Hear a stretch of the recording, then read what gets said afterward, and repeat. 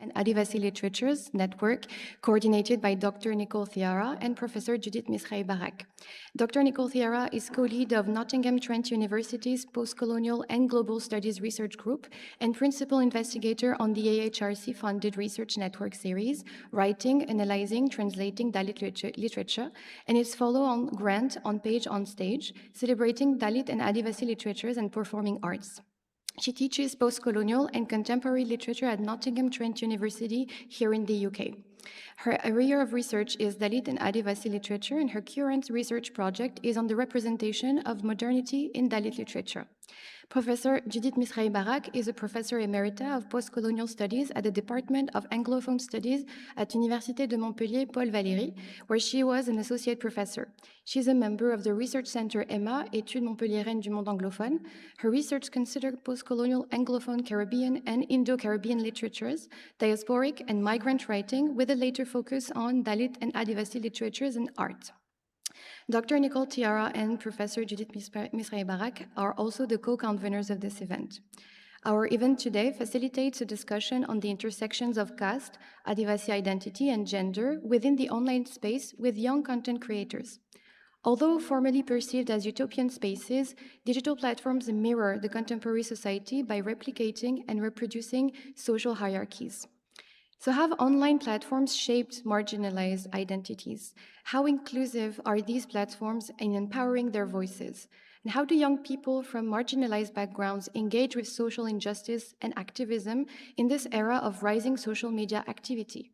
And in this process of visibilizing and asserting marginalities, how do the youth envision self-preservation online? These are some of the questions that we will be addressing throughout this event, and with a special focus on online practices and their use of technology in negotiating their identities.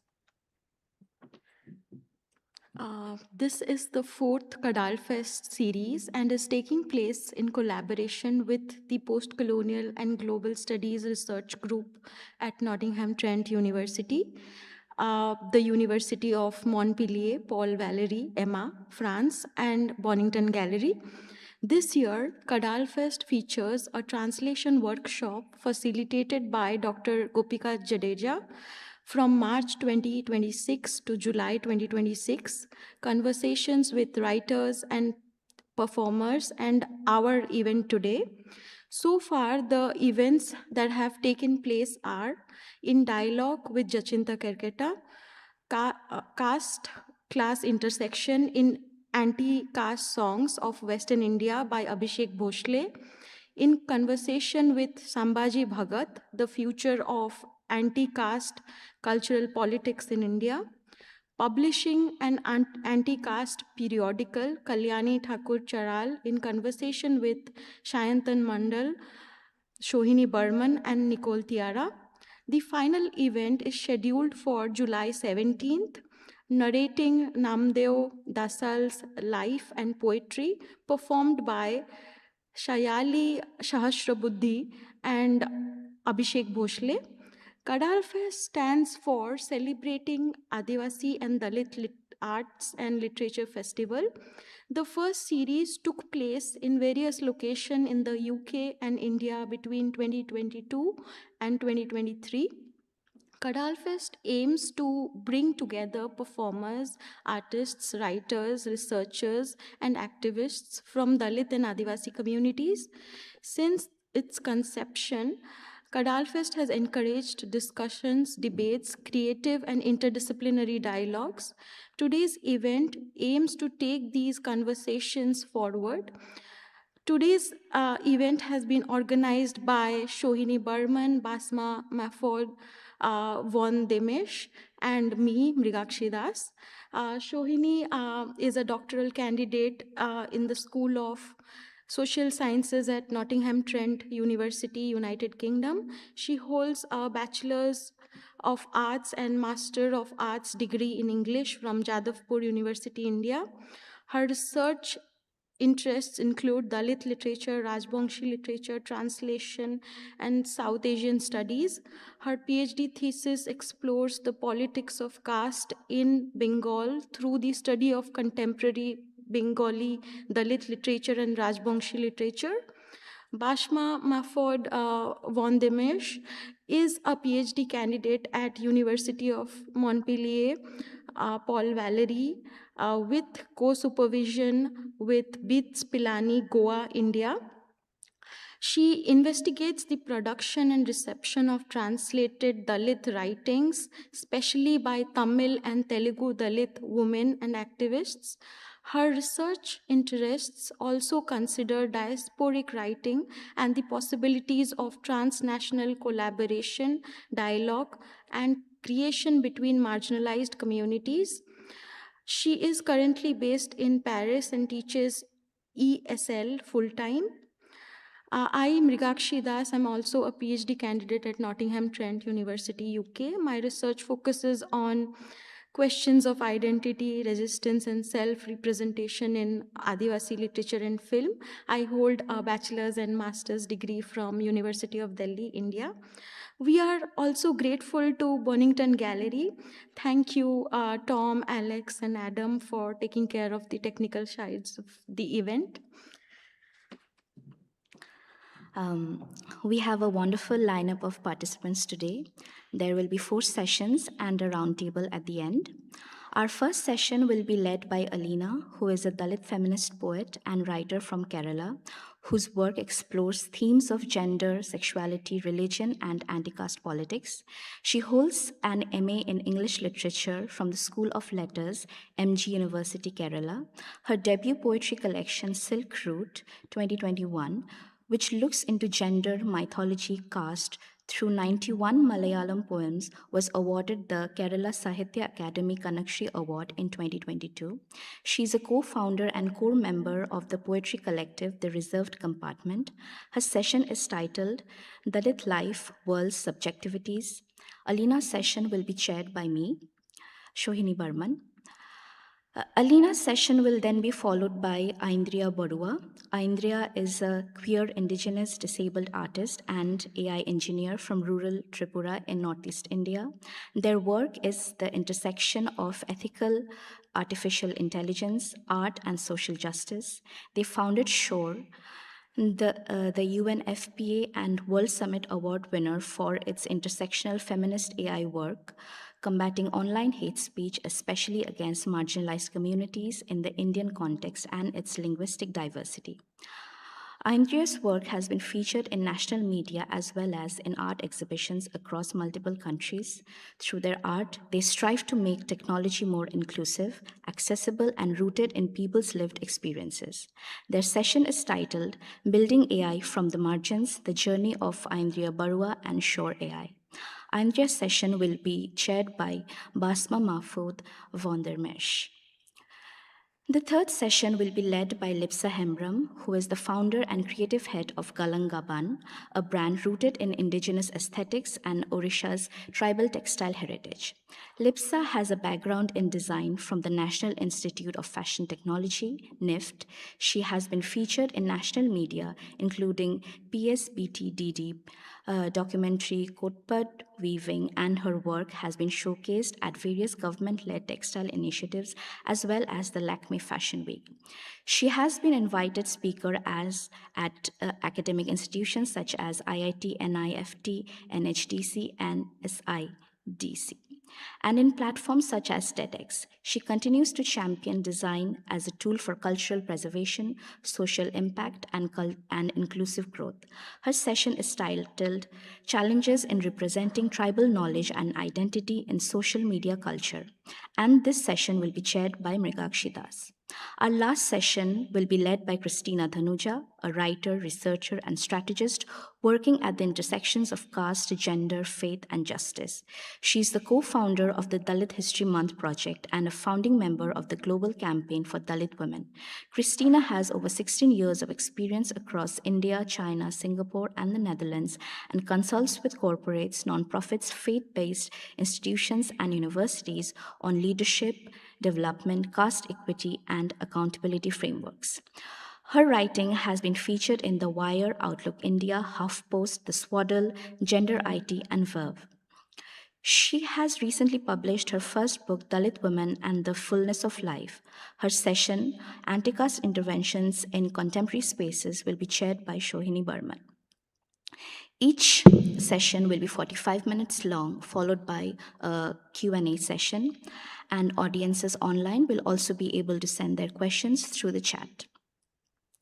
And there is also an email that is available in the description, so you are free to send your questions through that as well. At the end, we will have a roundtable, including all our participants. So we would like to start with Aleena's session. I have introduced Aleena already in our introductory session, but I would like to take the opportunity to introduce Aleena once again. Hi, Aleena, welcome. And we are so excited to have you here. Hi, thank you. So, thank you so much for inviting. I'm excited too. Thank you. Okay, so if you're ready, we would like to start whenever you're ready. Yes. Yeah. I would like to start too. Is there a way I can see the slides being presented so I don't have to look here? So, is there a way?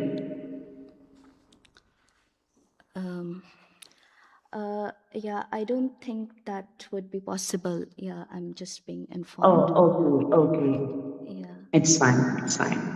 So, yeah. Thank you so much for inviting me to the CADALFEST.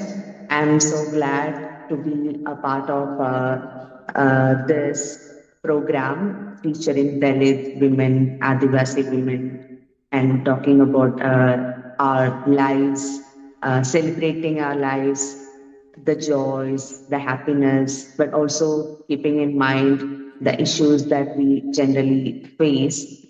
So I would like to talk about literature largely.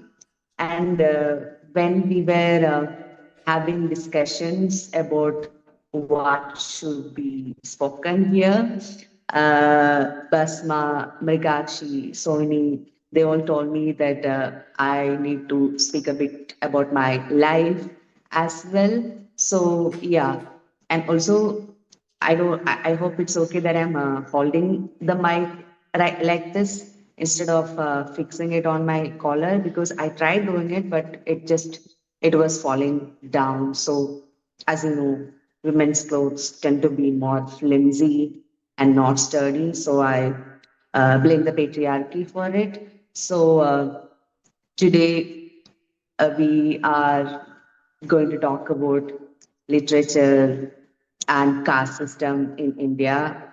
So I would like to give a very quick introduction to what is caste system. It is a way of social stratification in India where the priests, the men of God are at the top, then kings and queens, then business people, then laborers, and outside the system, there is a large group of people who are considered untouchable. That is the people who do the dirty work, the other kind of disgusting work that the normal society doesn't want anything to do with. But I come from the state of Kerala, where our caste system is a little bit different. We have only the top, the priest class or the Brahmins, and the labor caste, the Shudras, and the untouchables, everybody outside of the system. So I grew up in a village in Kerala, which consisted mostly of people who belong to my community, and Christians and Muslims, and there were some tribal settlements near our village. So we were a kind of a group which majorly consisted of marginalized people. And my family like 6 generations ago, during the later half of 19th century, they converted into Christianity during the colonial missionary era.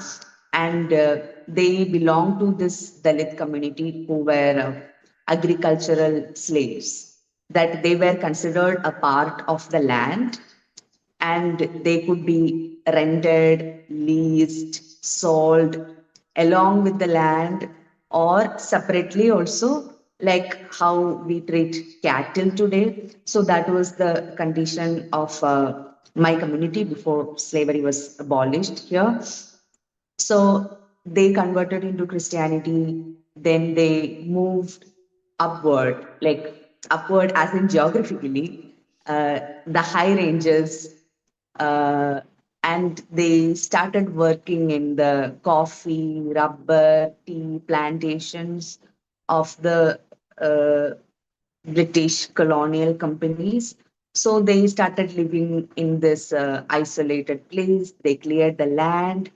It was a foresty area. Then slowly, other communities also migrated into that area. So while I was growing up, I had a sense of knowledge about this social stratification. But this knowledge was kind of filtered through how my community witnessed the stratification. So the major part was that, okay, this discrimination existed in the past. There was slavery, there was this thing, our people were treated so bad. That thing existed, but now the things have changed a lot. That was the idea I got as a young member of my community. And there are people who discriminate, there are people who treat us differently, but those people are the backward people. They do not represent the majority. And these people are anomalies. So that was what I was told and taught from my childhood. And if I work hard, study hard, I can move beyond all these things and live a dignified life. So that was the promise I was given as a young person, because none of my family members were educated in the normal sense. They have all been to school and that's it. And they were and still are engaged in manual labor and agriculture work. So their imagination of a better future is getting educated, getting out of that village, living in the city, and having money. So the class mobility is something we all aspired for. And yeah, my father is a plumber, and my mother, she doesn't work. So even though we are living in a village, we are living uh, among people who look down on us, even while we are living in this poor material conditions. One thing about my family was that they were interested in arts. They were interested in stories, songs, theater. My father was a member of this amateur theater group in our village. So I had the privilege of growing up in a family which actually appreciated and valued arts. So I was fond of stories from my childhood, and then I I was a part of this Christian institution which helped marginalized students in studies. They help in paper, but it was actually a different kind of hell altogether. So, still, they had a library, and from there, I could read a lot of books actually. That was the only good thing they ever did to me. So, what I usually read is the fairy tales in Malayalam translation. The stories of Grimm brothers, Anderson stories. So a lot of fairy tales I was interested in when I was maybe 10 years old. And then I moved to serious literature written by older people, for older people. So what intrigued me that time was the difference in the literary world. So these serious writers, particularly, they belong to the more upper and affluent sections of the society. And what they wrote, uh, it is quite different in terms of gender. Like both women and men from the affluent communities, only they could write during that time, and only they could be the writers in my language. But the topics they chose were very different actually. So the men in these communities who became like really good authors, they actually wrote a lot about the working class people. Even though they are from the affluent families, even though they were born with a silver spoon in their tongues, they could actually move out and travel the country and observe the surroundings, and could actually write about poor people, if, even though it is from their perspectives and how they actually watch them. uh, there was a lot of representation of poor people in this literature and how they live, even though it is like a very distorted perception. But what the women from these communities wrote is largely about the domestic life and their inner worlds and their desires, the love, the romance, and all that. So, obviously, even as a child, even as a young person who had no idea what feminism is, but the idea of being a feminist actually intrigued me a lot. I wanted to be a feminist. I thought that is the most modern thing a woman can do. So I used to read a lot of literature from the affluent elite women, and what they usually wrote is about their lives in the mansions and how they are suffering in the mansions. So when I was like 12 and 13 years old, I also started writing like them, like imitating them. I am a woman, affluent woman, living in a mansion and in my silk gowns, in my precious cotton dhotis. Just, I have a lot of yearning. I'm longing for my lover, and I'm looking out through my glass windows, and I'm seeing people. And, and these women, a lot of them had a lot of domestic workers or nannies in and around the house. So I would also write about domestic workers and about them, conversations with them. But the domestic worker was never central to my story. Those were always a peripheral background shadow characters. Actually, what I was doing is that I was actually talking about my mothers and my grandmothers, the women who were actually the domestic workers. And instead of centering them, I am taking a perspective which is not mine. I am looking at the world through the eyes which are not mine. I am looking at my mother, I'm looking at my grandmother with the same eyes which will eventually look down upon me as well. But what can I do? Those were the topics which were normalized in the Savarna elite literary traditions, the terms of good writing and universal themes and all that stuff. And also, while men write about women, the what I understood as the most important part of a woman's life is breast. They will always write about a woman's breast. So if there is a mother character, they will talk about how saggy her breasts were. And also, if there is a young woman in the story, they would talk about how her breasts are like the buds of a lotus flower and whatnot. So I internalized all these things as the signs of good literature. So when I, as a 12-year-old little girl, write about women, I will also write, okay, her breasts were like this. So I thought these kind of perverted eyes into a woman's body is a sign of a good literature.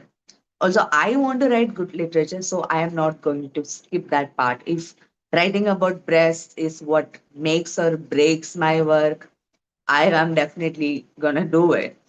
So this is the problem while growing up as a person interested in stories, but the stories I get to read is these kinds of stories.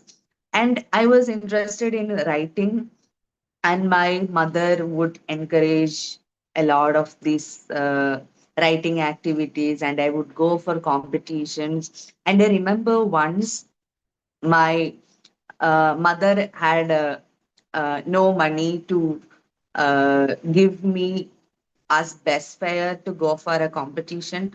So actually, I had to just reach the school, and the school will take me to this venue where the competition is taking place.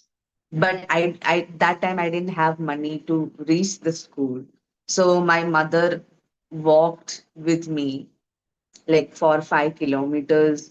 And from there, when I was done with my competition and was back in my school, my mother walked again until the school to bring me back. So she was very supportive. So that's how they encouraged me to actually write and do write and participate in competitions. So that was the kind of support I actually got from my family.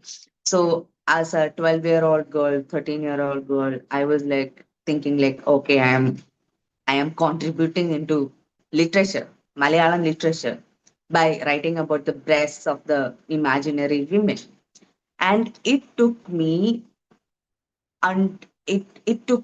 years to actually realize what I should be writing about. This happened when I was doing my master's. I had the privilege to get exposed to literature from my own people. I lived as a Dalit woman for like 21 years by that time. But it took me these much years, and it took me a master's degree to actually find my voice. So that's when I was exposed to uh, literature from Dalit community and the poets, in especially in Malayalam. So there are poets. There is Miss Vigila, Miss Danya. They all talk about Dalit women and their own experiences and how are they placed against the world. So all these things kind of inspired me, and I was like, wow, why should I write about women's dress while I can write about a lot of other things? So it was eye opening for me. So the number one mistake, I don't think it's a mistake, I think it's deliberate, is that our children are not exposed to our own world, a different world occupied by affluent, elite, and Savarna people are pushed down on their throats and made them believe that this is the life. What we are experiencing is not the real life. It's not the it is something we should be escaping. And that is the real life. And if we are not living that life, then there is something wrong with our lives. And our lives are not worthy to be included in literature. It is not worthy to be included in something as precious and pure as art. So obviously, we had what they thought Dalit literature in our school and college syllabuses. In school, it is the poetry, the stories are always written by the members of the affluent community, the Brahmins, the other kind of Savarnas. So how they are looking at us. So I still remember there was this Malayalam poem called Vazhakula. It is set in an older times, and there is a tenant, a Dalit person, and the master pounding a banana tree into his yard. And he got a wife, he got children, and they are so happy uh, about the banana tree. And then they are waiting for the tree to bloom, they are waiting for the tree to fruit and all that. And one day, the small fruit starts appearing, and they are all happy. They are waiting for the fruit to be ripe. And then, once the fruit, the bunch is ripe, the master casually comes and he take that fruit away from them, and the family is so sad. So we can say that, okay, this is the reality of how it happened, how much less autonomy, how much less privileges our people had in the past. But that way, the way it was narrated in that poem, it did not make me feel proud. It made me embarrassed for my own community. So it was like my community is so weak, and it is somehow their fault. It is their problem for not rising up, that other people are taking advantage of it. So it did not make me feel proud or anything. It made me feel embarrassed for being a part of this community. So this all these things come together, and it actually isolates us from our own community. We feel like, oh, we don't want to identify with this people who are so weak, who are so who cannot do anything for themselves. So these kind of literature, when these are included in the syllabus, which actually uh, counterproductive for the community. So yeah, that is the condition of literature, and the literature for the downtrodden in our community. So there comes the question of and tokenism and representation. So we are all always talking about tokenism. What does it mean to be a token? So nobody likes to be a token, but at the same time, most of the opportunities we get might be because of tokenism, which is actually very sad. We are still in that spot where you are either absent or you are a token.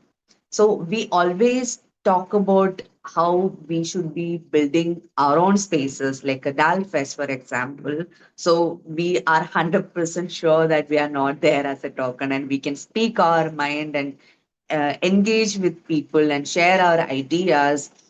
The problem with tokenism is that, especially while coming to literature, is that uh, a token is a chair offered to you by the affluent, by the savarnas, by the uh, the top players of the society, and they are giving you an opportunity, and they are expecting a certain kind of literature from you.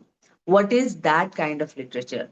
Is that uplifting to your community, or is it more focused on soothing the guilt of the one who is offering you the chair? So those questions actually arise, like what kind of literature are are you producing? Like what kind of literature is being rewarded from the community? So I always think about this point, because uh, once upon a time, not once upon a time, it was like, I think last year I had a conversation with a professor, a college professor, and she was doing this independent uh, interviews of Dalit, not particularly Dalit, independent interviews of young writers from the country. So she contacted me also. So she said, now literature, in every literature syllabi, there is a module called Dalit literature. And there are certain poems, short stories, essays written by Dalits also, about Dalits by other people also. The both kinds of works take a part in the syllabus actually. And she said one thing that actually this Dalit literature, it talks about the same things. Every poem, every short story about suffering, discrimination, this and that, and this victim mindhood. And also, it is boring for the students also. And I was like, okay, wow, this is an accusation. I told her that actually Dalit writers, they write about a lot of stuff. Lot of stuff. They write about their breakfast, they write about their grandma, they write about the jasmine flower in their front yard, and they write mostly like 80% addressing their own community. That's what I do. When I am writing, my ideal audience is a Dalit girl who is just like me. And also, when they're angry, then they are emotional, they write addressing the Sabarnas, the addressing the affluent, addressing the top people who are looking down on us. So, what happens to the top people is that the top people only understand the literature when it actually centers them, when it is directly talking to them, then only they understand that. So these are the kind of poems which tend to get famous, which tend to get remembered and celebrated and eventually included in the syllabus. So what happens is that the Dalit writers, they write about a lot of stuff. But what catches the eye of the oppressor is where the oppressor is being addressed.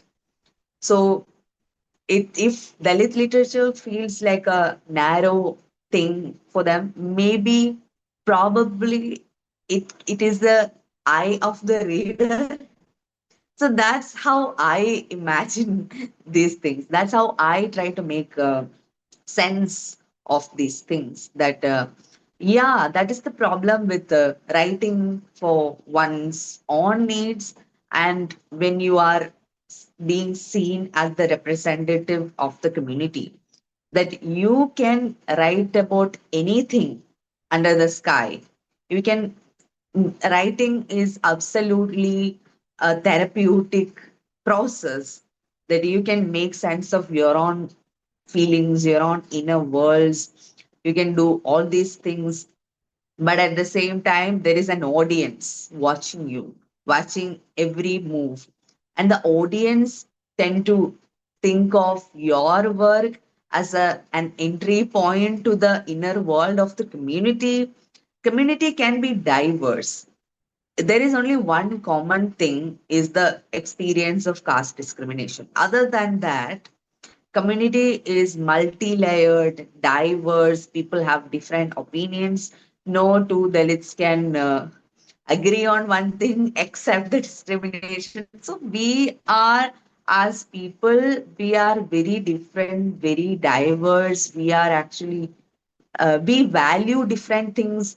So it is definitely going to be different for each person. And the things one person enjoy doesn't necessarily feel that enjoyable to the other person. So Dalits always have the burden of representing the community better. That okay, everybody is watching us, we have to appear a certain way.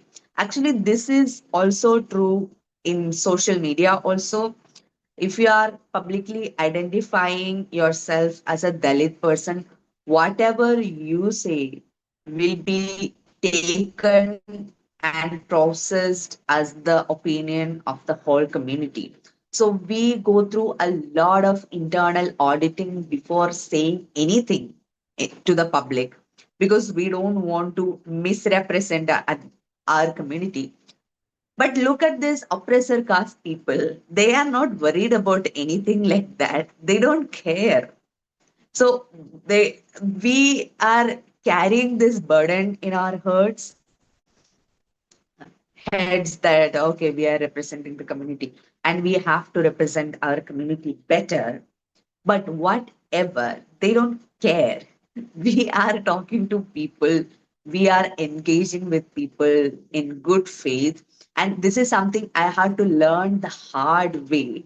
No matter how hard you try to be a good Dalit girl, there is no becoming of a good Dalit girl because the stacks are already stacked against you.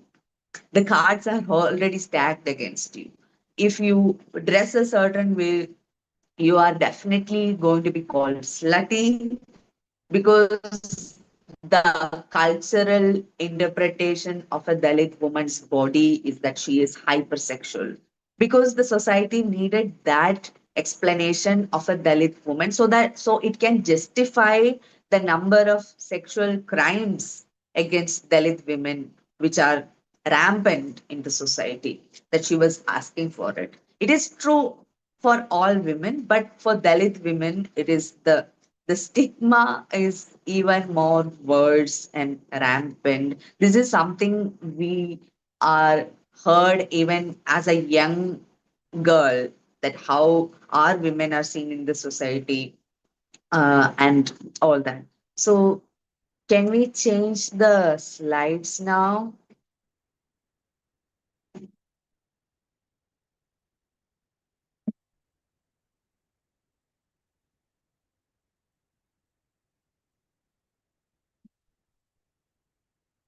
Yeah, also about what Dalit writers write. Sorry, I forgot to say the credits to my friend Ria, who actually helped me make these slides.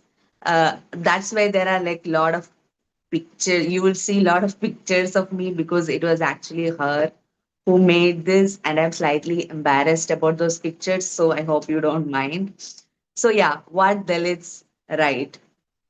So, like I said before, we write about a lot of things, but what makes Dalit literature, and not simply a Dalit person writes about whatever they like. So, the simple definition tends to be that Dalit literature is written by Dalits, about the Dalit life.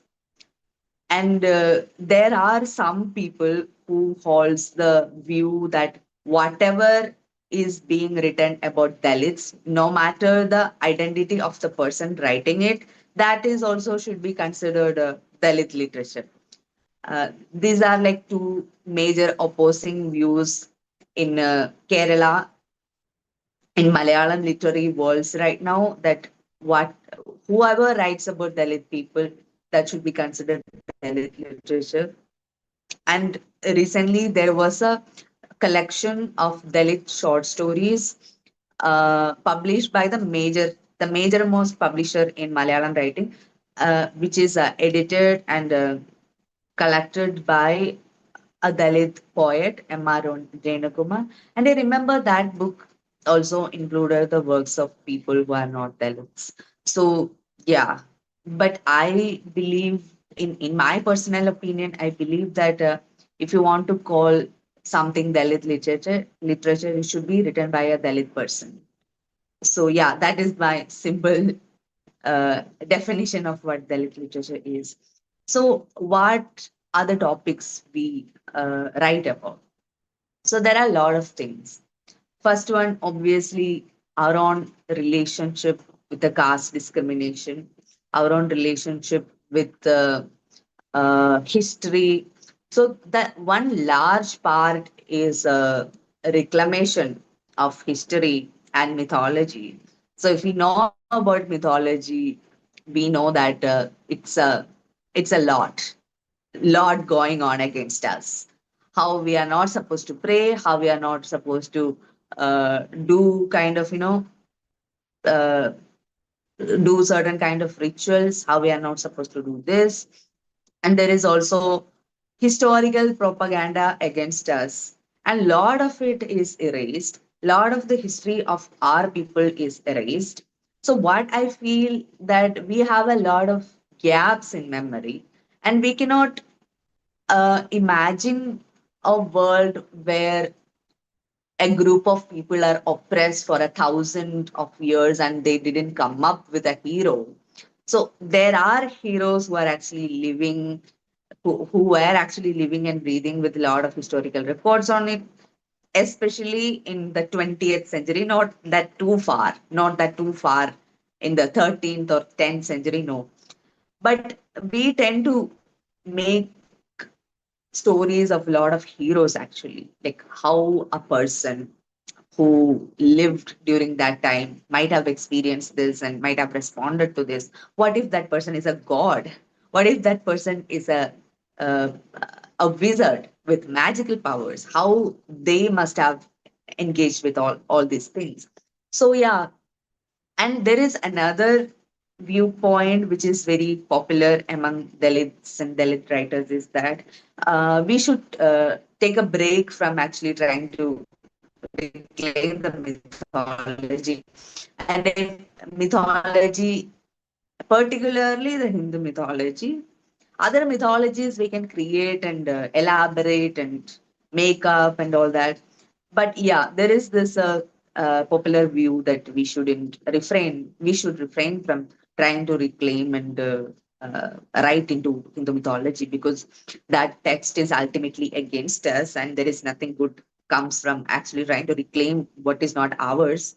We already have a lot of things which are ours, and we should extend our energy into actually reclaiming and writing about those stuff instead of going after something which isn't ours.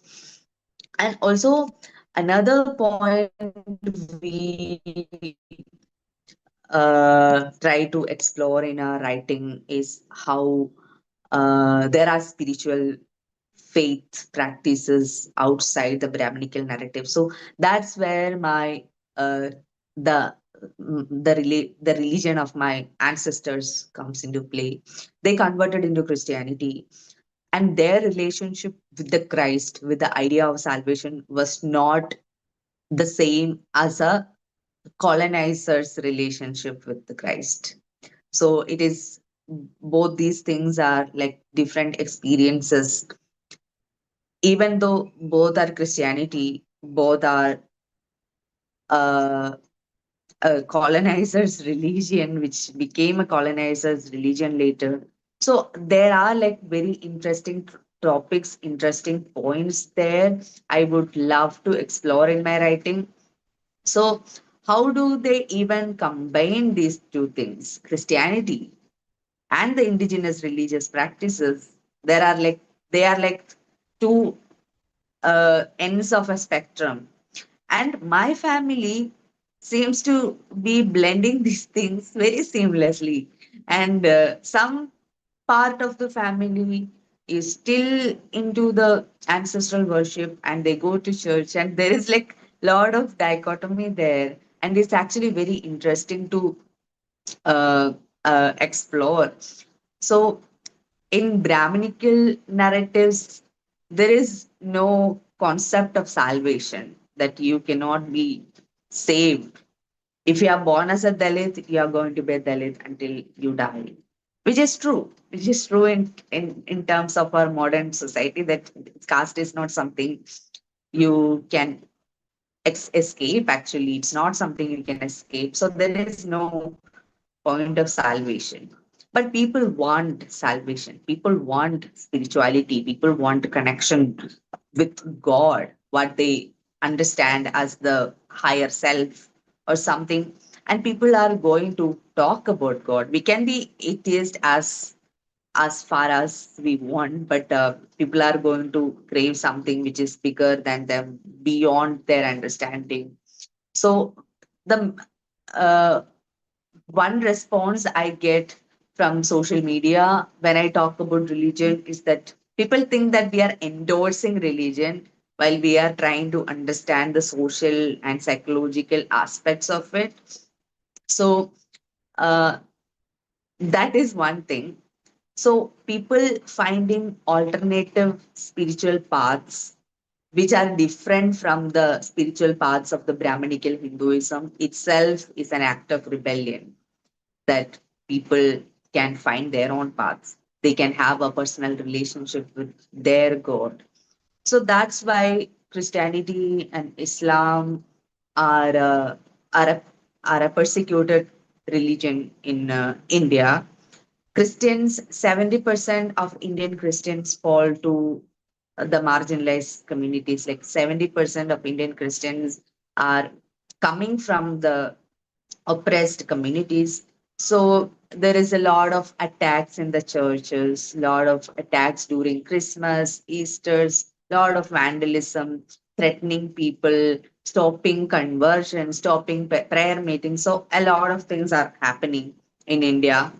And the act of rebellion can also, it's not just about a people going to a different religion. It is the fact that they dare to do it. They dare to break away from this spiritual narrative of Brahmanism. And yeah, in literature we can actually talk about it. So we, it is actually a very important part. And also the violence, which is actually very direct, which is actually very on point.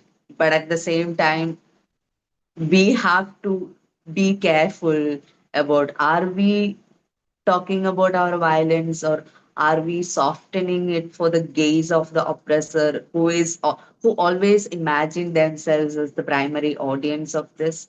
And also joy, happiness, domesticity, the simplicity of life, and how my grandma view the world, what is life according to her. So all these things, they come together, and it's actually it actually presents a very different epistemological view of the world. And can we change the slides now? Thank you.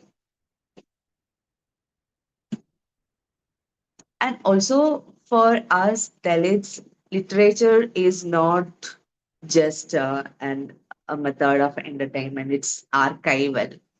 So yeah, what is not written, it will be forgotten, which is very much true in our case.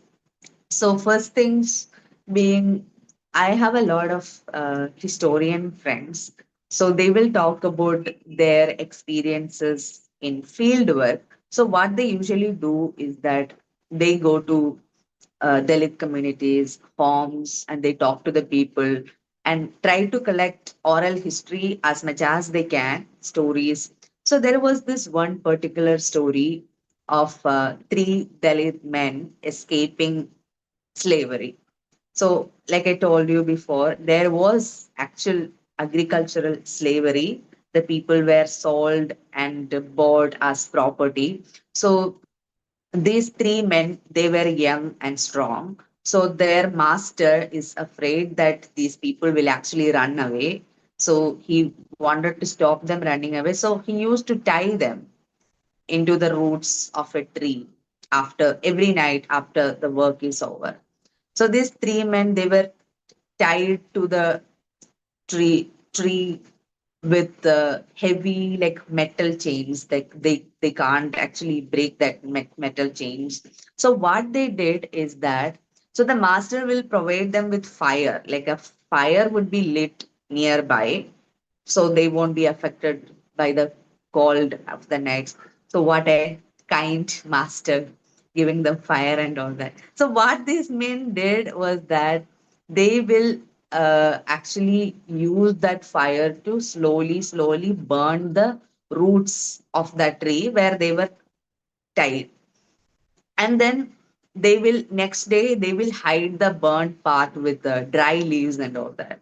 So when one day they could actually burn the root off, and they were broke free, and they actually ran away. They escaped from there. So this was an interesting story my researcher friend heard from a family, and this story came up a lot in their research, and they had no idea if this is true or false. And what they do is that they will match it with the colonial archives, what missionaries and what white people who were here during that time have written about it. So it is actually a white man's narrative which makes or breaks the whole story. It is what gives the oral history the legitimacy. If a white man thought, okay, this is important enough that I write about this, then only the story is legitimate. Otherwise, it is like unverified and oral, folklorish, and whatnot. So, luckily for this particular story, they could actually find a match in the colonial record, and they were also happy that okay, now we can consider this a history, and then uh, now we can remember these three men as our proud ancestors. Okay, they were clever. They used what they had during that time and they used it to escape the slavery. But what if this was not written during that time? It would be considered folklore, it would be considered a myth or something, or it would be, and all the Savarna scholars will call this the fantasy of the oppressor, the fantasy of escaping the slavery and whatnot. So if it's not written, nobody will take that seriously. I think nowadays it's more like if it's not videographed, nobody will believe that this happened. So the social media and all uh, our small video equipments have changed how we view reality, and AI also changed it. Now we are thinking, even if there is a video, now we are thinking, is it AI or not? But there was a time when something is not written, it has the potential to be forgotten forever. And also uh, this is apparent in folk songs from the community. So, what is happening in folk songs is that they have documented a lot of domestic realities in the folk song. So, one particular instance that comes repeatedly in folk songs from my community is how women talk about sexual assault. So women, they talk about sexual assault using a lot of euphemism like broken bangles and chewing bitter leaves. So they compare it to a lot of other activities. But after that, they will be like really broken down and crying and like, why are you crying just because your bangle is broken? So yeah, then we can understand that this is about sexual assault. And they lose their jewelry. Women in folklores, they tend to lose their jewelry all the time. Sometimes it fell in the well, sometimes it was on the way to the field, sometimes it was during night, during day, and they are absolutely devastated after they lose their jewelry. So it is, yeah, it is a kind of euphemism for losing bodily autonomy, losing agency being violated. So, and also there is another aspect of it, how they uh, how they stopped someone from taking their jewelry, like how they resisted it. And they cannot physically resist it. They cannot offend the oppressor who wants to take advantage of their body. So, how they defend it is they become very clever about it. They argue with them. They kind of try to win them using another other methods. So this is oral folk songs actually document a lot of resilience from the Dalit women, but it is not written down anywhere in a academic way until recently, maybe like 20 years ago. It was written and recorded for the first time, but before that, it was simply oral, simply circulating in the community, but nobody takes it seriously. I mean, nobody think that this is actually what happened. But it was a way of our women recording their realities and singing about it and all that, passing it on to the next generation. But now we have the opportunity to actually write and talk about our things. We have social media. That's where social media is being important. That nobody is going to edit it. It's with us, unless Meta decides to take it down. So that is real. The corporate thing is real. But other than that, we can we can tell the world what happened to us. We can show the world this has happened. I am recording this. So another fact about Dalit writing is majority if it of it is autobiographical, memoirs, and everything. Because a Dalit real life story is going to be more brutal than any fiction about it. That's the reality. It's going to be groundbreaking than any fiction that Savarnas have produced. If I ask my mom to write an autobiography, that's going to be more awesome than anything I have written, any fiction I have written. So yeah, that is there. But at the same time, our imagination is given a lesser place than our reality. That even if you are writing about something, if you are writing about a fictional town or whatnot, if it's a film or if it's a piece of writing, the first thing people ask is like, what is this based on? Is it based on a real life incident? So, what gives Dalit literature legitimacy in the eyes of the oppressor is that it is based on reality. It is based on some material reality, some incident which happened to Dalits. That only gives our literature any kind of legitimacy. If it's purely your imagination, if it's something that happens in your head, that is not important because we don't have the luxury of imagination. I mean, they won't give you the luxury of imagination. They will let you participate in culture, but they won't let you define culture. What is good literature? What is serious literature? It is always going to be uh, from them. You can write like them, but you are not allowed to mess with the craft. You are not allowed to innovate the craft. You are not allowed to redefine what craft means, what literature means, what poetry means. No. But I don't think Dalit writers are not doing that. Dalit writers are defining culture, they are innovating how to write poetry, they are doing a lot of things. But what they can do, I mean, the oppressors can do, is that they will undermine anything with a different perspective.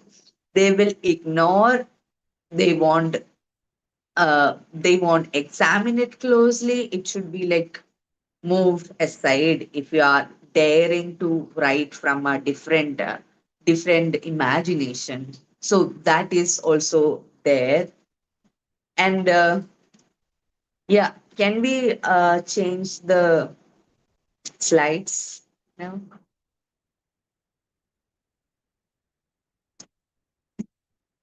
Yeah, so why it matters actually? What is the possibility of a Dalit woman writing, and what is the why should anyone listen to what a Dalit woman or a Dalit writer, a Dalit poet has to say in general, not just about me. So what I've been observing in popular culture recently, especially from the place where I come from in Kerala, there is a lot of intrusion into Dalit and tribal culture from major mainstream writers and filmmakers and all that. Because one major reason I think is people are so tired of listening about one particular section of the society that it has become boring now. So now people always crave innovation. They need new things. So now they are kind of looking into our stories and kind of trying to extract from us through their lens. So there is like lot of folk songs which are reinterpreted through a Savarna oppressor caste lens. And those songs are actually becoming very popular in Kerala. If a Dalit person sing that song, they will get probably 40 views on YouTube.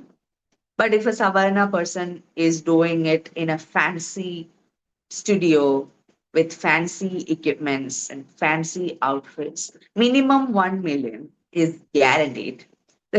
So that is the economy of right now, that we as a multi-layered, multi-storied society, it is not possible to actually live in one truth. It is not possible to live in one story. It is better and braver to have multiple stories about one place, one geography, different people. So it is definitely going to widen your own perspective. It is going to give you more philosophical truths about the human conditions, human emotions, yearning, longing, because longing is not just one Savarna woman in a mansion in a silk gown looking through the window. That is not that's not the entirety of longing and yearning. There are different kinds of material realities which produce different kinds of yearnings and different kinds of joy also. But at the same time, what we need to understand about caste system and caste discrimination, let it be anything, let it be any kind of discrimination, especially caste. It is arbitrary. It is made up. Caste is not a biological reality. It is not a genetic thing. It is a made up thing which is imposed upon humans. So, under all those layers, your caste, your class, your everything, under all these layers, you are human and you are experiencing the world through the human eyes. So there is definitely a possibility for you to actually connect with the emotions I am feeling.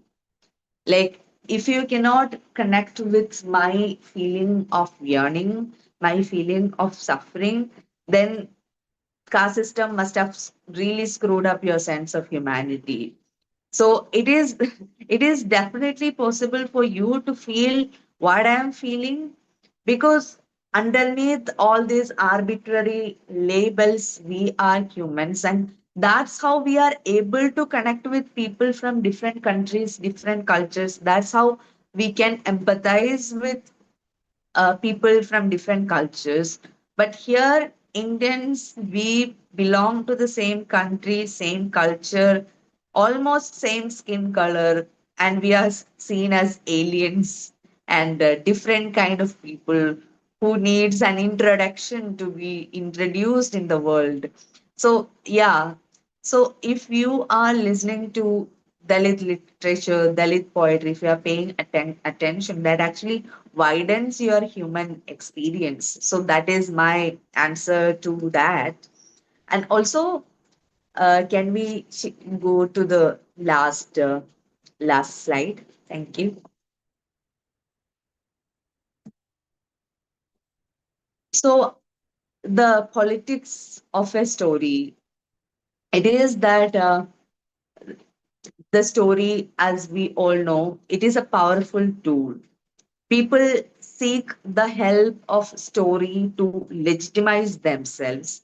So, if we look at the state of Israel, it is based on a story. It is based on a story. And they believe that they have the right to establish their story over the human rights of Palestinians. So, story is a political tool. Story has the power to make other people bleed.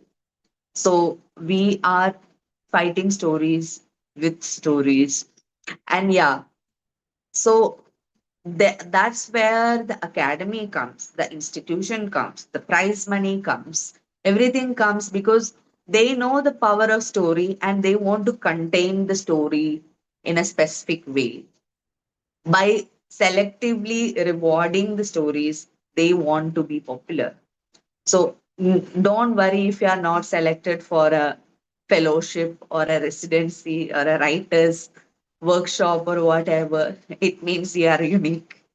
That's what I tend to believe about myself. So all these institutions, what I have observed is that there would be like one person, one person in that institution who is actually interested in your work, and it's up to them. I mean, it's up to their power to actually involve you or include you or whatever. There would be like one ally in an institution who wants to support you, and that is the person who is inviting you to their spaces, and the response you get there might be like a bit different. The response you get from the rest of the institution might be a little bit different from what you got from the person who actually invited you. So that is there.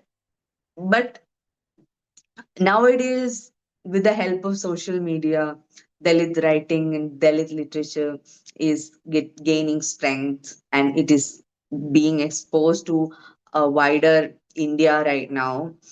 And also, yeah, we are considered, our literature is considered a document to the community first and as art second. And people wants to know about our community when we are writing, like, okay, which comment. So it does not come from an curiosity about the context of a work. Yeah, of course you need to understand the context of a community to actually enjoy and understand the work better, but context itself is deemed more important than what is written in the text. Yeah, it is primarily because of what I said earlier, that we are allowed to, nowadays we are allowed to participate in the culture in small ways, but we are not allowed to define it in any meaningful way. That is where they stop you, like, how dare you, and all that things. And also, there is an expectation on Dalit writers to write about certain things, about your suffering, obviously, about your pain, about your sorrow, about your grief. All these things are acceptable themes. Like, we have to perform our pain for the oppressor's gaze to be deemed valuable, to be deemed a valuable voice. If I write about my love, my story of going on a date, that is not considered valuable unless I bring my caste into it somehow.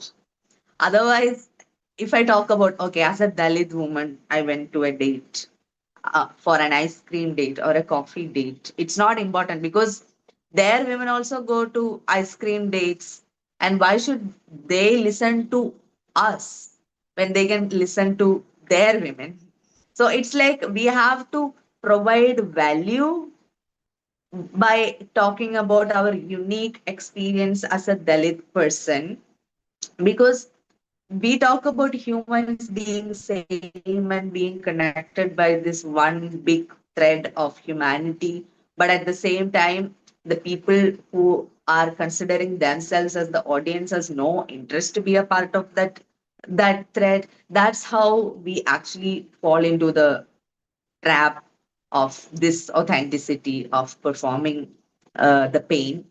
And it is abrupt, but I think my time is almost over for my talk, and I believe that I touched all the important topics I wanted to touch here. And yeah, thank you, Alex, for supporting me, helping me with the slides. And thank you, Basma, Mrigakshi, Sohini, for supporting me throughout. And thank you for inviting me to the Kadal Fest. All the best to all of you. And thank you for listening to me. Thank you.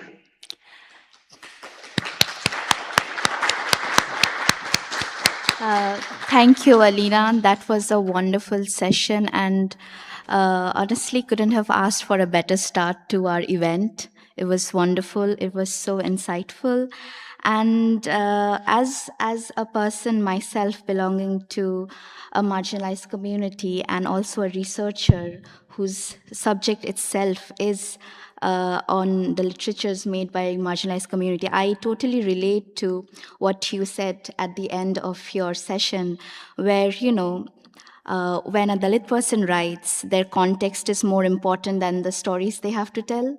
And it is so important to acknowledge that, you do not just want to address a Dalit person or talk to them because you want to know about the Dalit existence, but you have to want to know them as a person. And that is so important.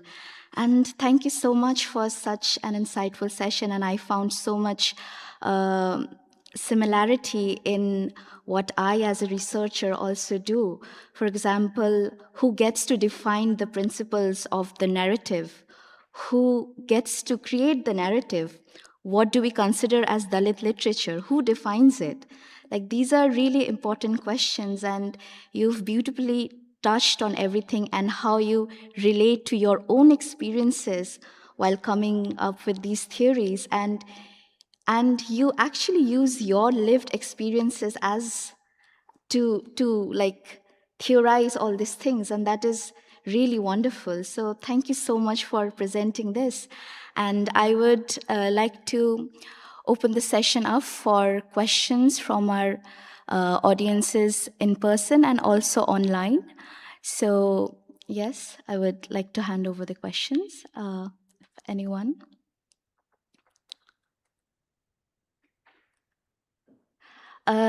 So Dr. Thiara has a question. Okay. Hi, Aleena. I thought I'll come here so that you can see me a little bit, kind Yeah, of. yeah. If I were speaking that way, but that's weird because then I don't see you. Well, thank you so much for this wonderful talk. It was so far-reaching, and thank you. It was very personal, and we really appreciate it. I mean, I thought it was, for me, so fascinating to see how you described growing up as a child, right? And feeling you have to write from a completely different perspective. And also imbibing, sort of European fairy tales. I mean, in some ways, you have stories coming at you from so many different angles, right? I mean, and you're so aware of how they have shaped your view of the world in so many ways. So now that you have gone through all these layers and you analyze them, in some ways, maybe you strip them away and you've made your decisions. So how do you write now? How do you approach it? What do you work on at the moment, for example? Thank you, Doctor. Thank you so much for that question. Yeah, I have been bombarded with a lot of Western fairy tales, and I love them actually. And I loved how magic always comes to save. So, in Indian mythologies, like both sides have magic, and both sides are using it to destroy each other and all that. But in Western fairy tales, it would be like a good person, a fairy godmother is rewarding them with magic.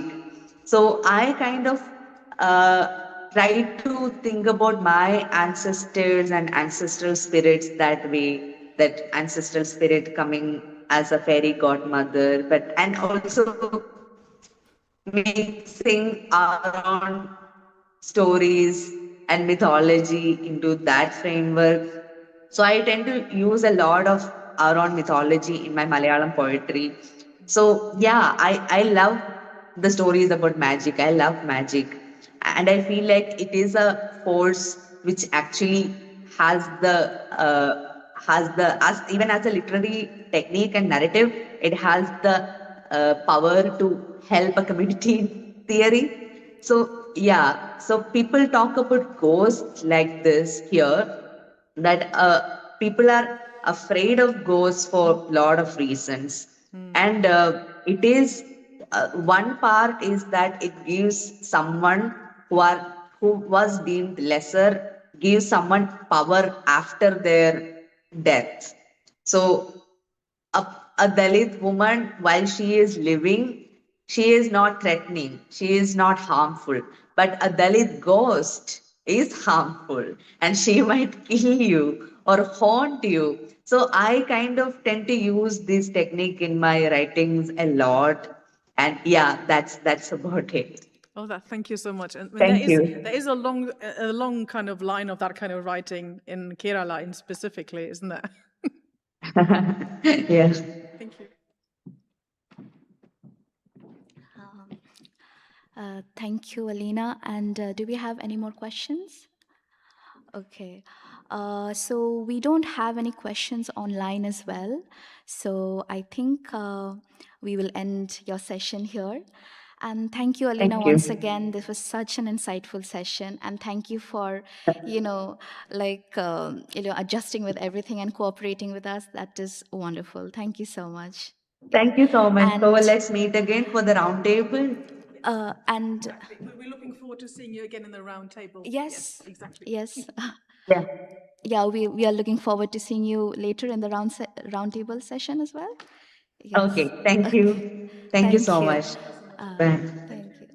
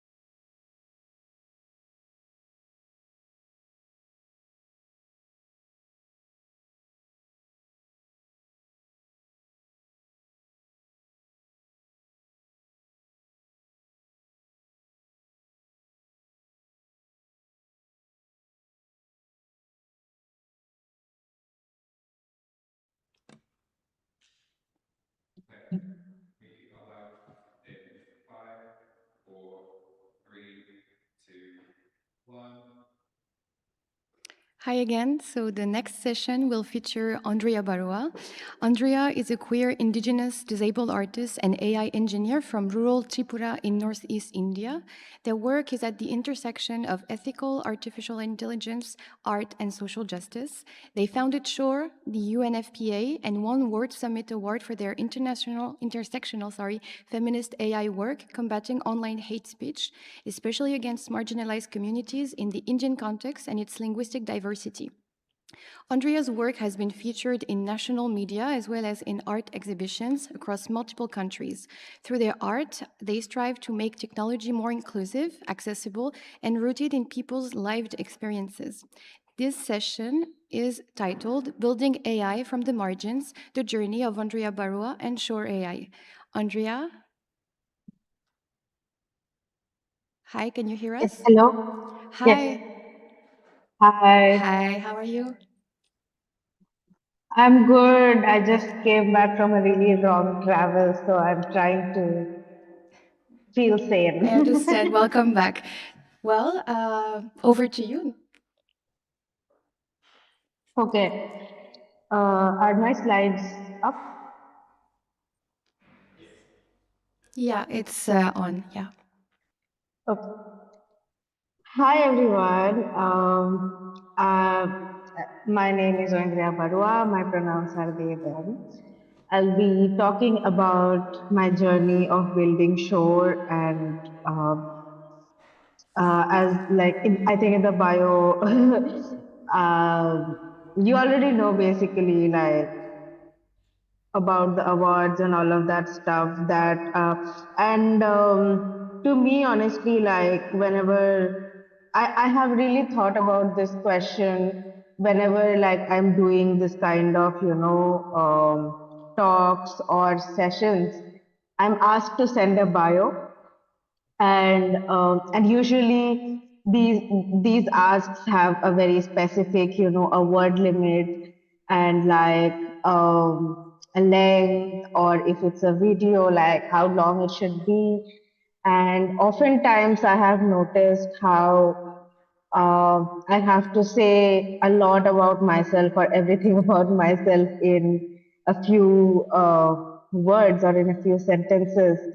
And I have really struggled to put all of that identities and finding the names of all the kinds of marginalizations so that it all makes sense. You get the whole picture in those few words and sentences, and it always makes me feel really weird because a lot of times all those things I did not really have words for these things until very recently.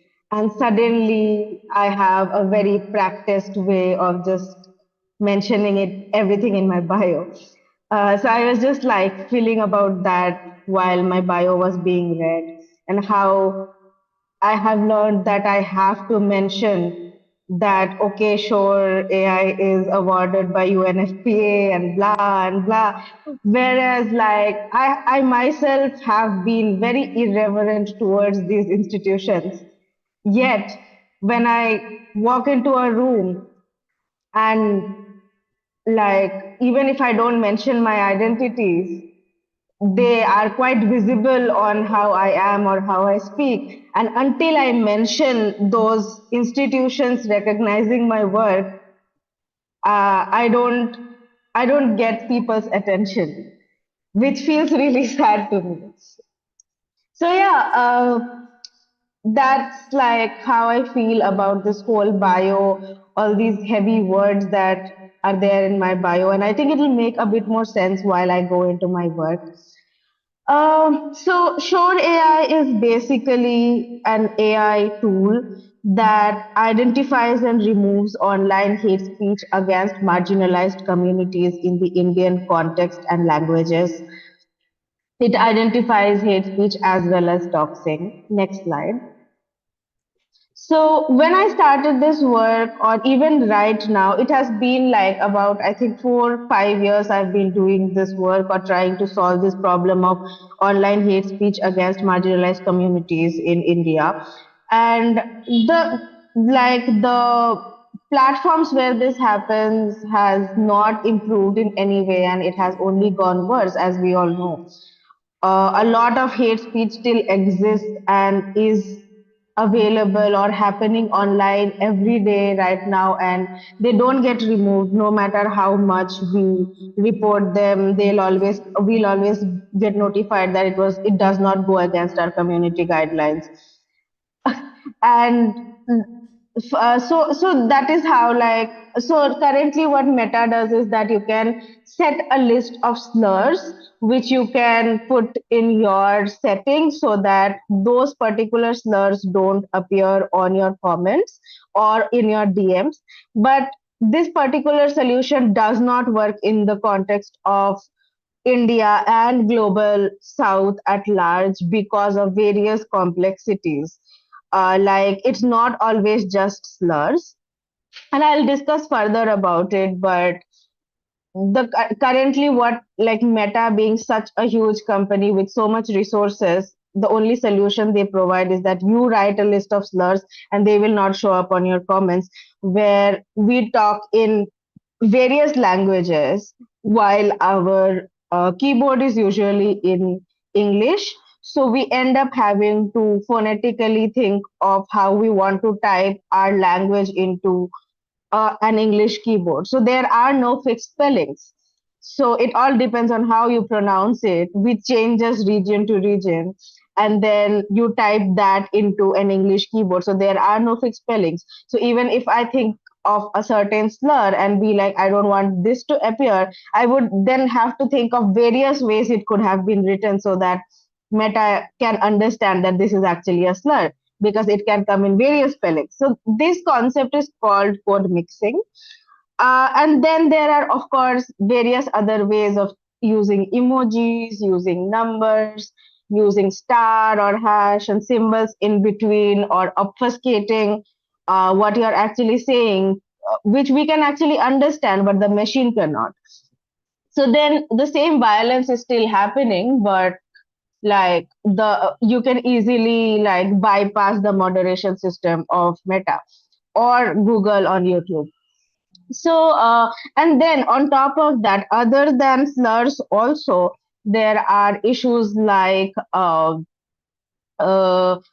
which like where you can do hate speech even without using words at all, like using abusive words at all, which are extremely context based. For example, a hate speech towards a Dalit person is calling them a rice bag, and there are various ways of saying it, like how many kilos of rice did you get? So in that there is no slur in that entire sentence. But we, the people who face it, know that this is casteism and this is casteist hate speech. Similarly, so that is an example of historical context showing up in how we get hate speech. And then there is also current day context, like we all know that in our country Muslim houses are being bulldozed, and the company of bulldozers is JCB. So a lot of hate speech is just writing JCB in the comments, which is actually Islamophobic, where they're reminding you that your house could be bulldozed at any time, which is extremely violent. But just reading JCB, a company sitting in the global north will not understand how hateful that this could be. Or just saying, okay, Yogi ji will send a JCB to your house too, or just wait for the JCB. Things like that. So there are no slurs there, but it is extremely contextual of how we receive or understand hate speech. And hence, like, a centralized system cannot identify things like that. Next slide. So for me, this journey started because of my own identities of being queer, neurodivergent, having multiple disabilities, chronic pains, coming from an indigenous community in Tripura, coming from a village where I belong to this indigenous community called the Mog. And we are in a situation where the government does not even recognize us. It does not even recognize us as a tribe. So we don't even get the reservation or even the basic things that Baba Saheb had tried to bring for us. So there are still communities, when we are talking about Dalit communities, right? But there are also communities which don't even get the very basic reservations. So my community is like that. We are a Buddhist Bengali speaking community, which is at the border of Bangladesh and India. And we were historically untouchable. We eat all kinds of meat, and it has been a journey even for me to understand my marginalization, where on paper, like, there was no name for my identity. And even like very recently, I still felt like I did not have any understanding of my culture or identity because the government has systematically tried to erase us. And because uh, we were not given any reservation or any kind of representation, our community has been erased to a great extent, and we don't even a lot of us don't even know our identity or our heritage, and a lot of our culture, our food has already been erased. So for me to even understand all of that and all that shame about our food, about the smell of say fermented fish and all of that we eat, for me, and my parents would just be like, oh, like, don't tell in your school that we eat this at school. Don't say we eat pork. Don't say we eat beef. So I grew up with all of that, but not knowing that I am from a certain identity. So it all just did not make sense to a great extent. And on top of that, there has been the problem of autism and being ADHD, all of which I only realized very recently. So, with all of those confusions in my head growing up, the only way I could explore all of those identities or those experiences was through art as a child, and through writing. So, when I reached college, I started practicing art even more. and it became like my way of expressing or exploring things whose names, those huge words we were saying in our bio, I did not know those things about myself or what are all these identities, but that is with art I actually explored and understood those things. And later I on Instagram I learned from different like influencers and creators and activists that these are the various names of these identities, and it really made me feel like I am not this one weird person with very weird experiences, knowing that this is actually a community thing. So that actually happened to me on Instagram, on social media. So on social media, when I started posting my art and writing about these experiences, I started finding people who flocked to me because of similar lived experiences, while in real life I did not feel welcome at all. I was a very lonely child in school and everything, and it nothing made sense to me. And for the first time, because of social media, and which is the only appreciation of tech I'm going to do today, is that I found people not big, and I had to finally make friends with people not just because of my physical proximity, but because we had similar lived experiences. And that is something social media did to me. But as I kept like posting and started growing a following and started reaching outside of my comfort zone, or like the the bubble of people who had similar experiences or belief systems, I started receiving hate speech and trolling. And that is when I realized the same structures which are outside in the real world and not on social media, which made me feel uncomfortable or unwelcome in my physical reality, were also percolating into the online spaces. And that is when I realized the same people were and the same systems of patriarchy, colonialism, casteism are are percolating into the online systems too, and there too they are having the voice where they can oppress us. It's and that is how like a lot of like all this hate speech started happening. And I realized that, see, I was just posting art that felt true to me. It was not a decision to be an activist or decision to be a political writer or artist. But when you come from all these marginalizations, your art or your existence automatically becomes political, and it discomforts the people who are supposed to oppress you and silence you. And that is what happened with me on social media. So on the side, I was good at computer science. I was good at coding, and I was graduating in engineering, and I did like a good amount of work in natural language processing and machine learning, which were budding technologies at that time. And none of this I'm talking about is Gen AI, which is a problem right now. The AI that I want to clarify that the AI I'm talking about is not Gen AI. This is classical machine learning. This is ethical and small scale and like fixed data sets. This is not like stealing data from anyone. But anyway, so at that time I was an AI engineer. I got a job and I was in a startup for fintech.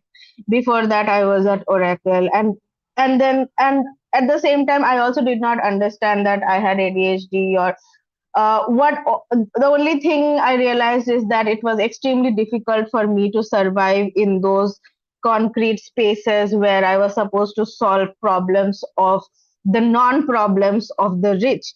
The like looking at stocks and looking at fintech and all of that, using the skills of my skills with AI and natural language processing to solve their problems, while I was actively being harassed online, getting trolled online. And it only made sense to me that let me try solving my own problems with the tech that I know or the skill that I have, which is where it all started. And so basically, it next slide, please. Uh, So basically it was not very structured or organized process. It was just simply my way of trying to survive or trying to figure out my the problems to solutions to my own problems. So I gave out calls on Instagram asking people, if you are getting hate speech, send me the links. If you are seeing your friends getting hate speech, send me the links. And what happened is I realized that the community was desperate for a solution. So a lot of people actually came in and started sending me lots of links because it was that big of a problem at that point.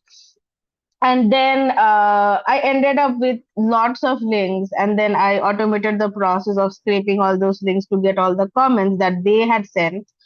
And I ended up with hate speech comments of like about 30,000 initially, 30,000 like hate speech data points, which were in English. The first observation was most of the hate speech was happening in English, which is Hindi typed on the English keyboard, where I was explaining before about code mixing. So it was a Hindi English code mixed language. And so then I realized that okay, for a basic like machine learning model to work, we need to tag all of that data as hate speech or not, and then train the AI model on it. So I asked for volunteers, and again, lot of people who were going through it and were desperate to like look for a solution together. They joined in, and we tagged all of that 50,000, like 30 to 50,000 data. Like it slowly kept growing into 50,000, which currently it is 50,000 data points.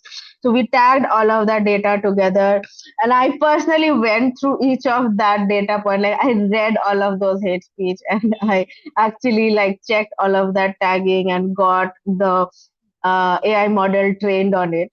And at this point, I want to also discuss how why this process makes sense now. See, for me at that point, this was just instinctive. This was just like basic to be like there was no other. It was not strategic basically. So but and I was also not in civil society, and I was not in the social sector where I learned all of those like things. So I was basically completely into tech, and my understanding of social issues only came directly from my lived experience and not because I had read any papers or any books. Uh, so when I did all of that and I ended up building a completely working system, that is when I started getting called for various talks, panels, and all of that. And I saw like room full of people discussing all of that with huge terms like I don't like FGDs, focus group discussions on then human centric design and inclusive DEI. Like half of the times, I still forget what all of these things mean.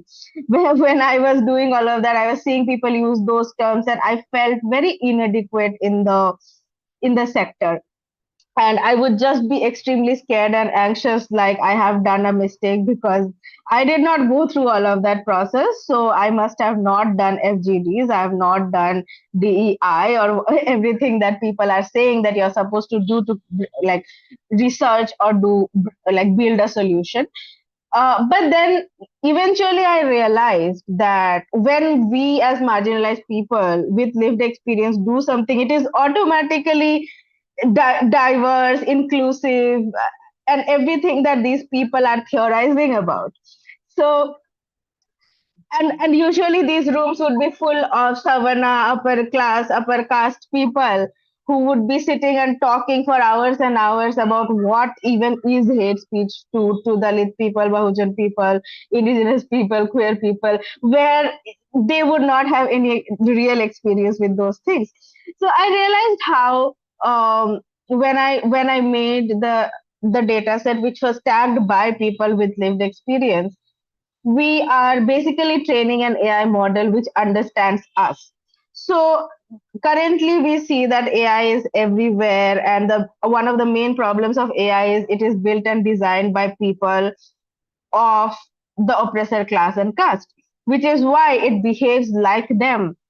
And when we design something which is not exposed to that world at all, it is exposed to only our understanding and opinions.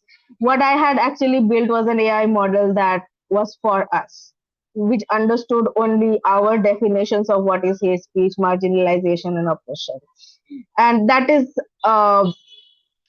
that is, I think, one big factor that I realized much later, which was just instinctive to me during that process. But and it really helped me get out of that feeling of constant fear that I might not have done research the right way. Next slide. So we ended up with 50,000 data points, which were equally divided into hate speech and non-hate speech comments. And when we were doing that, we realized that 8 clear target groups of marginalization were showing up in the hate speech. So we were tagging them as like as per who the target of that kind of abuse is. And we saw that 40% of the hate speech comments were against gender and sexual minorities. And then the next big thing was political inclination against activists or journalists, mostly people from a leftist background. And then there was casteism, racism, communal hate, disability, and miscellaneous. So this was how our data looked. uh, and then so basically we identify 8 shades of hate, and all of these are, we also noticed that they were often also intersected amongst each other. So like something which was gendered abuse could also be casteist abuse, so all of those were actually quite intermingled in the data set. Next slide. Next slide. I've already spoken about this. And yeah, and then like we saw that within the gender sexual minority, the 19% of it was queer phobic. Next slide. So when we trained that AI model, you remember how I was talking about all the specific contextual issues because of which Meta or Google is not able to solve our problems, or why it is not able to understand hate speech for us. All of those were getting solved automatically because we trained the model on our data only and our understanding only. So it was automatically understanding all of that context, because there were 50,000 comments on which it actually trained. It was not just a list of slurs. It actually understood if someone is saying ke tere ghar JCB bhejunga, so what that means. It understands because we are training it on an entire paragraph, entire sentences, and not just words. So all of those challenges I was initially mentioning, Shhor was able to understand and solve all of that. And it was very clear also, there was this very clear pattern that intersectionality was also a big thing emerging from all of that data that we were looking at, that who we collect the data from becomes really important. I already discussed this, but and we were also seeing how severity of hate speech also depended on all of that intersectionality. For example, a lesbian gets one kind of hate speech, but a Muslim lesbian gets even more hate speech. So the severity of all of those gets stacked based on the so-called like hierarchy of your identities. So that was also something that which was showing up. Yeah, next slide. So once the AI model was built, we had to think of how do we really implement it, because I don't control Meta. I don't control, all these big platforms. So how do I make like how do I actually implement this into a solution? Because currently we have a model that identifies hate speech in our context. That's all we have. So now, okay, next slide. So what I ended up building is an API. It's a third party content moderation API that can go through everything that is getting posted on a platform in real time and respond with a detection if it is hate speech or not in 600 milliseconds. The and it is not something UI based, so it is supposed to be integrated into the platform, so we can actually have some control about what we do with the hate speech. If you want to get it deleted, if you want to ban the user, all of those things were customizable and doable because we are doing it at the moderation layer of a platform. Yeah, next slide.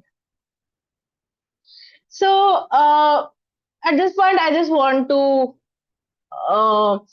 say that, okay, so we have built uh, an API that can be integrated into any platform that can understand hate speech in our context and do content moderation, can remove things, can delete something that is hate speech, can flag things, can ban people. So we have built this solution, right? But we still don't have the power that we can actually put it into practice with, say, Meta or say Google. So and when I was talking about why Meta or why these big companies cannot solve our problem, I was going at it from a very technical perspective of why they don't understand our context, blah blah blah. But I also truly know that this is also because they do not care. So it is not just because of all these technical issues. It's because for them we are a market for their product. We are the consumers, and in fact we are the majority, the global majority. So they built something which worked in their context, which works in their language, which works in their favor, and then just put it in the market where we are supposed to consume it and bear the effects or the negative effects of it. So the question or the point of contemplation I would want you to really look at is, how do we push platforms to be accountable from your varied experiences? What do you think would incentivize these capitalist platforms to care and move towards decentralized moderation? So what I mean by decentralized moderation is that one company sitting in the global north cannot understand what is hate speech to us. So it cannot moderate in our context, even if the only problem was the technical problem. Even if they cared, they would not be able to solve it, right? So there has to be decentralization of moderation, where they have to let different people across different contexts build their own systems of what is hate speech to them and how moderation should work for them. So that is what I mean by decentralized moderation. And in fact, if you look at Fediverse, there are alternatives to social media applications like Blue Sky, where they have welcomed solutions like that of decentralizing moderation, where the user can choose in their context which moderation works. So that is something I think it could be a solution, but how do we really push these bigger platforms towards that goal? So I would like some audience interaction on that. Okay, thank you so much, Andrea, for such an insightful presentation. Before we take the... Sorry. That's more like, this is like in between. So Okay. I Before have we... more slides. Oh, you have another slide? I have more slides, but I just want to do this in between my presentation. Yeah, sure, go ahead.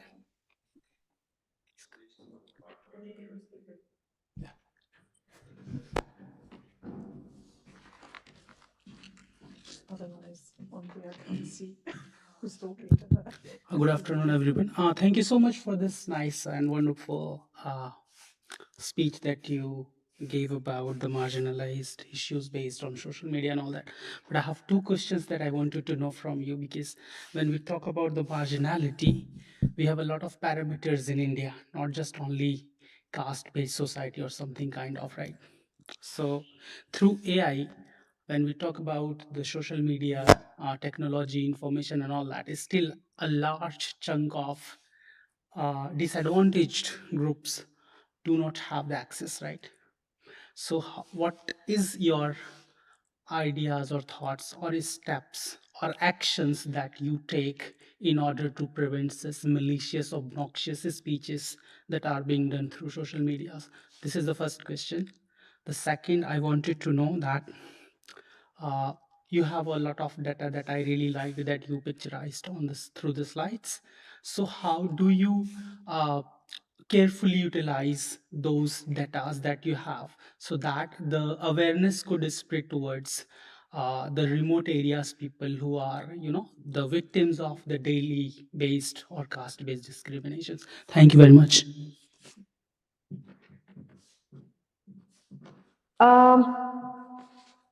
Okay. Should I? Okay.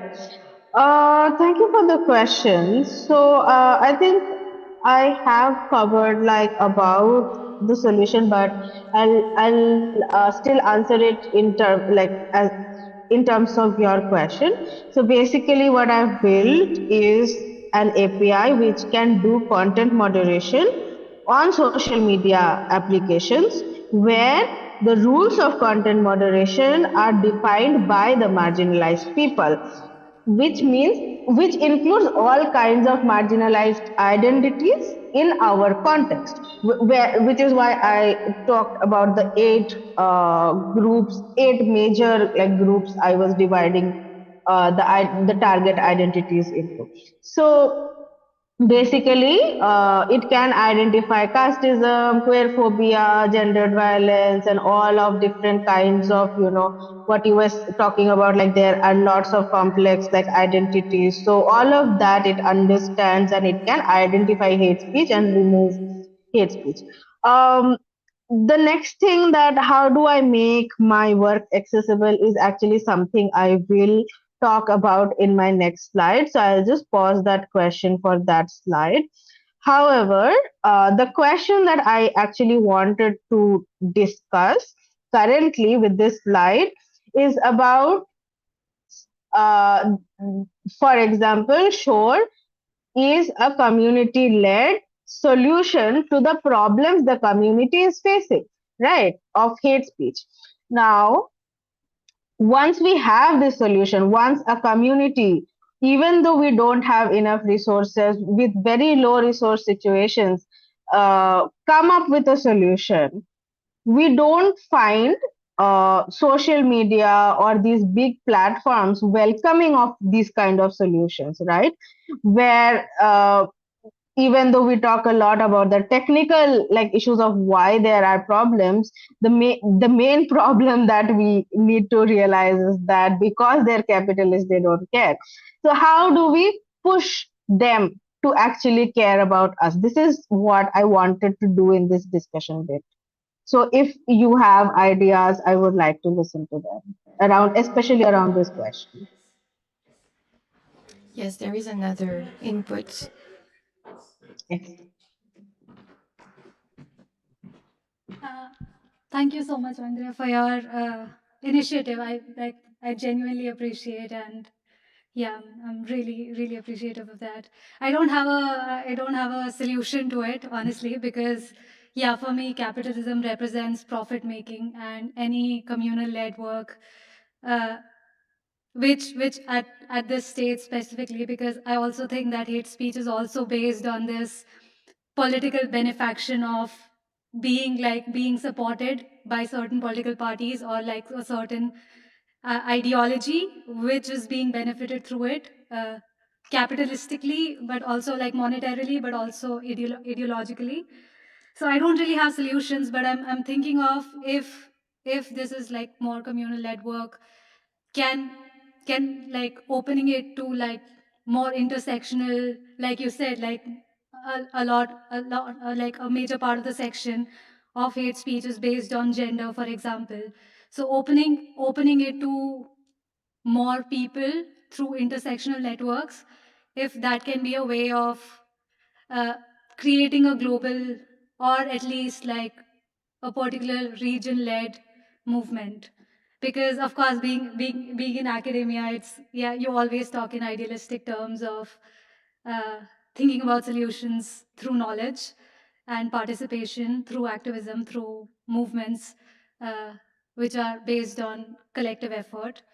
But yeah, like I just want to say if these movements can be opened up to find intersectionalities, to find similarities in larger movements, if that would maybe open some part of some part of channelization of larger corporations taking an interest in it.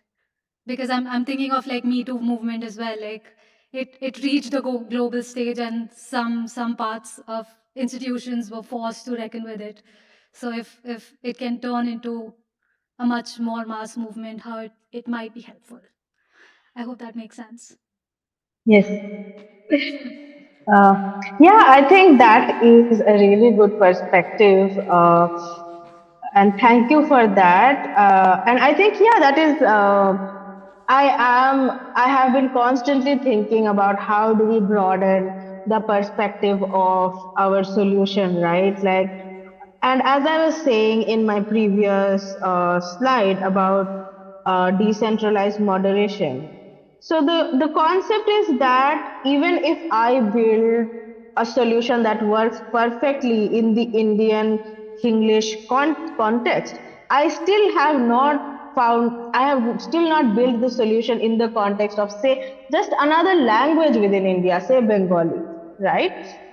Or say Malayalam. So at every point, we need to, like, if we want to expand it to like another context, we have to just actually get data in that context. And what I have in Shhor already developed is that the infrastructure or algorithms are already there. So basically, all I need to go into a new context is the data from that particular context. By context, I mean language, region, and all of that, right? So we have the infrastructure to of how do we actually do this. But once we do a data collection and a model retraining on different data of different contexts, we can actually easily expand it. Now the easy part here is the technical part. Okay, like doing it for me in terms of coding is or research is the easy part. The part which is difficult is resources. So for me, like currently I would be it would be very easy for me if I could just like collect data in another language and just broaden it to another region. But if you really like look at how I'm functioning currently, you will see that it is an extremely small resource for movement right now. Okay, so right now I am having to do most of the work with a few volunteers who are all from marginalized communities. In the current political climate, we are all burnt out and going through like various kinds of like the state and the capitalism, just like constantly keeping us really tired and burnt out. So in this stage, like for me also ethically it becomes an issue that I don't want to get volunteers, because then I can't pay those people, right? So that is why I'm not very like okay with having volunteers to do free work for me. So ethically I end up doing most of the work myself.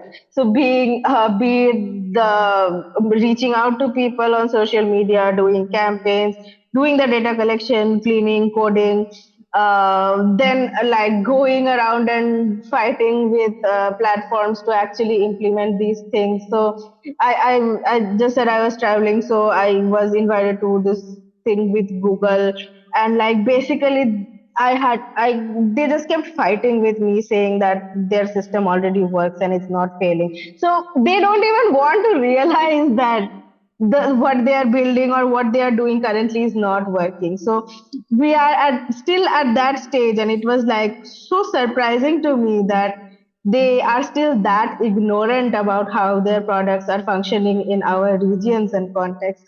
So all of that, like fighting with all these big things, being from like various marginalizations which are constantly like tiring me out. So all of that I'm still having to do because I don't even have the money to hire people. So that is where we are at. So when I'm talking about like expanding to different contexts, all I actually need are resources, right? So we have the skill, we have the infrastructure, but we don't have money. So, so that is my response to that. Like I really want to, I keep like pitching that I want to go to different languages and all of that, but this is where we are stuck right now. Thank you for that. And I think from my end, I do have a little bit of not an answer, but what I think about this question is that we need to stop being nice.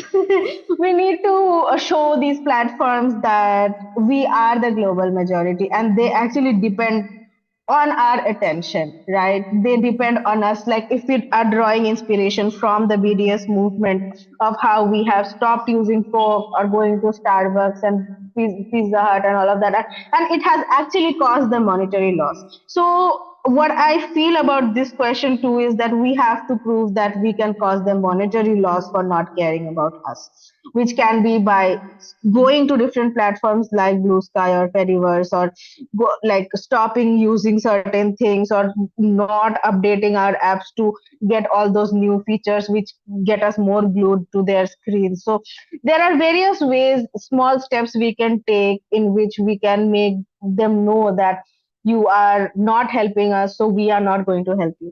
So I think that is okay what I feel about this particular question. But okay, next let's move to the next slide.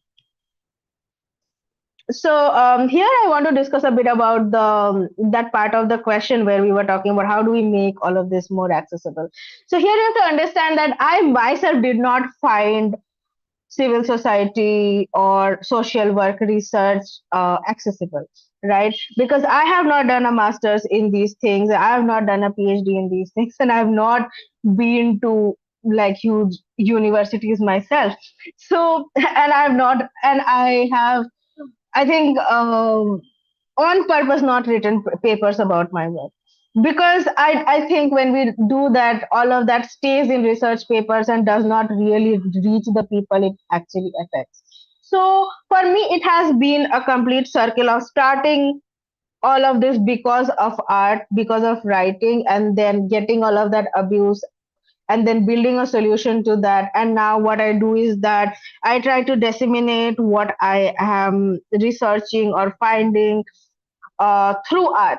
So I try to do storytelling through art, where so I have started this publication called Shhor Mag, where we do various kinds of experimental ways of disseminating research or movement building, where I use art and poetry to talk about tech or AI and everything that we are building, about tech from the margins, so that people find a platform as marginalized people to talk about what is working in current tech, what is not working, what are our specific problems. Because clearly, when I talked with Google, they did not even know that we are having problems, or because they don't want to know. But we need to have our narratives right. Like we need to put out our narratives that what are exactly the problems we are facing, who are building the solutions to our problems. If we are building the solutions, what are these solutions, or what are the solutions we want created for these problems. So Shhor Mag is all about that, about narrative change or bringing the marginalized narrative about tech out there. I also run Shhor Grassroots Roots Innovators Community. So this is basically a support group and resource sharing platform for marginalized people who want to build tech for the problems we are facing, solutions to problems we are facing. And the idea of that is basically, if you like have followed the story of Shhor, you will realize that it has never been a problem of skill. Like even now when I go to these civil society meetings, these people keep talking about capacity building for us. Whereas it was never a problem of capacity. Like we always had the skills, because we have through centuries in various forms have to survive the issues that come from our marginalization. So we do not need, and we have constantly created various solutions to marginalization, right, to the problems we are facing. So what what I want to really channel through this kind of networks is that we need to have resources and networks, and not like the upper class perspective of what they think we need. But I want to like tell these people that no, we what we need is actually just resources, that just pass the mic, pass the resources. So yeah, next slide.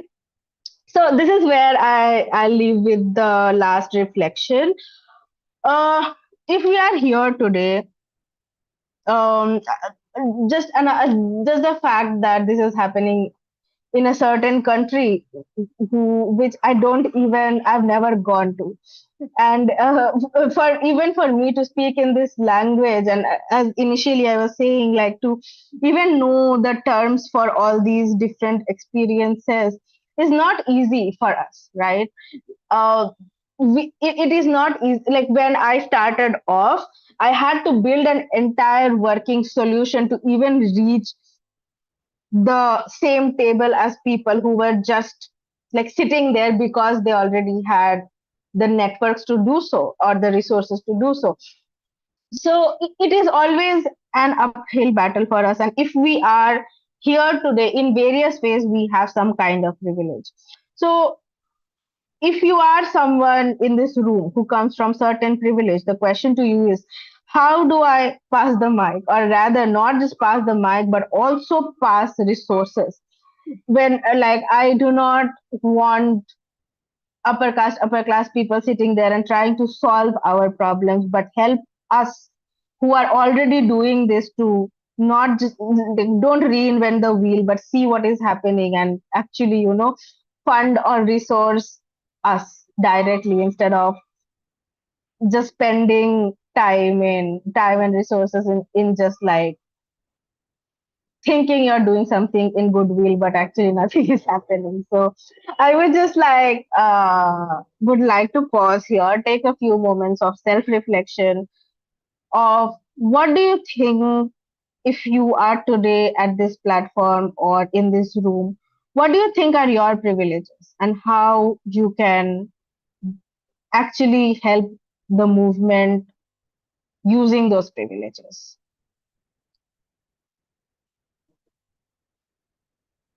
And reflect, or you already have thoughts?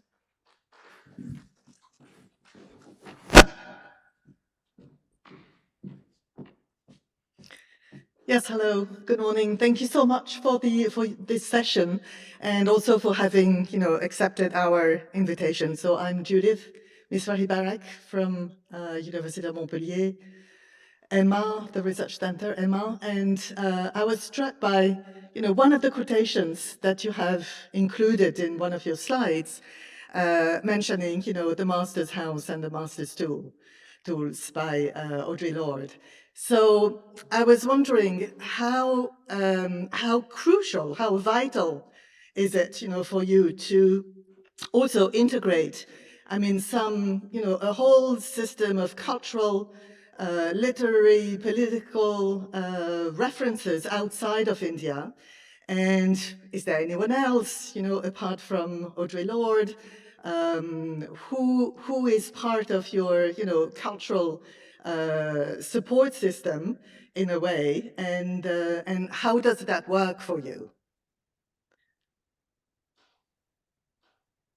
So, as I was saying before, I even like learned speaking in English or even understanding English very late in life.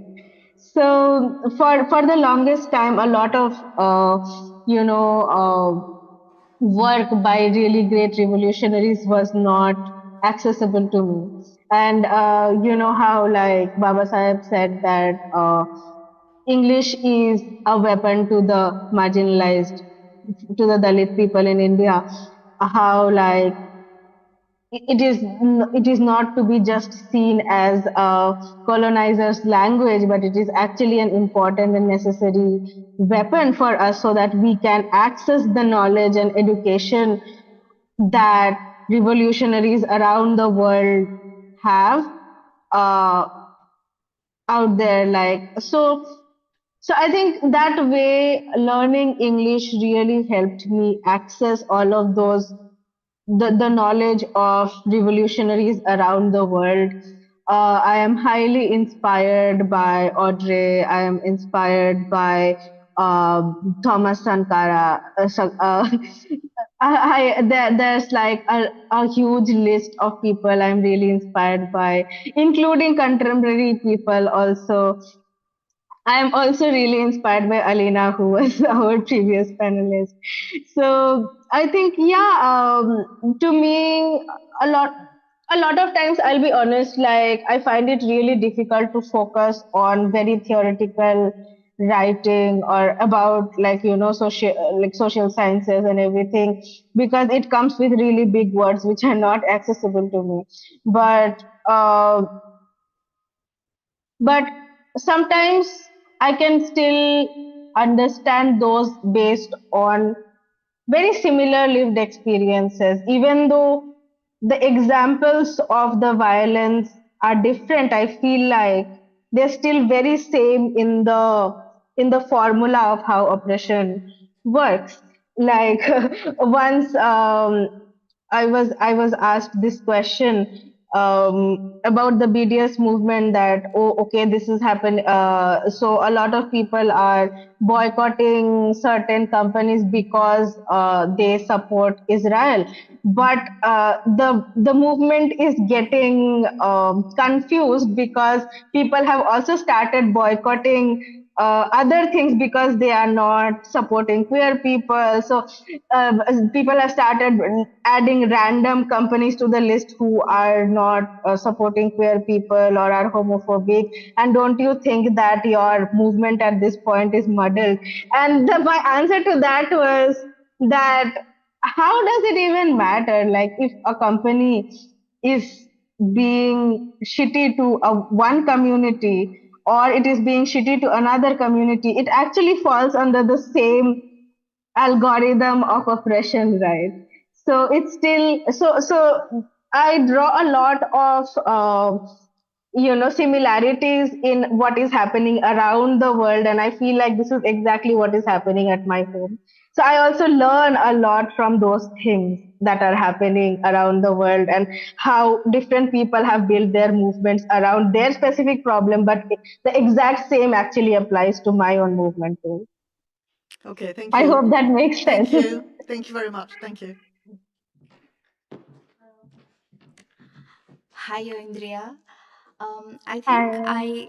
I was just gonna reflect on what you asked in your previous slide. Like every one of us in this platform, like whether online or offline, we have a certain amount of privilege that has led us to come here.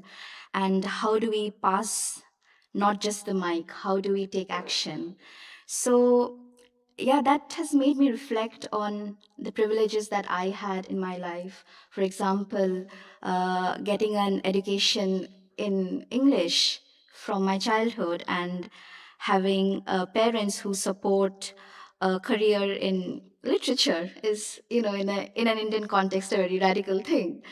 So it has made me realize that, being a part of a marginalized community, one way we can, not just pass the mic is to infiltrate within the spaces that do not give us the mic.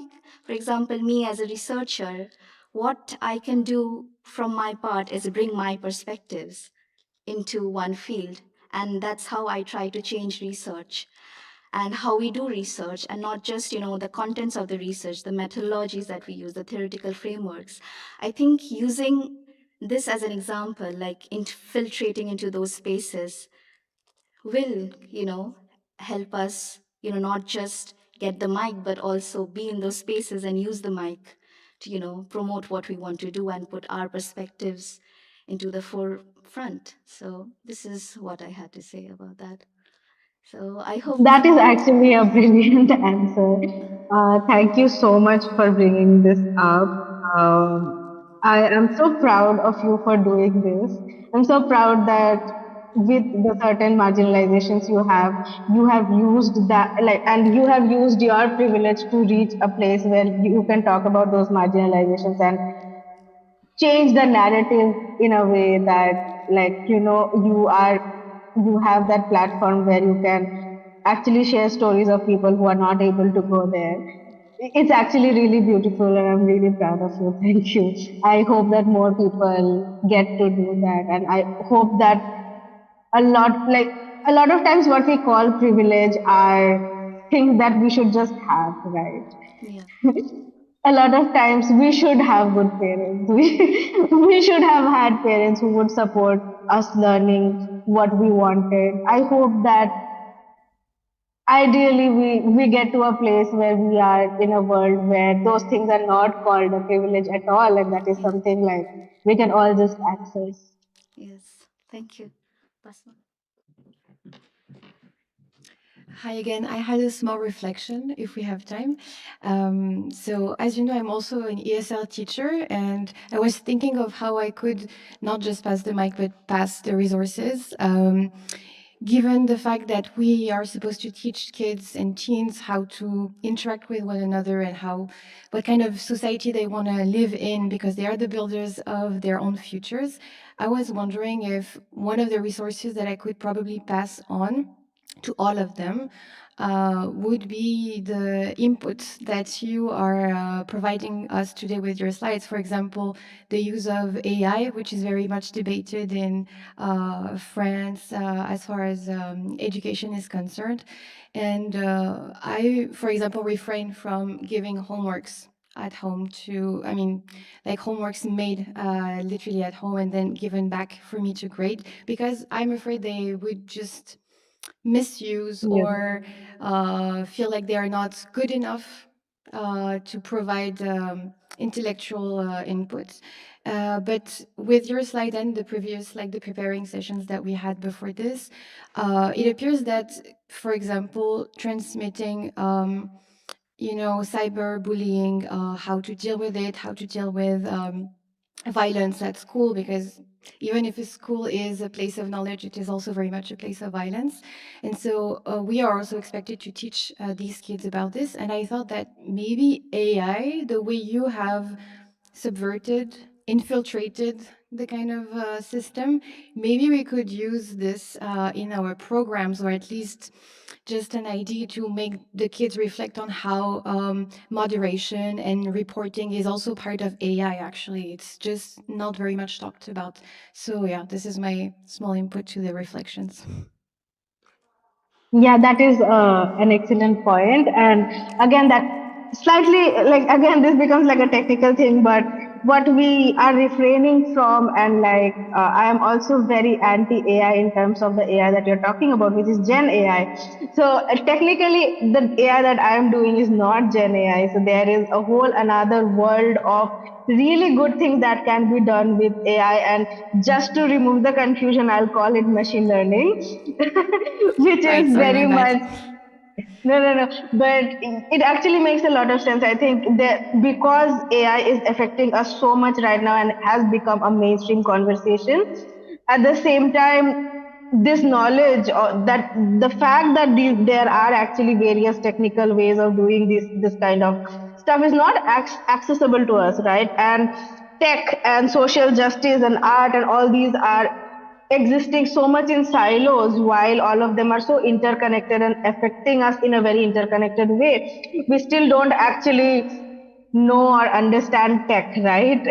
Because, like, we are thinking that, okay, Gen AI is really bad, which is very true, but there are good things possible. We can do completely, like, shunning the bad part, which is Gen AI. There's really good stuff we can do. And to me, it feels like people who are in tech have to be really, like, forced to study some social sciences. Like, tech bros really need to be forced into it. Yeah, I Thank you think so we've had like much. a really long discussion and you guys are hungry. So, True. Do we have another slide? no, this was it. Okay, then thank you so much, Andrea, for your presentation. I think we can all agree that this was very much insightful. Thank you again for sharing your personal journey. This is never an easy task to, use a personal experience, but it is a very rare gift that we all received very much, with very much joy. And yeah, I think we have covered almost everything. Thank you so much.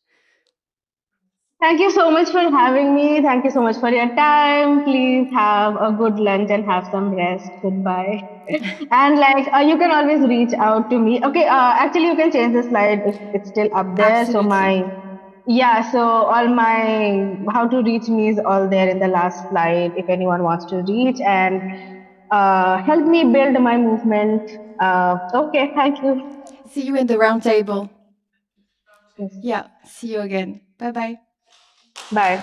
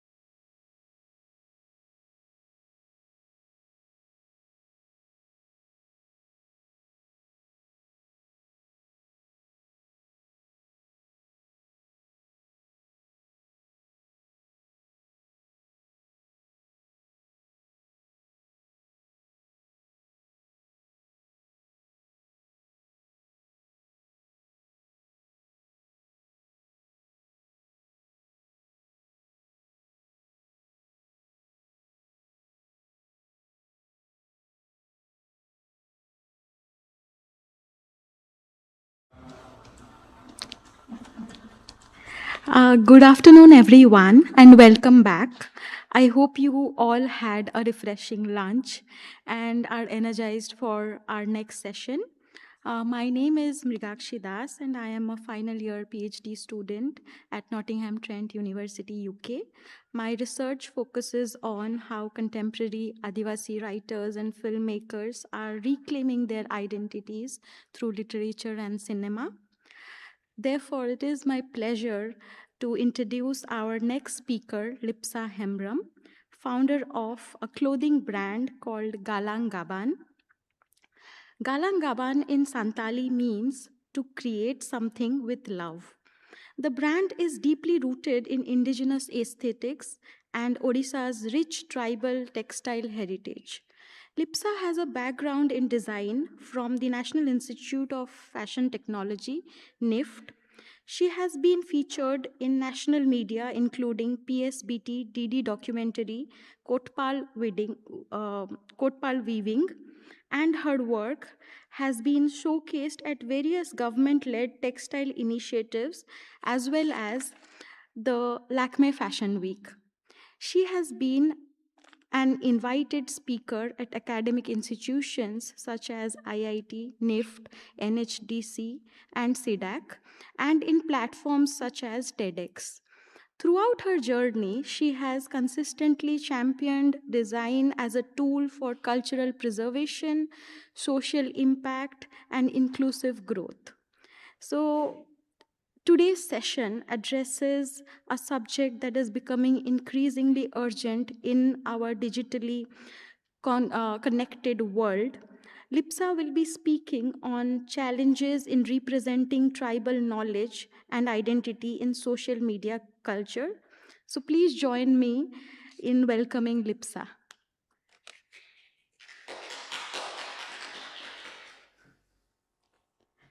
Lipsa, can you see me? Yes. Hi. Yeah, you are I can audible. see you. Yeah. You can I'm start. audible? Yeah, you Okay. can start your session. Yeah.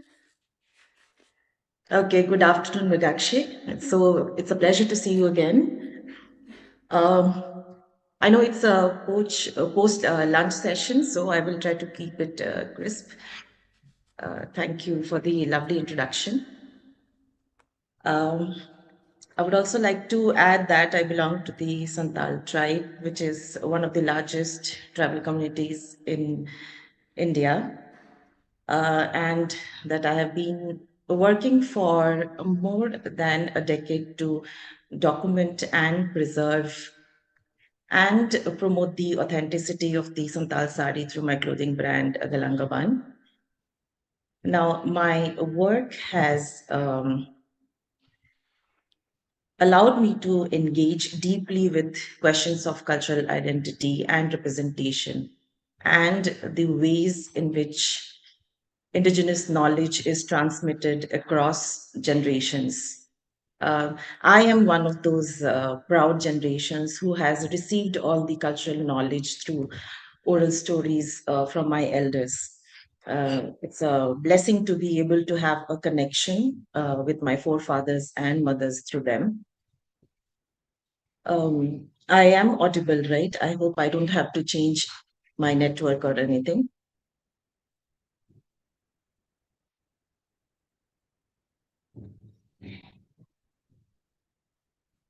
I think your slide is visible to us. All right, all right. So let's move to the topic of today's discussion, which is challenges in representing tribal knowledge and identity in social media culture. We'll move to the first slide, please. So today's points of discussions would be what is tribal knowledge and tribal identity?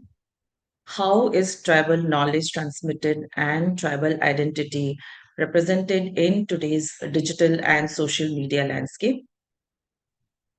And most importantly, why this conversation is urgent today. The next slide. So before we discuss tribal knowledge and tribal identity, it is important to understand what these terms mean from the perspective of someone who belongs to an indigenous community.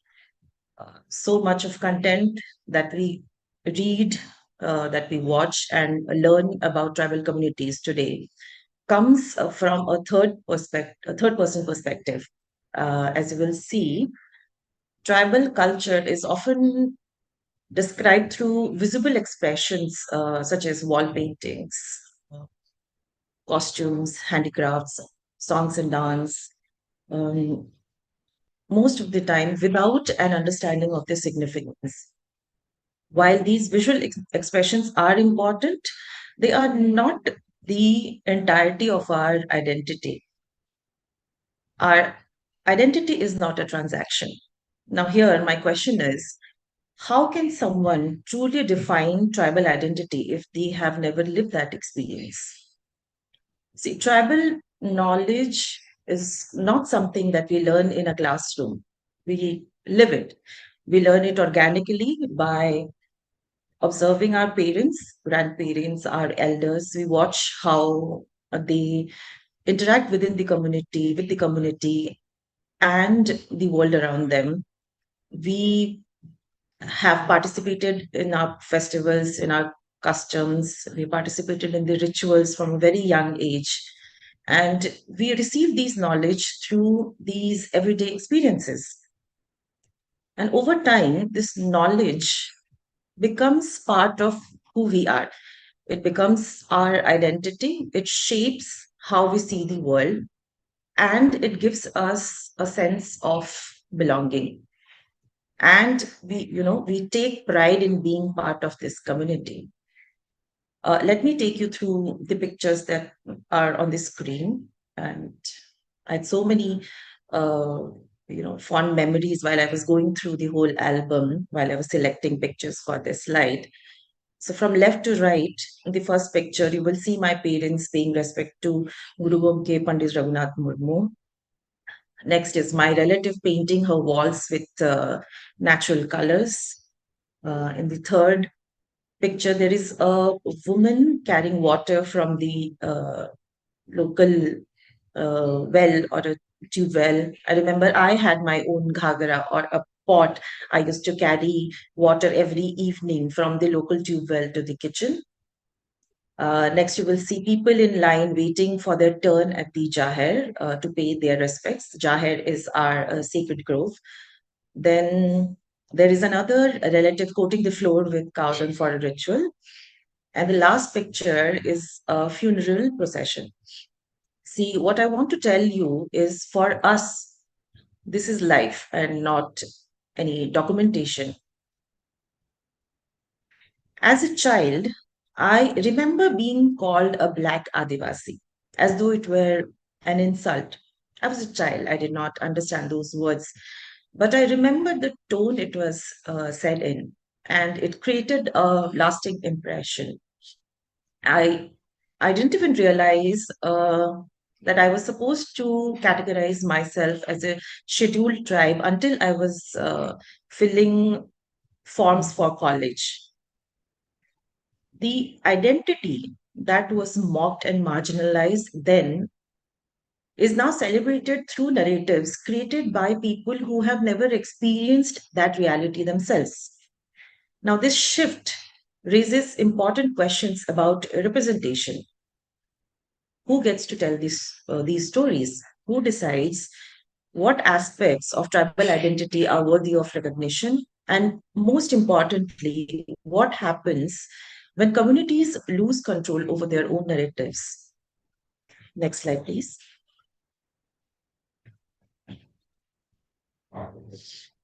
When tribal identity is represented without lived experience, there is a risk of reducing it to aesthetics only, while overlooking the historical significance, the struggles that it comes with, and the meanings that exist beneath its glorification. Authentic representation requires more than just observation. It requires listening to people in their most, comfortable state, when they are just casually sitting for a tea in a gathering and sharing anecdotes, uh, learning from elders who are always eager to pass on their collective memories. And lastly, collaborating and co-creating with the communities whose stories are being told, and not just using them as a subject of your photography skills or as a proof for your research. And I have seen this happen so many times where people will come to these rural villages, click pictures with and without permissions, talk to them for some time only, and go back as if enlightened with the knowledge of the indigenous. Now, I'm not saying that it is every time, but most of the time. The next slide, please. We would agree that over the years, indigenous crafts and cultures have attracted the attention of global audiences, cultural institutions, local organizations, and NGOs, and the content creators.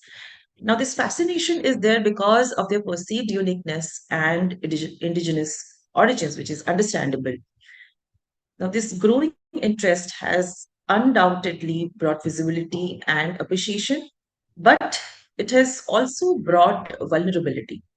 What begins as admiration can slowly turn into appropriation and exploitation. It definitely starts with a genuine appreciation of a culture, almost as if it has been discovered by them. But over time, cultural expressions can become content for likes, views, self promotion by those people only. Culture becomes trend, it becomes fashion, it enters a cycle of competition with other trends where visibility is valued more than meaning. And in that process, it begins to change. Elements are adapted, simplified, or reinterpreted to suit popular tastes and digital consumption. Gradually, the cultural context that gave these practices meaning can be pushed to the background, which will slowly influence and reshape histories and question ownership. Let me show you by example. I want to show what I'm trying to say through these pictures again on your screen. These are Santal wall art. These are what I have seen growing up. Simple geometrical figures and these very specific colors, white, yellow, red, and black. These colors were not chosen for aesthetic reasons alone. They came directly from the environment around us. White from limestone, yellow and red from soil and rocks found around Mayurbhanj. I remember listening to stories how my mother and her sisters were sent to gather these materials when they were young. And lastly, the black color comes from the soot under cooking pots. Now, all these colors were natural colors. But if you will look at social media today, there are so many content about colorful wall paintings of the Santal, especially in Odisha. Now, these wall paintings are in various colors and figures, mostly done by artists from local communities. And it looks interesting, no doubt. There is nothing wrong with artistic experimentation. They are visually very appealing. But this is the loss of cultural context that I was referring to. Viewers see the colorful artwork, but they do not see the knowledge system behind it, like the materials that were available at the time, the environment, the traditions, and the experiences that shaped it. The Santal wall art is visible today on social media, but it has become very popular because it's very colorful. But it will not be understood anymore because the history is gone under the layers of the synthetic colors. Next slide. Many tribal communities have historically relied on oral traditions. Knowledge was not always documented in books. For the longest time, the Santals did not even have a script of their own. It was invented by Pandit Raghunath Murmu in 1925.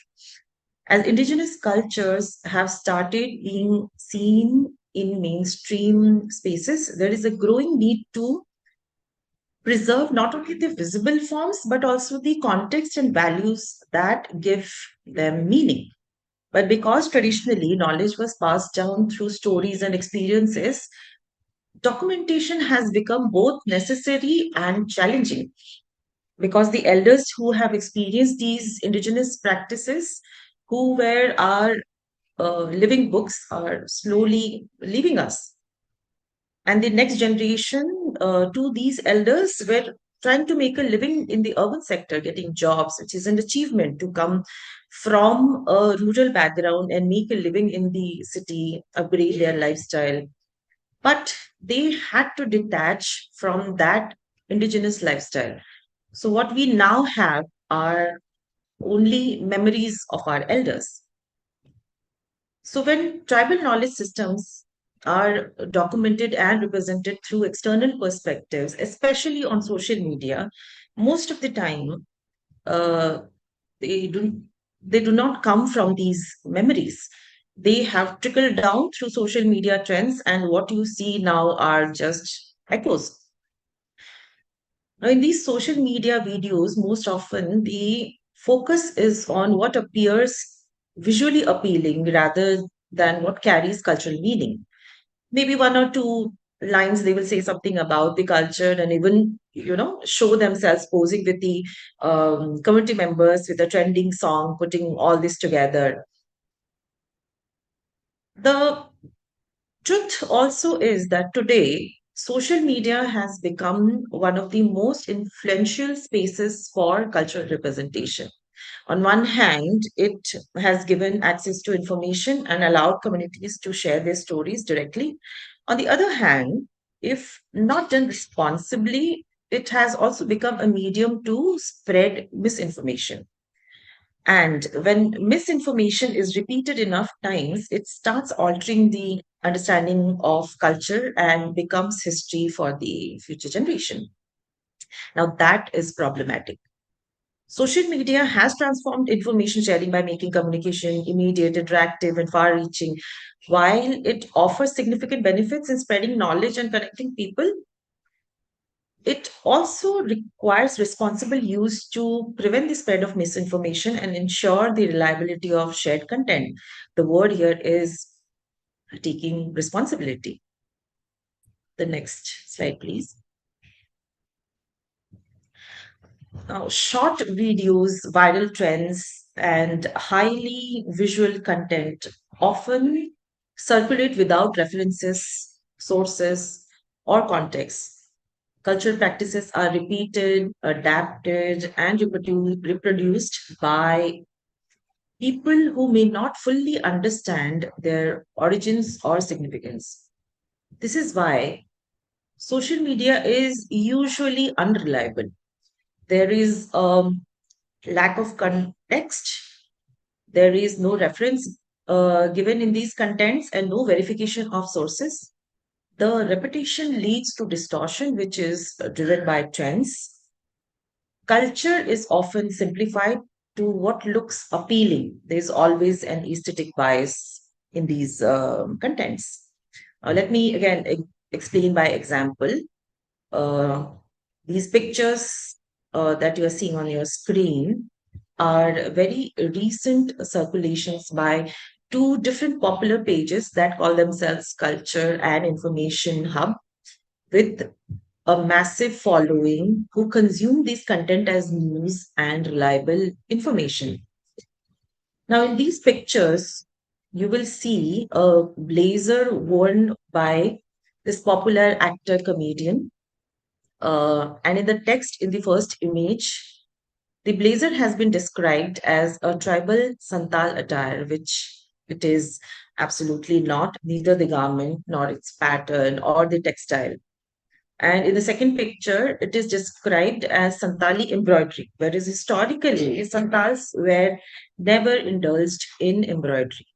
And they have also, if you could see, attached a reference image in the circle of a tribal woman from a different tribe altogether. So, images like these, which circulate as news, are both confusing and misleading. The next slide, please. This is where I would like to draw from my own area of expertise, which is the Santal sari. The changing aesthetics of the Santal sari, which is the female clothing of the tribe, offers an important example of this phenomenon. Traditionally, the Santal sari is maroon or green big checks on a base of white or off-white, with motifs on the archel only because of its unique drape. Now, the checkered pattern of the Santal textile and the distinctive draping style of Santal women's attire constitute a culturally significant aspect of the tribe's identity. Santals were farmers, so they used to barter crop for textiles from the nearby weavers' community in Odisha. Now, these weavers used to make curtains and bed sheets. That's why you will see evidence of those patterns in the sari. But if you look at the current market, the Santal sari is slowly morphing into something that begins to resemble other cultural forms. Today, we see multicolored variations and fusions influenced by fashion and trends. So, Santal saris are becoming widespread, but we also encounter increasing misinformation about their original form, especially on social media. It could have started, when an influencer draped any checkered sari in the Santali drape and called it a Santal sari. So now any checkered sari is called a Santal sari. And the actual Santal sari, which is on a white or off-white base, like most indigenous textile, is getting lost. There could be another angle. Since, Santals were not producers of their own textiles, it was easy to incorporate multiple colors to the textile by someone who thought, why not let's just add colors. Now, I'm not arguing against change. Every craft and every culture evolves. Cultural evolution is very natural. It responds to changing times, new environments, new technologies, and new social realities. But there is a difference between evolution and disconnection. Culture can evolve while remaining rooted in its history and significance. When culture evolves detached from its roots, we are no longer witnessing evolution alone. We risk losing the cultural knowledge embedded within these traditions. And this is not the first time we have lost significant markers of the Santal sari because at that time we had no medium. See, clothing within our community carried cultural meaning beyond appearance. Patterns, drapes, and ways of wearing garments reflected identity, mm, memories of our ancestors, and belonging. But when it is represented as a costume that people wear for trending videos without referring to the original costume or even a disclaimer that it is inspired, and when those videos are circulated repeatedly, slowly these contemporary adaptations become completely detached from their origins. The next slide, please. So we circle back to the question, what happens when communities lose control over their own narratives? See, when communities lose control over their own narratives, they lose the ability to define themselves on their own terms. Their stories begin to be interpreted, simplified, and reshaped by others. Others begin speaking on their behalf, deciding what is authentic, what is valuable, and what is even worth remembering. Over time, lived experiences can be replaced by stereotypes. Cultural practices can be detached from their meanings, and identities can become reduced to symbols, aesthetics, or marketable images, and a medium to gain more likes and views. That is what is happening most of the time. Now, I have had many conversations with the elders in my community about this. The consequences of these viral videos, extends beyond representation. Future generations may inherit versions of their own culture that have been altered by external perspectives rather than shaped by the collective memories of the community. And when history changes, identity changes as well. What was once a living tradition can become a product or a trend through these videos. At the end of the day, it is, it's just a performance in front of the camera, isn't it? For indigenous communities, narratives are not simply stories, they are repositories of historical knowledge, values, collective memories. When control over these narratives is lost, communities risk losing authority over how their past is remembered, how their present is understood, and how their future is uh, imagined. This is why representation matters, and it is not only about being visible, it is about ensuring that communities have the right to speak for themselves, to preserve the context of their knowledge, and to determine how their cultures are shared with the world. The next slide, please. So, how do we ensure that Indigenous culture are represented accurately on social media? How do we prevent cultural narratives from being reduced to trends, aesthetics, and commodities? How do we ensure that communities remain active participants in the telling of their own stories? I believe the answer lies in community led representation. Cultural knowledge should be authored, co authored, documented, and validated by community elders, practitioners, knowledge keepers, and those who have inherited these traditions through lived experiences. Without rigorous research, authentic documentation, and community participation, tribal histories have become vulnerable to alterations, which is let me again explain with an example. So the Santal sari is also referred to as a jhala in Santali language. Jhala means the longer one. Again, this also has a cultural significance, which I have explained in my videos that I share on social media. But many influencers and even news channels call it jhella or jhalla, which now these words have a different meaning in Hindi, and Hindi is, which is widely spoken and understood in India. So, what do you think is going to happen in the future? Please take a guess. Social media is only credible if one, content is created by community members or practitioners. Second, there is a clear context and explanation, not just visuals. It should also explain what it signifies. Third, sources, origins, or references are acknowledged. Fourth, it reflects lived experience, not just trends recreating again and again. And lastly, it shows continuity and not just one of viral content.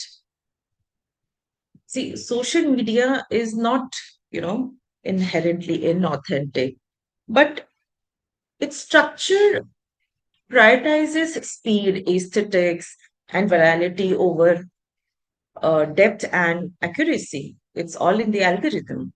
Without community led narratives and proper contextualization, it risks becoming a site of cultural distortion rather than documentation. It stops being authentic and relatable. And lastly, we should also remember that social media is just a tool and not a source of truth and facts. The next slide, please. So, what happens when culture becomes content? Who is responsible for protecting its authority? Now, this brings me to what I call the link generation. The link generation consists of those who stand between tradition and modernity. We have your designers, your researchers, entrepreneurs, educators, artists, and community members who have the ability to bridge inherited knowledge with the contemporary platforms. We have a responsibility not only to celebrate culture but also to document it ethically on social media as both creators and viewers.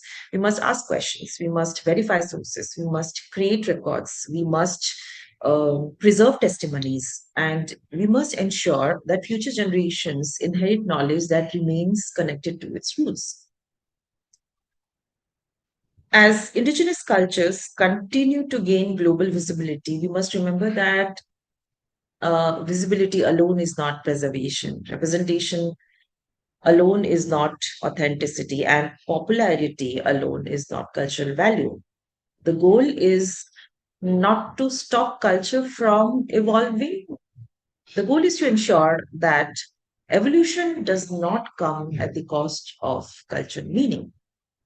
And with that, I rest my case. And thank you so much for listening to me.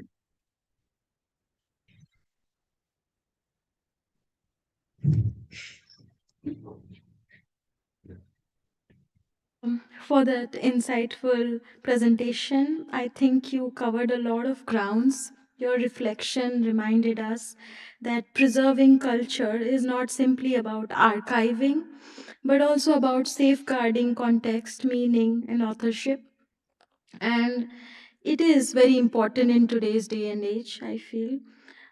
So I'm sure Lipsa's conversation must have sparked a lot of questions. So if anyone wants to come and ask questions over here, you can just come.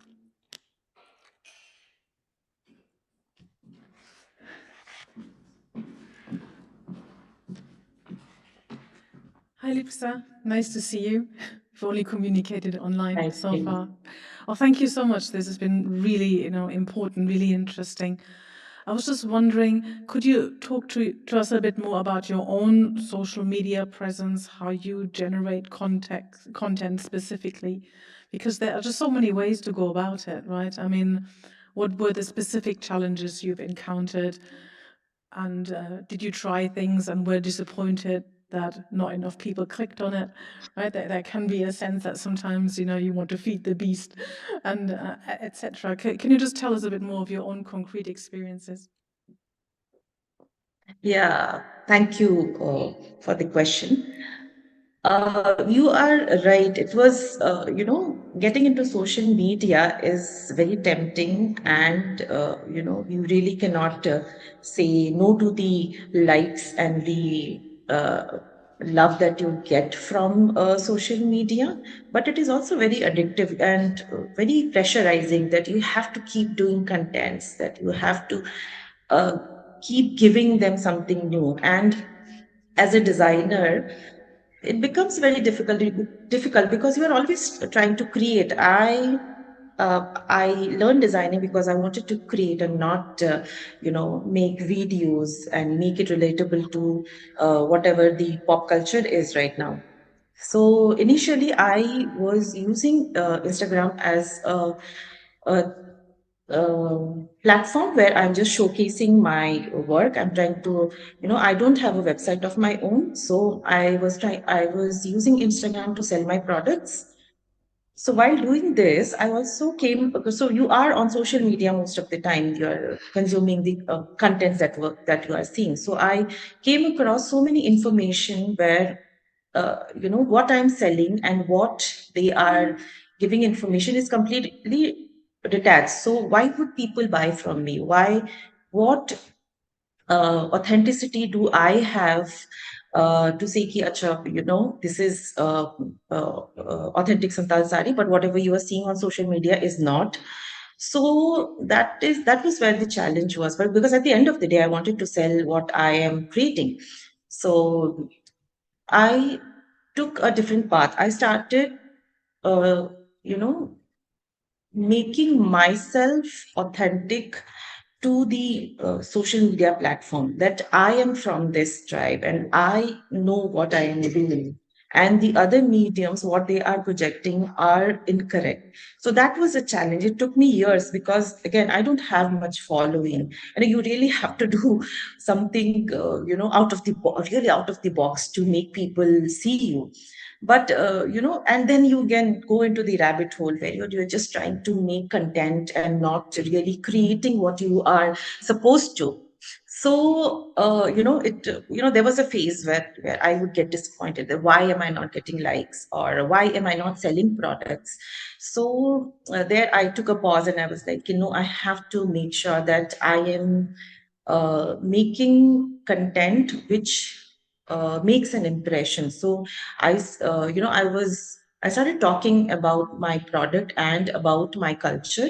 I was invited to various platforms, and what I did was I started recording these platforms, these sessions that I would go to. I would hire a photographer or a videographer, and we would make them into reels. So I was doing what I was supposed to do. I was talking about my culture, but on the side, there was someone who is catering to the social media platform. We're making reels and all those things. So both the things were happening, and that's how slowly I have built a community who understands and appreciates what I am doing. And also I'm very happy to say that now they are able to distinguish between which is an authentic Santal sari and which is not.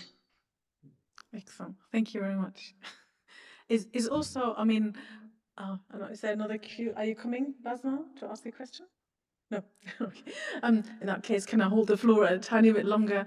So, in terms of, you know, the way you approach your own art as a designer, you know, and the way you navigate the space between development and keeping a sort of an authentic core to the materials that you produce.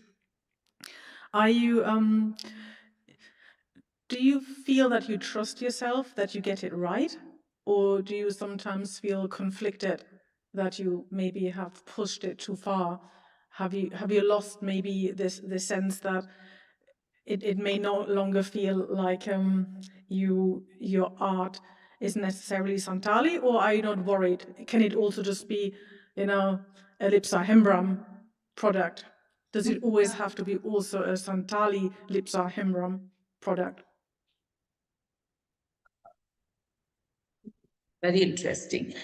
No, see, I'm very confident about my work and I'm very confident about my upbringing. And when I started this brand, my parents were my biggest supporters. And I always go back to them, especially when it is, I have to understand my own culture. And they have guided me regarding that for over when I started the brand. So I'm very confident that whatever I'm creating, it is within the limits where the cultural essence is always there. And also because I'm from a generation which wants to see some contemporary things, or I'm also catering to audience customers who would like to see something new. So now there, as a designer, it is my responsibility how to balance those things. And I'm, I am very good at that, I must say. Excellent. No. Well, thank you very much. Any other questions? Yes, lovely. Well, thank you so much, Lipsa. That's been really wonderful. Thank you. Yeah, I Thank think you. following Dr. Nicole's question, I have a question again related to your brand. So when I see your Insta page, your designs, they draw inspiration from classic Santal patterns and textile, but you also reimagine things. You are also recreating new designs. So how do you decide that? Like, how do you know what you have to preserve and what you have to reinvent? I hope it makes sense. Yeah, absolutely, absolutely. See, the decision comes from the fact that the future generation should be able to identify the cultural significance. You know, I make sure that the identity markers are there. For example, if you, I have described the Santal sari as, big checks in green or maroon on white or off-white base. So I experiment with colors. So sometimes, but I don't stray too much away from the original colors. So if it is green, so I make sure that it is in the family of green, or if it is maroon, it is in the family of maroons and reds. Sometimes I would go overboard with blacks or blues, because I remembered, one time my father was also saying, oh, we have seen blue colors in the market also. So, all these stories from my parents support in this design process. So those, and I definitely put something of me in the designs as well. For example, the motifs. So initially, originally, the motifs were what they would see in their own locality. For example, they would do birds or flowers or pots, butterflies, all of these, which are easy to interpret on the weave as well. And I'm someone who is absolutely, I love flowers, so I make sure I incorporate different styles of flowers, different techniques into these saris. But aesthetically, the sari, so whatever I do to the sari, in the end, it looks like a Santal sari. So that is how I decide. Mhm. Mm. Yeah, thank you. I think we have another question from Basma. Yeah. Yeah. Hi, Lipsa. This is Basma. Hi. Thank you so much for your presentation. I just wanted to go back to something that you mentioned on the digital gaze. So I wanted to know how you navigate those challenges. You know, attracting attention to your brand, to your community, but also being exposed to potential. Misrepresentation or even misunderstanding, just like the example that you showed us before, people who would misunderstand, sorry, this is post-lunch session, who would misunderstand Santali culture on fabrics. And so you need somehow content to, you know, sell your brand, but in the meantime, this exposure that also exposes you to some, you know, challenging misrepresentations of your community. So I wanted to know how you navigate. How do you deal with either negative comments or those kinds of headlines? People saying that they are wearing Santali or tribal community clothes. Thank you. Thank you. Hi, thank you for the question. I think I understood it correctly, what you were trying to say. Let me answer it to the best of my understanding. You said, how do I, if it is misrepresented, how I make sure. Yeah, how do you Can you navigate repeat? how do you navigate the fact that your brand or your fabrics, your ideas may be misrepresented in the media and on social media as well? How do you deal with that? Oh, see, my creations, uh, no, they see that is the thing. I think I am the only person who is trying to hold on to the original Santal sari, and also that is happening because there are uh, almost no written records of the Santal sari. So it has seen a lot of evolution, and because I come from the industry who understands textiles, so I made it my responsibility to hold on to that. So I'm making everything in my power to hold on to that, because I have, when I started the brand, I did not start it with Santal sarees. I was doing something else. So it came because when I would sit and talk to my elders, I would sit and talk to my parents, and they would say how the Santal sari has changed and why is it happening. They would always ponder. And I'm like, if I am from this industry, let me do something about it. This is my way of contributing to the community, giving back to the community. So that's why when I'm creating something, there, I don't think there are any person who can challenge me of my understanding of my own culture. So that is my power, because I have always, listened to my community members. I have done my own research, right? So that is where my power lies. That's really insightful. Thank you so much.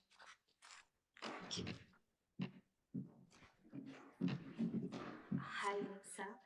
Um, Hi. so I had a question about your art, and I wanted to ask, sometimes indigenous communities, because I also belong to one of them, they tend to get represented as something from the past. And when we work with them, we are always expected to work with the past and bring that as part of the culture, and there is no focus on its contemporary state, or how it is like a moving culture, and it's not something that is stagnant in the past. How do you bring that sense of continuity into your work, was what I would like to know. Yeah, I have always maintained that continuity. Okay, but see, I'm not saying that these cultural markers, they cannot evolve. Uh, they have always evolved in the past. Anything, creative has always evolved in the sense that the makers have always tried to the create when I say makers, the people who make the textile or we make the craft, they have the creative freedom to bring changes to it, but it also has to be accepted by the community, right? So as I mentioned that Santals were not producers of their own textiles. Okay, so they did not have a lot of say in if any changes are happening, but for the longest time, this checkered pattern has become the identity of the Santals. And we give full credit to the nearby weaving communities that the Santals now have a traditional attire. But it is prone to evolving or alterations, or in today's world, the contemporary style that you are seeing. So I do not have any problem that it can be contemporarized, but there has to be a reference that this is the original and I am making a contemporary version of it. Or that everyone who is consuming that content on social media knows, can still identify what a original traditional Santal sari is. But very sad to say that I come across Santal kids only, Santal young youth only, who come to me and say, "Ki, Acha, we have seen this. Why are you trying to say that off-white and maroon is the traditional sari?" So it is very sad to hear them comparing it like that, because they have no idea, and I want to change that, because I have heard it from my parents, and after I'm gone, there is no one to talk about the traditional Santal sari, right? So that is where you have to draw the line. When you're contemporarizing it, you give references, you mention that it is a contemporary version. And I have always maintained that in my page, that I am making contemporary Santal saris. But I also go and give talks that, oh, this is the traditional Santal sari. And that's how I do it. Thank you so much, Lipsa.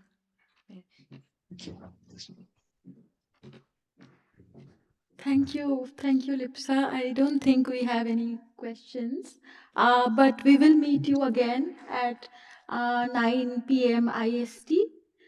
So for the roundtable, Right. yeah. Thank you Yes. so Yes. much for your session. Thank you, Mrigakshi. I would like to thank Sohini and Basma also. All of you have done a great job for putting all this together. Thank you, Professor Judith and Dr. Nicole, for making me a part of CADALFEST. I'll see you at the round table. Thank you. See you. Thank you.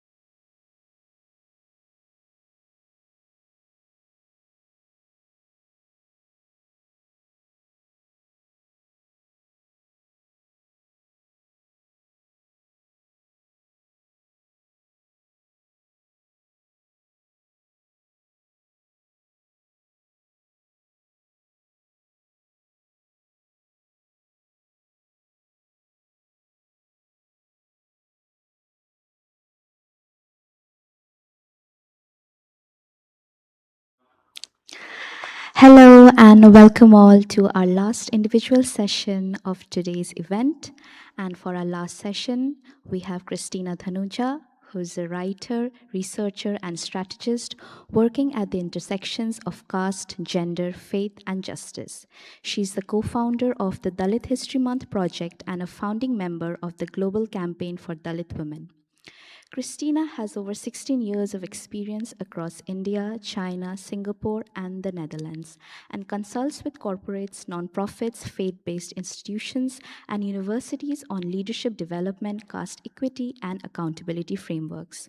Her writing has been featured in The Wire, Outlook India, HuffPost, The Swaddle, Gender IT, and Verve. She has recently published her first book, Dalit Women and the Fullness of Life. Her session, Her session is called Anti-Caste Interventions in Contemporary Spaces and will be chaired by me, Shohini Burman. So Christina, if you're ready, we can go ahead and start.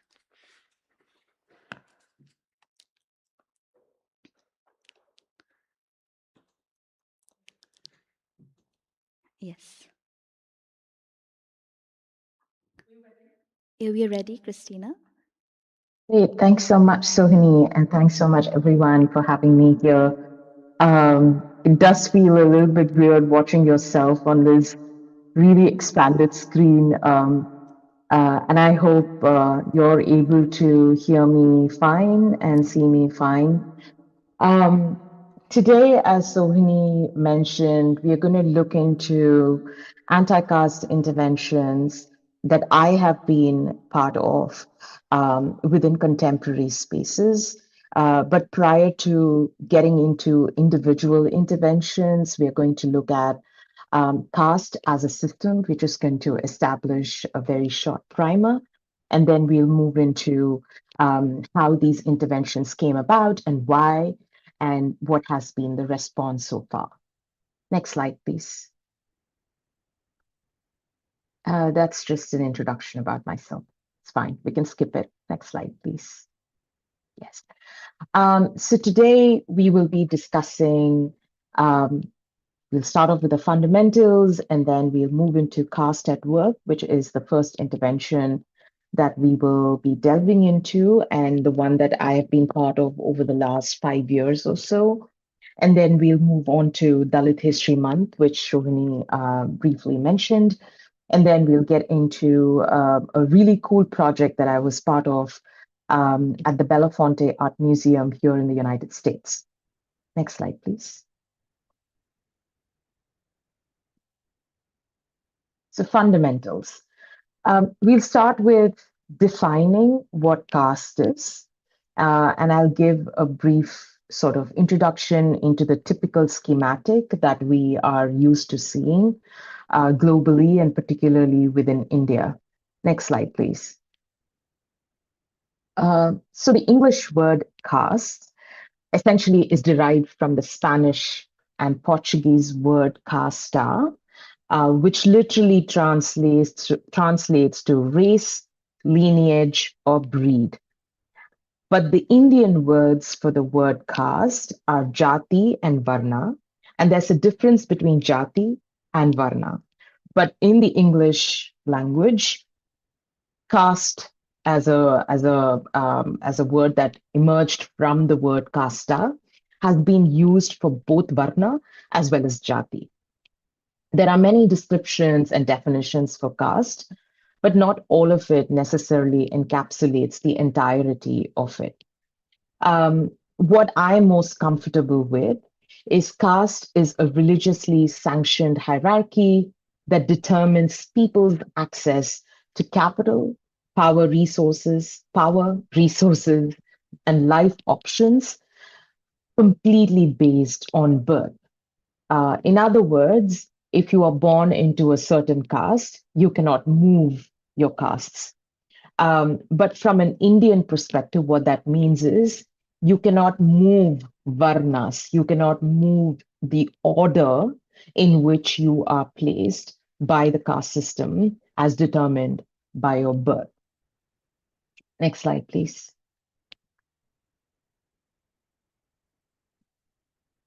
So this is a pyramid that we have seen being shown and being quoted and being cited multiple times, both globally as well as within South Asian scholarly spaces and popular spaces. This is typically how one would view the caste system. There is a much more detailed schematic of this, but for today's purposes, I will not be sharing that. But for the purposes of the presentation today, it suffices to understand that the caste system essentially is essentially constituted within the first 4 rungs of the pyramid that you see, which is the Brahmins, the Kshatriyas, the Vaishyas, and the Shudras. And Generally speaking, they are the four varnas or orders or groups of castes who are understood to be part of the varna system, and therefore they are known as savarnas or people with caste. And those that are below these four rungs are known as the outcasts or the avarnas, people without caste, right? And they are typically the untouchables and indigenous communities. Of course, back then, they were known as the untouchables and forest dwellers. Of course, forest dwellers is a more modern term, but back then they must have been known by their specific tribe names. And the untouchables as a whole were known as untouchables, but they too had their own specific names or caste names. From an Indian perspective, their jati names.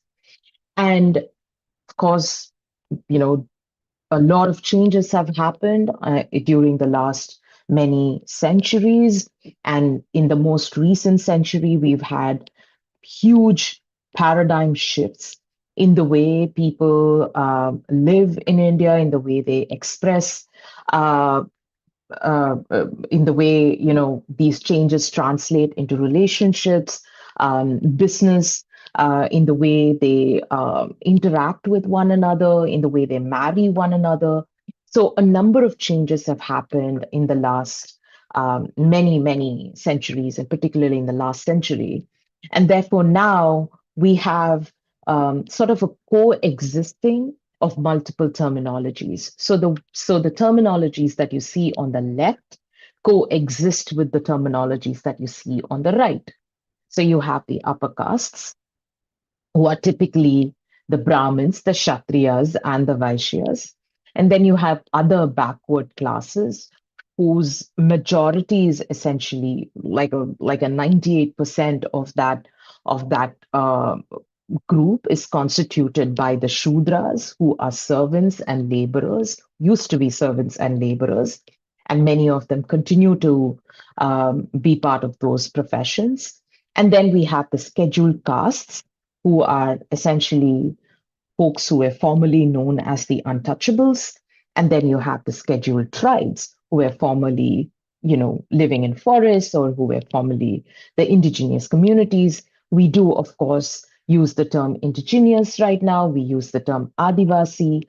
And I'm sure you've already heard from Litsa, who may have spoken to it.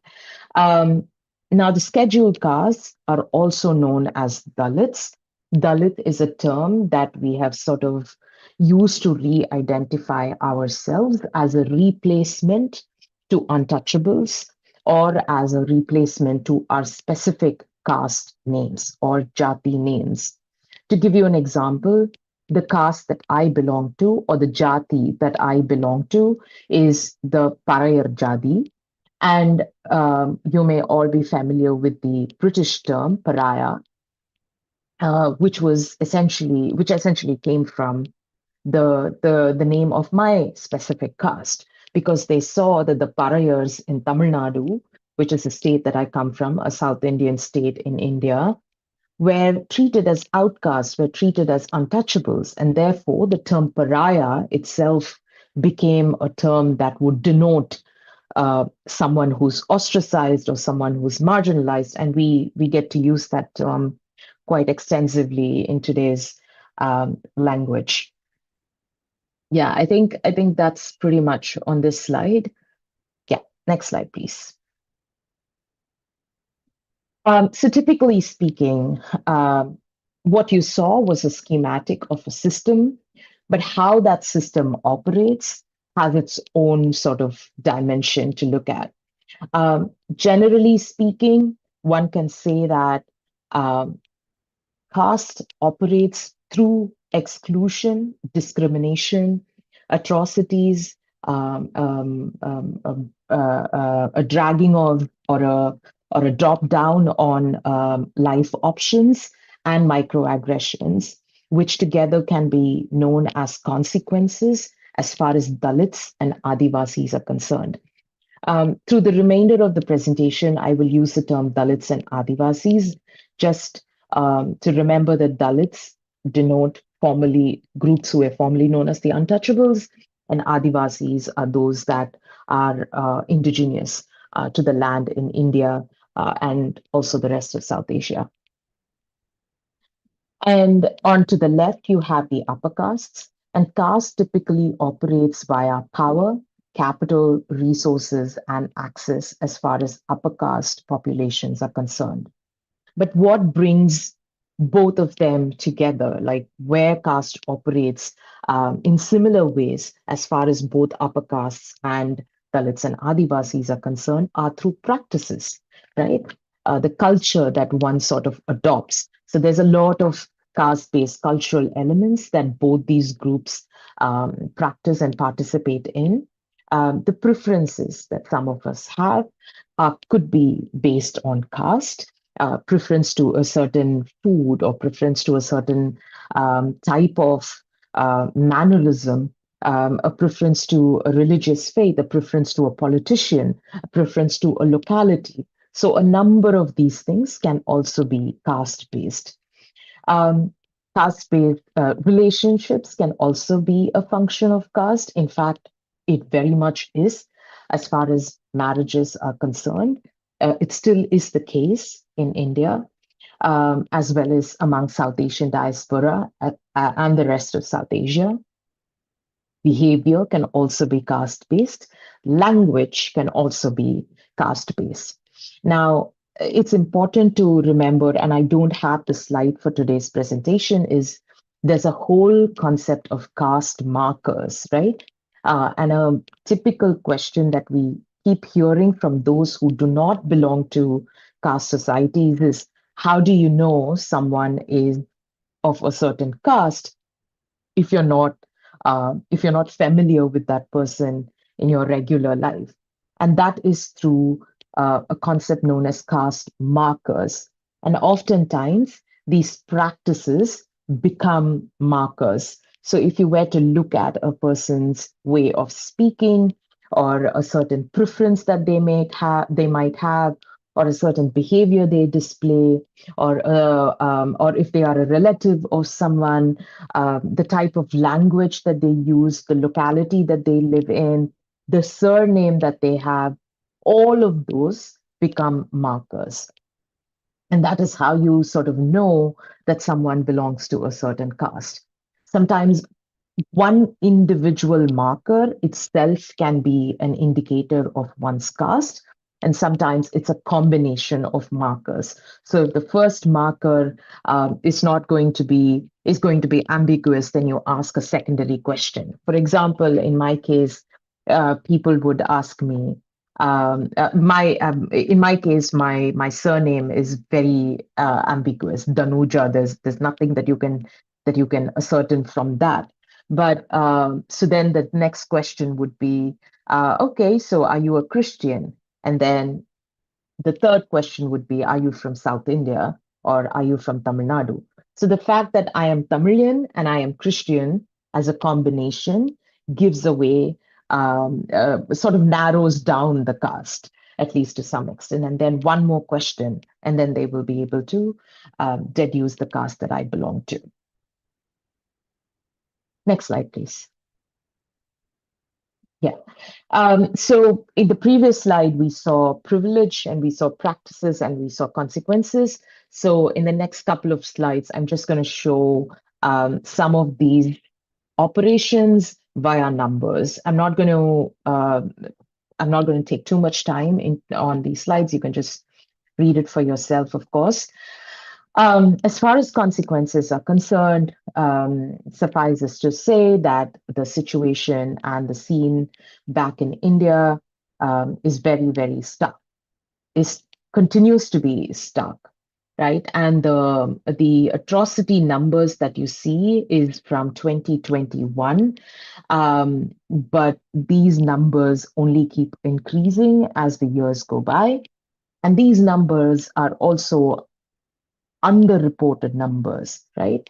A number of movement workers and activists who work within these spaces tell us that these are extremely low compared to what is actually happening in reality. So that's a data to take home to. Again, 97% of those engaged in manual scavenging are those who belong to the Dalit castes, or who were formerly known as the untouchables. Manual scavenging is a profession that has already been, I mean, as far as the Indian law is concerned, it should not take place. It should not continue. It should not be in practice, and yet it continues to be in practice. And manual scavenging is essentially what it says it is. People with their bare hands, sometimes without personal protective equipment, are handling the excreta of fellow humans, the excreta of animals, are involved in actual scavenging and involved in actual latrine cleaning work. And this continues to this day, and we have multiple groups who've been campaigning against this, who've been trying to get the profession to stop, trying to rehabilitate those who have been involved in these professions. So, but this is just an ongoing work, and it just continues with no end in sight. Another number to sort of take a look at is this one. Again, a very a generalized number, and something that is likely to be far worse in reality, is that a Dalit woman typically dies 14.6 years younger than an upper caste woman who might have access to healthcare, who might have access to better nutrition, better maternal health, and just about a whole range of better life options that provides them that allows them to live longer. Next slide, please. This is looking into the caste and privilege aspects of it, the other type of operations that caste is involved in. Access, around 94% of private sector jobs are still held by non-Dalits. And as far as power is concerned, most of institutional leadership is very much with the upper castes. This is from a study that was conducted, I think it was a couple of years ago, or maybe about 3 years ago, wherein about 218 surveyed leadership across print, TV, and digital media outlets. They found that about 191 were occupied by people from the general category. By general category, we mean those from the upper castes, typically. And none of the mainstream media houses had people belonging to the scheduled caste and the scheduled tribe categories and leadership. Now, what this essentially stays, apart from the stark disparity itself, is that this has implications in who produces knowledge and what kind of knowledge is produced and what kind of knowledge gets to see gets to see the public eye, and also it has implications on what sort of atrocities are being covered in news, what sort of crimes are being covered, which is given more importance in the sort of news. All of these have implications because the leadership, when upper caste and when of a certain caste position, decides these things that those from lower caste positions or lower caste positionalities or politics are not able to intervene into. This was something that I had mentioned earlier on, though not the numbers, is that only 5% of marriages in India are intercaste. What this says is that caste is very strictly maintained by marrying into one's own caste. It is also known as endogamy. in technical terms. But essentially, that is what has been ongoing. Some of us might be familiar with the Bollywood stories of people marrying cross castes and falling in love with each other and having to fight their families and communities. But that's a minuscule, and that is in the minority, and oftentimes happen between upper castes or between those in that upper four rungs that you saw. Rarely do we have examples. I mean, we do have examples, but it's definitely not worth citing as a number. Rarely do unions take place between those in the upper caste and those who are from the untouchable or the Adivasi / scheduled tribe communities. Next slide, please. Thanks to how caste operates, and thanks to the fact that South Asian diaspora has been very actively practicing caste is a global phenomenon. There might be some confusion with with other caste-like systems, such as what you see in Japan, perhaps in Nigeria, maybe, maybe even, things that you may remember of how the serfdom operated in the UK, and maybe even the way race systems work in the US and Canada and in other places. But Indian caste is very unique, and the numbers that you see on this slide are only with respect to Indian caste, right? And in the US, this was from a survey that was done many years ago, but is still true because, there very few interventions have taken place in the recent past, although quite impressive, is that people still, those of the Dalit and Adivasi communities who moved to these soils continue to face discrimination amongst the South Asian diaspora that they are part of. I am someone who's part of the South Asian diaspora, but I am extremely blessed in the sense that I live in New York City. So it's slightly different in the sense that, you can choose to be part of, very diverse and very progressive communities, but that's not necessarily the case elsewhere in the US and maybe even Canada. This is from the UK, evidence on caste discrimination and harassment, which is relevant to the Equality Act of 2010. And this study identified that there's bullying that happens in workplaces.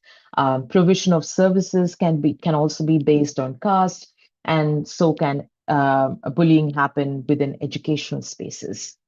This is from Australia. We have evidences of boycott on business and persons, as well as it showing up in instances of employment, marriage, and other aspects such as housing and education. Next slide, please. These numbers are very, very recent, and they are from Canada. And something to take a look at. All of these are publicly available numbers, by the way, and this is from a publicly available report that was released, I think, about a few months ago, and this is quite stark, considering that stark, but also expected in the sense that South Asian community in Canada is one of the largest diasporic communities in the world. This is from South Africa. You see that caste among the Indian diaspora in Africa is pretty alive and well. And Suraj Yangde, one of the anti-caste scholars, talks about that in one of his pieces. Next slide, please.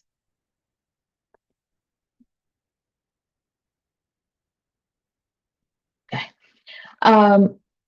So that was caste, and now we are moving into the type of anti-caste interventions that have taken place in the last many years, as well as what is ongoing at the moment. Um, Generally speaking, you can sort of bucket anti-caste interventions into these 8 categories. We have grassroots activism, something that has been ongoing for the longest time, but picked up a lot of speed in the last maybe 60 to 70 years or so, mostly thanks to the proliferation of nonprofit organizations, which has had its own pros and its own cons, but nonetheless have resulted in a certain level of activism that we may not have been able to see had they not taken up the cause. National and international advocacy. We have people who represent us at the UN level, engage with all kinds of human rights, international mechanisms to pass resolutions. There have been a number of resolutions that have already been passed against caste at the EU level. And of course, this work continues to take place year after year. And one of the recent efforts have been to also see some form of grassroots representation at these in these spaces to see how much of actual issues can we really place and we can fight for more resolutions to pass. There's also art, literature, and media, one of which I will go into much more detail. And then there is knowledge production and research. I spoke about this earlier, wherein we spoke about how knowledge is gate kept. And one of the anti-caste interventions is to produce knowledge that is self-authored and anti-caste in nature, so that it runs counter to what has been published and what has been accepted to be true. Transnational solidarities. Dalit History Month is an example of a transnational solidarity, but beyond this, we've had multiple examples of people in India or in South Asia working with folks in the diaspora, or working with Black and brown folks or Black and indigenous folks from other countries to see what sort of partnerships and solidarities can emerge. Institutional changes. One school of work that happens is what sort of DEI measures or what sort of policy changes can take place at an institutional level, and see how that can in turn help the Dalit and Adivasi populations who are employed within these organizations, if at all. Digital discourses, something that we all might be familiar with if you've been following anti-caste work. Dalit History Month, again, is a digital project, started off as a digital project. I'll go into a little more detail on that. But we've had multiple such, social media-based campaigns. We've had multiple sort of digital interventions. A lot of the art and literature is also moving via digital spaces these days. And, a lot of what's happening in terms of public discourse is also something that takes place digitally. There's also self and nonprofit-led community progress that happens, more development than activism, but still very useful for communities that work with these NGOs and who are looking to,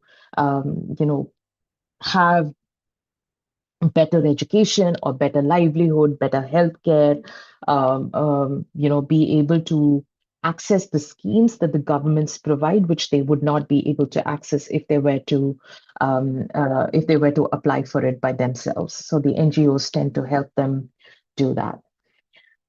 Next slide, please. We can go to the next slide too. Okay. So this is the first intervention that I promised to speak of. This is something that I've been involved in over the last 5 years, really looking into how institutions become these cesspools of caste discrimination. Now, in the previous generation, like my parents were not part of private spaces. They chose to be part of public sector spaces. Sorry, not private spaces, private sector. They were part of public sector, right? And why were they part of public sector? Because there was affirmative action in place and still is.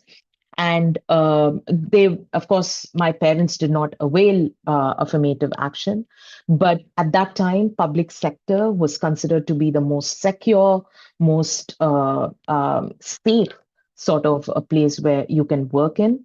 And you also had some form of protection, like you had unions, you also had SC/ST unions, meaning folks from the lower caste would have their own worker unions, and they would fight for their rights. So there were some form of protection within these jobs and within these spaces. And you can also not be fired without cause. Like you can't, it was a more secure job in the sense that it was a government job. But the generation that I belong to and the generation that follows have been moving away from public sector jobs, partly due to the fact that public sector itself is not hiring as much as it did back then. And also public sector does not offer the kind of monetary excess that private sector does, thanks to, India opening up its markets and globalization and privatization and a whole bunch of other shits that happened. So in my generation and the ones that follow, so many of us are part of these private institutions, right? And by private institutions, there are different types of institutions. You have the academic institutions, you have nonprofits, and you have corporates. And almost all institutions that work or that operate in India, as well as in the rest of South Asia, are at risk of caste discrimination. And that caste discrimination can happen both externally and internally. Now, employment practices is what is such a an easy way to sort of understand how caste discrimination works internally. Oftentimes, some institutions might not have anti-discrimination, anti-caste discrimination, or equal opportunities policies in place. They may have equal opportunity policies with respect to sex and gender and sexual orientation and race and religion, but they may not have one on caste. And this is despite the case, even if they are operating in India. And it's an interesting sort of tension, because you can find UK-based companies, US-based companies, Europe-based companies who are having extremely robust codes of conduct in place, and they would have already specified the accesses that are relevant to their regions. But when they operate in India, when they have their franchisees, or when they have their child companies in India, ideally, the child companies must include caste in the codes of conduct. They should have an anti-caste discrimination policy in place, but oftentimes that don't happen, right? They just sort of are blind to it. And when questioned, they would say, oh, caste is not part of our a caste is not a problem, all of us are fine with each other, and it sort of just gets glazed over. So we also have instances of biased hiring and job allocation procedures. We have discrimination in dismissal, remuneration, redressal, training, and career growth. Quite a bit of harassment and abuse and instances of microaggressions have taken place, with no grievance procedures or redressal mechanisms in place. So identifying some of these problems from a caste perspective is part of the Caste at Work initiative that I have been doing. Externally speaking, there are three buckets into which caste discrimination can happen as facilitated by these institutions. One is community impact. Um, some of these companies, when they are building huge complexes and huge townships as part of their relocation or as part of their expansion, are encroaching into farmland, are encroaching into people's property without proper compensation, and there's coercive measures that they are involved in with respect to land acquisition. There's disrespect to cultural heritage. A lot of companies don't have community consultations, and there's also disruption to land and water resources. There's also the conversation that needs to be had with the kind of third parties that they interact with. Some of you may or may not be familiar with the Dindakal agreement that came up because of the way Dalit women were treated in garment factories. And these garment factories were third parties to fashion companies such as H&M and other.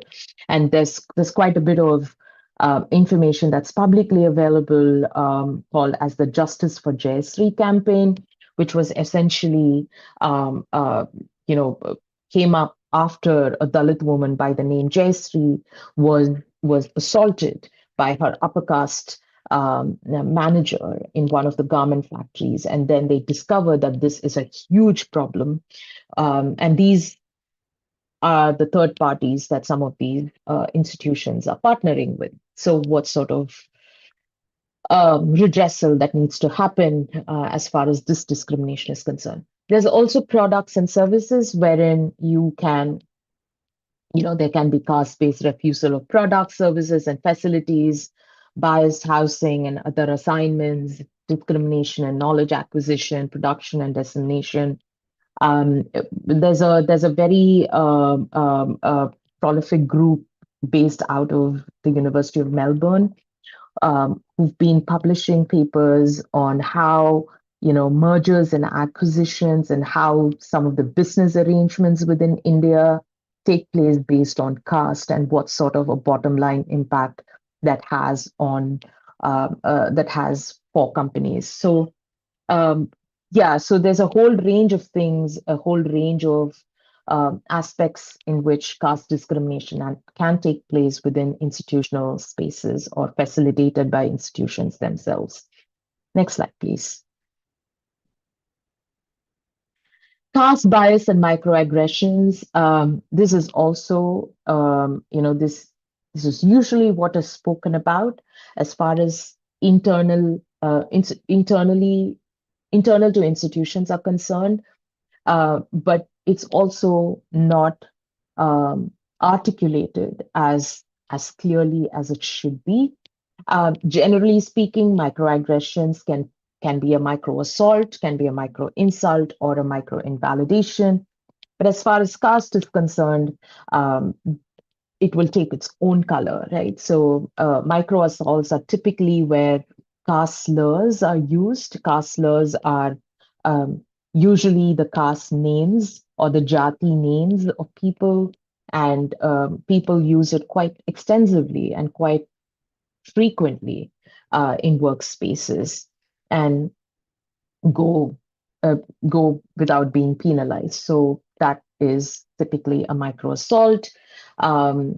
Micro insults are typically, when someone is called as a diversity hire or a quota candidate. A quota candidate is a very India specific way of saying that you came through reservation or you came through affirmative action, and therefore you're not a meritorious candidate. You don't deserve to be where you are. So that's something that is used all the time against Dalit and Adivasi workers within institutions. So identifying that and articulating that is part of the work. Within caste-based DEI or caste equity in institutions. Yeah, next slide, please. So as far as institutions are concerned, again, the the concept of caste protections or protecting caste marginalized workers or caste marginalized populations within institutions is unfortunately a very international concept at the moment. In other words, although the majority of caste oppressed and caste marginalized population are in India and South Asia, these conversations are happening only within the diaspora and specifically within the United States and Canada. Because the concept of caste protections, the concept of protecting a marginalized population itself is a very, is sort of finding its space only within these international spaces.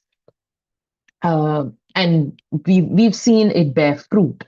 Does it have some form of positive impact back home in India and South Asia? Absolutely. I mean, the reason why in the last few years people have been talking about caste at work or how caste-based DEI can happen or how Dalit and Adivasi workers are being treated within Indian and South Asian workplaces who operate in India and South Asia is because of some of these efforts that have taken place in the diaspora. For example, when the Seattle City Council passed a First in Nation ordinance amending its anti-discrimination laws to include caste, we had a wave of interest that came up in India and South Asia, and a number of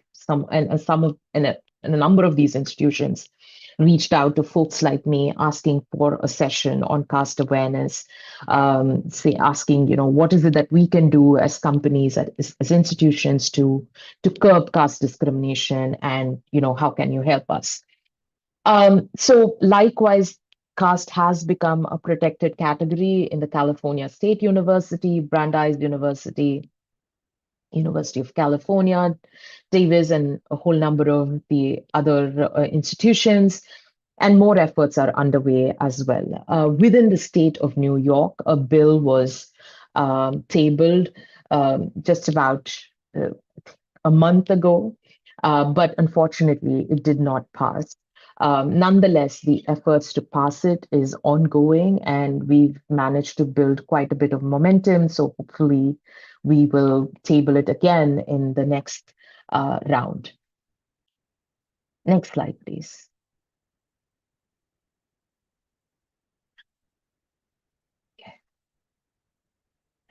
I know this sounds a bit like advertising, but it's not, I promise. So I'm just trying to show the type of service offerings that typically fall within caste at work as a bucket, and what sort of DEI that one can do as far as caste is concerned. Caste 101 is typically the type of sessions that I'm involved in. I do consider it an intervention as far as institutions are concerned, particularly institutions who have no idea as to how caste works or how caste translates at the workplace. Culture and behavior, some companies and some institutions, mostly companies, but also academic institutions and sometimes nonprofits, and often media houses are interested to know how to be an anti-caste workplace, how to identify unconscious caste bias and microaggressions, when what is it that they can do to sort of change the way culture works within their spaces. Systemic change, what sort of policy needs to be established as far as caste discrimination is concerned, what sort of changes must take place in recruitment practices, grievance redressal, measuring, monitoring, and evaluation. I'm mindful of time. Can I go for another 10 minutes, Sohini? Please go ahead. Okay, thanks. There's also DEI strategy as a whole, wherein one can work to create caste DEI work streams and what sort of those work streams can look like, sub work streams. We oftentimes do encounter specific cases of caste discrimination, and in which case what sort of DEI solutions can one offer, what sort of redressal can one work towards. Next slide, please. Okay, so the next intervention that I wanted to speak on was Dalit History Month. Some of you might already be familiar with it. We've had quite a few groups in the UK and elsewhere in Europe celebrate Dalit History Month in quite innovative ways. Next slide, please. Dalit History Month was founded in April 2015. It was inspired by the Black History Month project, and it was launched by the Dalit History Month Collective, a group of us who identify as Dalit feminists. And it was initially led and conceptualized by us. It took place with one of us, with Tenmoli Soundararajan, the executive director of Equality Labs based in the United States, calling me and me having another conversation with yet another colleague and us coming together to create a very simple PowerPoint presentation or a slide deck on how things have to be done. And then it sort of just grew from there. And the first year, we fully just focused on digital interventions, or the poster that you see on the left. We had, like every day we would put up a post about a Dalit leader or an incident that needs the public view, that needs the public eye. Sometimes we would focus on a specific law that was passed or a specific activist work that was done. So the first year was just mostly digital dissemination of intervention of information and art and just creating momentum.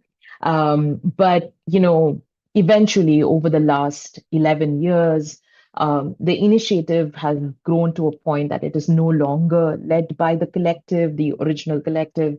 It is now community led. Like communities across the globe have taken it up, and they've moved beyond digital spaces. So it's no longer something that only is restricted to putting up a post or creating artwork and disseminating it or posting it on Instagram or on social media. It is more about real celebration, where our story was to celebrate the resistance and the resilience of the community as much as we speak of the vulnerabilities and the atrocities and the many sort of violence that the community undergoes and faces on an everyday basis. Most recently, in 2022, Canada's British Columbia province recognized April as Dalit History Month. In March 2024, the city of Burlington in Ontario province, Canada, declared April as Dalit History Month and 14th April as Dr. B.R. Ambedkar's Day of Equity. Dr. B.R. Ambedkar is the architect of the Indian Constitution, a Dalit himself, and was born on the 14th of April, which is a very special day for a lot of us who believe in his ideals and who admire him for his tenacity. Next slide, please. Just a few, instances of the different type of Dalit History Month events that I have been part of. Again, I'm only showing what I've been part of, but there's just a host of things that happen every April, every other year. Sometimes it's competitions amongst students and adolescents. Sometimes it is a panel discussion. Sometimes it's film screenings. We did a pretty interesting one here at the Poster House in New York City, wherein we looked at Dalit posters, and we had a brilliant artist show us the type of posters or the type of magazine prints that came up that were part of Dalit history. There was a Dalit History Month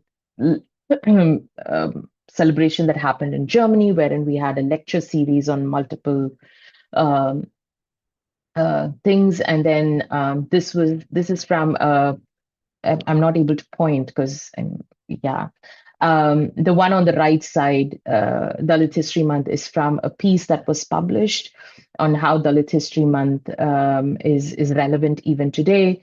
There was another one that happened in Colombia, wherein we spoke to caste, gender, and sexuality. We had Yashika Dutt, the award-winning author of the book coming out as Dalit, be part of that panel discussion. The one on the bottom right corner is my book, Dalit Women and the Fullness of Life, which was published this Dalit History Month. Next slide, please.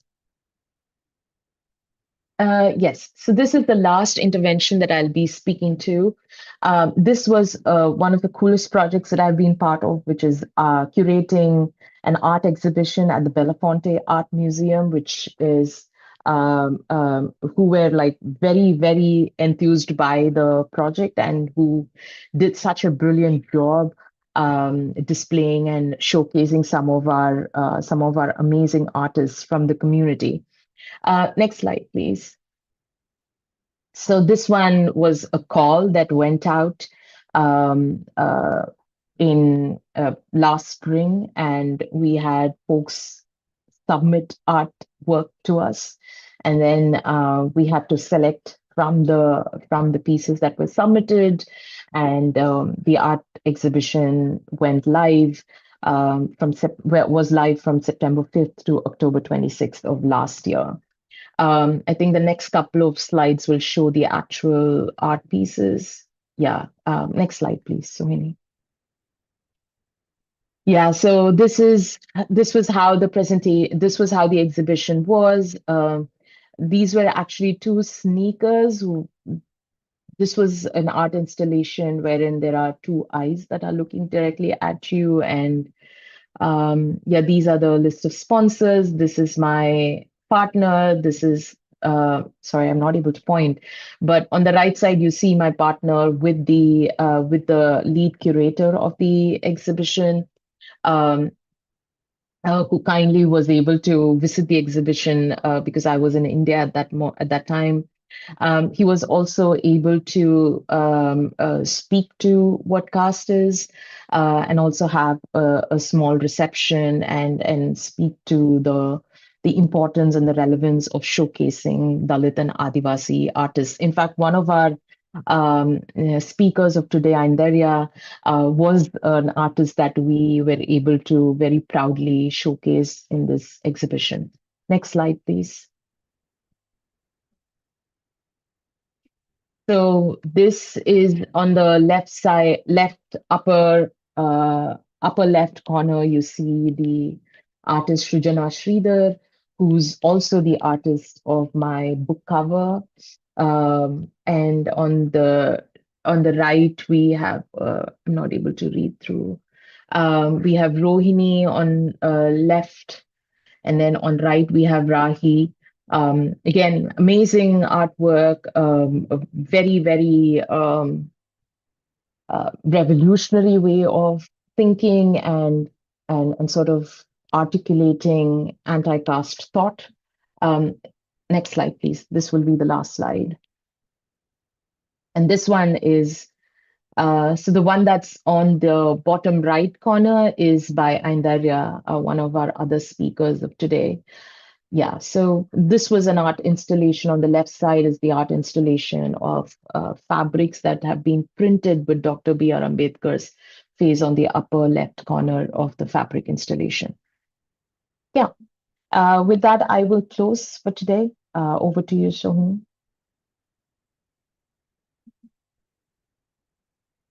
Am I audible? Okay, yeah. Thank you, Christina. That was such a wonderful session. It was amazing how you curated such an amazing, I don't know, like such an amazing talk on, how you like intervene in spaces where caste is not talked about, but very apparently present all the time, but not recognized. And that is so important because that's what that's how caste has been treated all along, like a dirty secret that it exists but nobody acknowledges.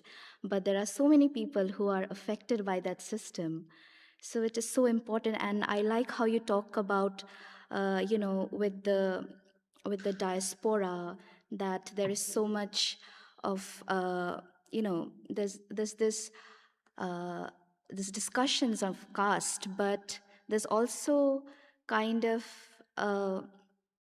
what do I say, specific ignorance towards this thing, and how your initiatives are trying to address this, and they're actually trying to solve these problems and trying to address this. And that is really wonderful. So thank you so much for your initiative. And not only that, you're providing a platform for artists from marginalized communities and intervening in the space of art as well, that truly captures what truly intervening in all spheres and anti-caste intervention, what it is all about. So thank you so much for sharing this with us. And now I would like anyone who would want to ask a question from the audience. Okay.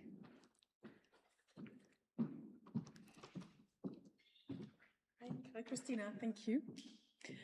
Congratulations. Your book has just come out, and can you just tell us a bit more? Unfortunately, it's not easily available in the UK, so if you could just give us a taste. I know there's a taster on your website, but please tell us a bit more about it. Thank you for that question. So my book, and you're so right. I mean, it's unfortunate that it's not available globally, because I signed a Indian subcontinent only a contract. So for me to bring it to the world would mean another contract or finding a publisher elsewhere. The book is really about an opportunity that one must imagine, not just one, that all of us must imagine for Dalit women as a population to live their full lives, because the conversation is so focused on survival, is so focused on, trying to get the most basic things that are available to them, food, shelter, and clothing, but not really going beyond that. What does it mean to thrive? What does it mean to be a fully desirable human being? What does it mean to be a human being who has access to healthcare, who is not seen as an untouchable all the time, and who has access to faith and who's able to see faith as a path to fullness? So there's just so many questions that I grew up having as a Dalit woman, but I could not find a book or a work that spoke to those questions, and which is what I've written. And I can say that I wrote this book for myself as much as I did for others, just trying to make sense of the world around me. The book itself has about 10 chapters. The first two chapters look at the political aspect of it, which is identity and movements. The third chapter is work, professional spaces, and then the next two chapters looks into the communal aspect of it, which is community and sisterhood. And then the last four chapters look into the personal, which is body, trauma, body, desire, trauma, and faith. And finally, I conclude the book with the chapter on joy. So, yeah. Yeah, that's a nice way to conclude. Can you tell us a bit more how Dalit feminism has influenced your work? And I'm particularly interested. I mean, you come from Tamil Nadu, you said, right? So yes. I mean, this is the region of India, right, where there's so much brilliant, Dalit women writing is coming from that area. It's just amazing, it's starting with Bama, but there are so many wonderful writers. How have they influenced you, your activist work and your feminist work? Yeah, Bama was one of my earliest influences. But finding Bama was so difficult for me, because I grew up with this dose of mainstream upper caste feminism and white feminism, because the things that I could get access to were, mainstream stuff. And I sort of grew up having a certain understanding of who it is to be a feminist and in what ways can you express feminism. And that was constantly changing because, because people were changing, these feminists were changing, right? So Burma was, reading Burma, discovering Burma, finding Burma's feminism was a very, very grounding experience for me. And that somebody could be so articulate and so clear in the way they write was life changing for me, because I didn't know where to go to. I didn't know what to read and what to see as where can I see myself in their work. That was a constant question that I had. So Bama was a huge influencer to the feminist that I am today, to the Dalit feminist that I am today. I'm also deeply influenced by the work of Black feminists such as Bell Hooks and Toni Morrison. Like, they were lifesavers for me. Reading their work really, really grounded me and took me on a ride which completely dissolved the need for other noises. So I am still very, very inspired by their work. Also, people who haven't written books, but they continue to be feminists, particularly in Tamil Nadu and South India and the rest of India. Dr. Ruth Manorama and the work that they have done for Dalit women and the Dalit feminist cause has been a huge inspiration. Yeah. Excellent. Are there any other questions?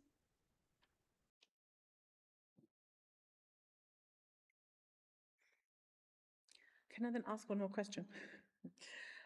Since your book is one of those, it's a growing number of books coming out in English, right? Because I don't speak any Indian languages, so I've been always relying on translations, and I have welcomed all these books that were written originally in English, but at the same time, there's also something about the flavor of a beautiful, good English translation of a book that was written, right, say in Tamil or right in Marathi, etc.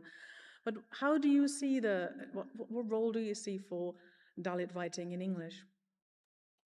I think Dalit. No, you're absolutely right. I think there is so much. There's something really, really unique and amazing and authentic about writing in one's own mother tongue.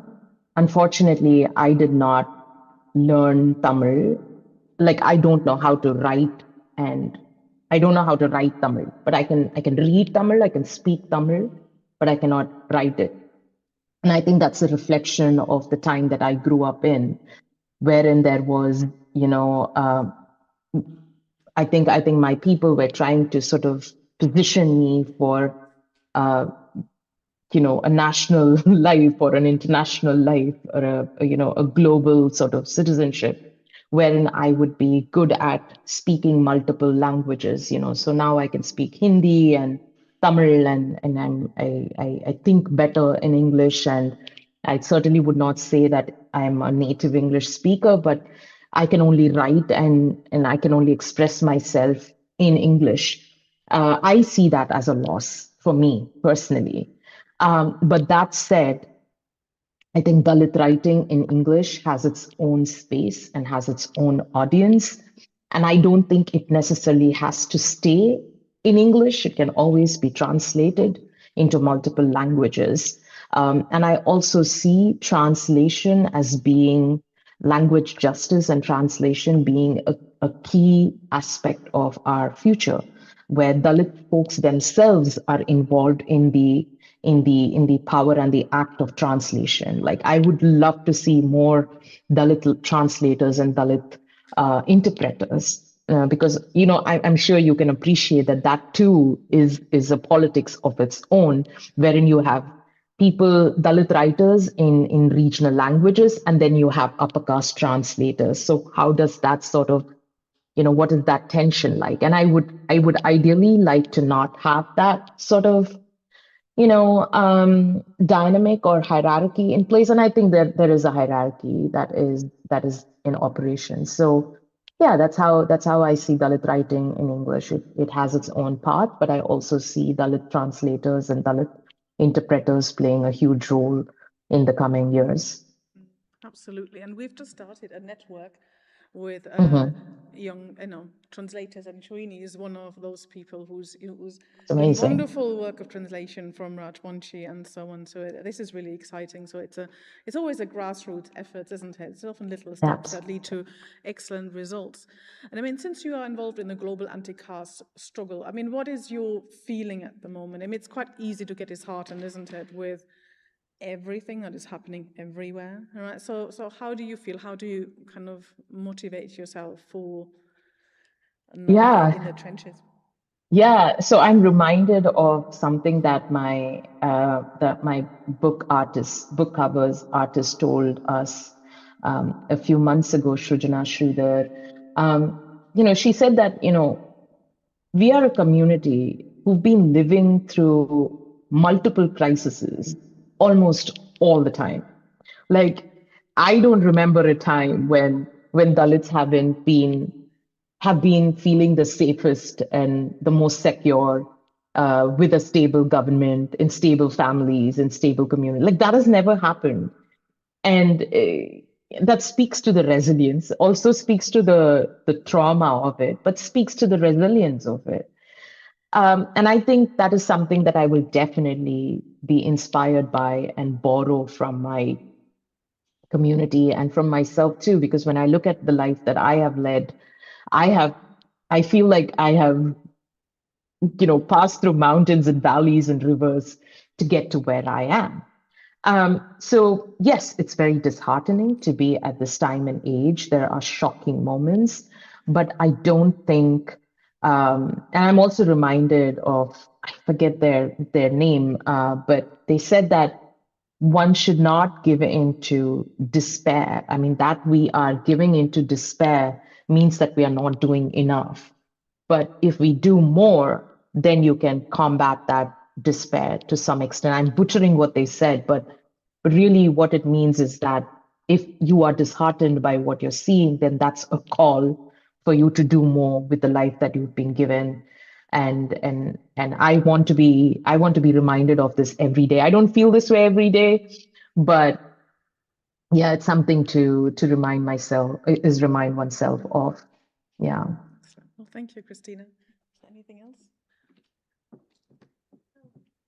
I think that was a wonderful questions by Dr. Thiara and beautifully answered. Christina, thank you so much. So we'll have a short break and then we'll be back with the roundtable. And thank you so much for your presentation. It was wonderful. Thank you so much. Thank you. We'll see you after a short break at the roundtable. Thank you. Yes, thank you. Should we go offline for a bit?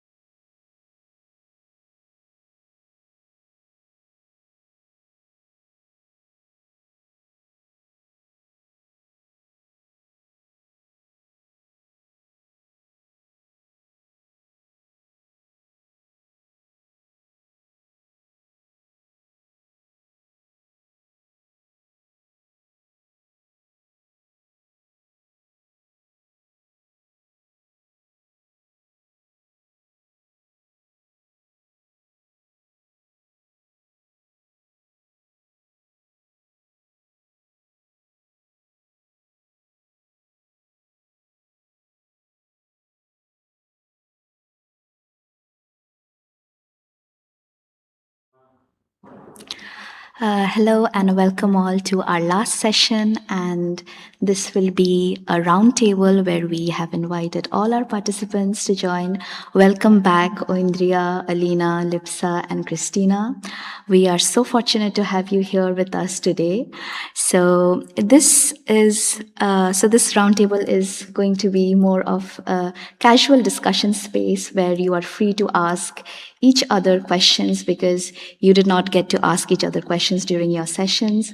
But at the same time, we would also be asking you questions, and the questions will be for the group.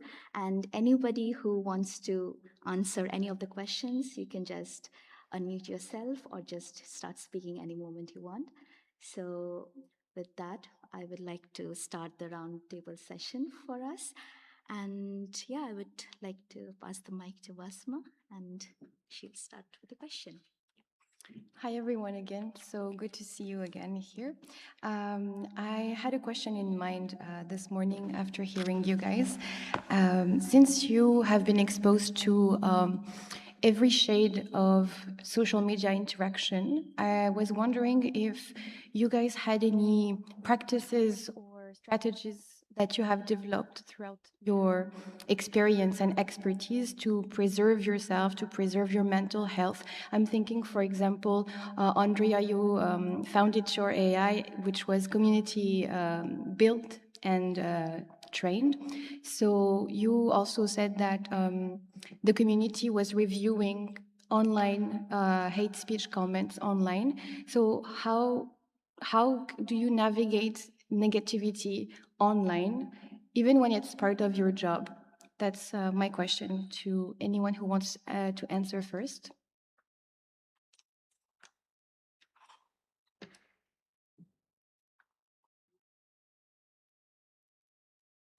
I think for me, like the whole journey of creation of Shore has been part of how I dealt with online hate speech, to be specific. But in general, also, I think throughout the years, there have been like ways in which I have learned to navigate, also learned from others in the space how to navigate such situations.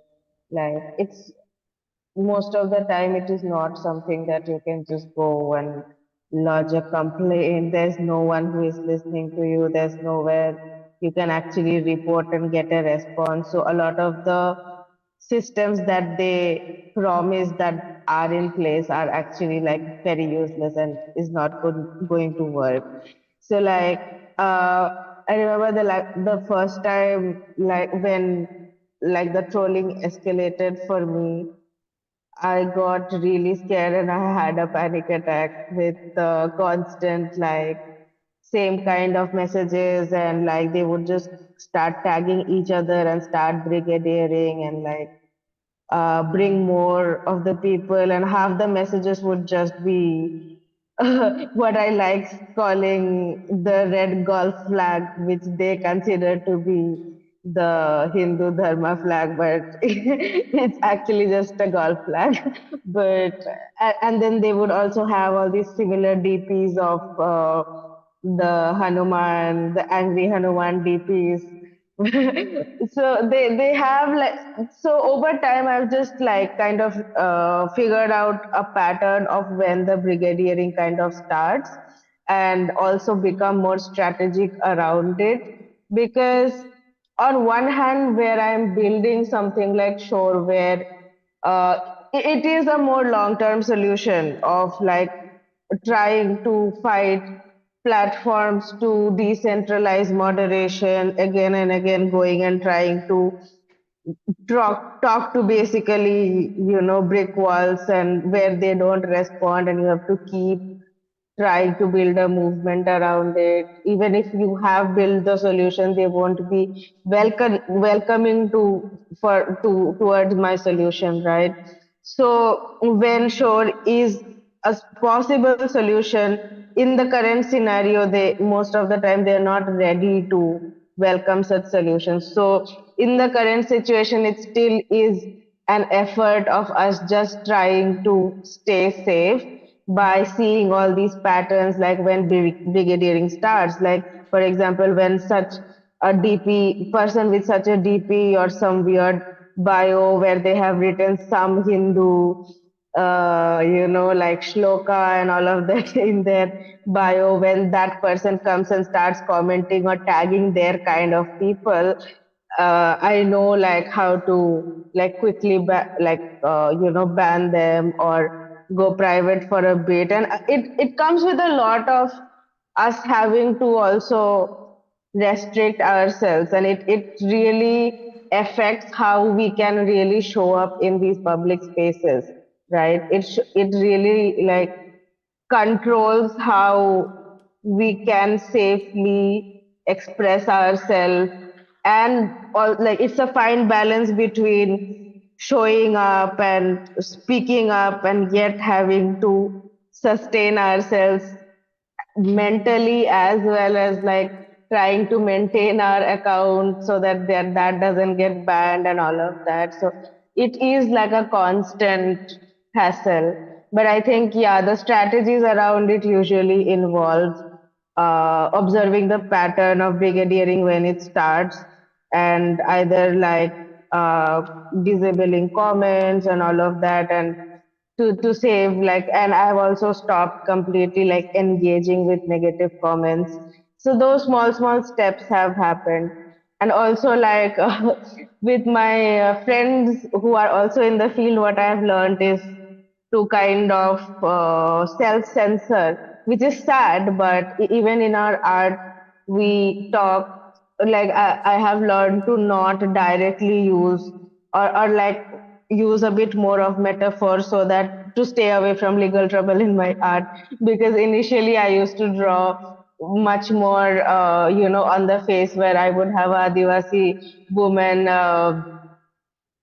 It was an art inspired by the story of Draupadi, where it was like a Adivasi woman was stomping with her feet on an army helmet saying, Indian army rapes and kills us, which was from the AFSPA protest in Northeast.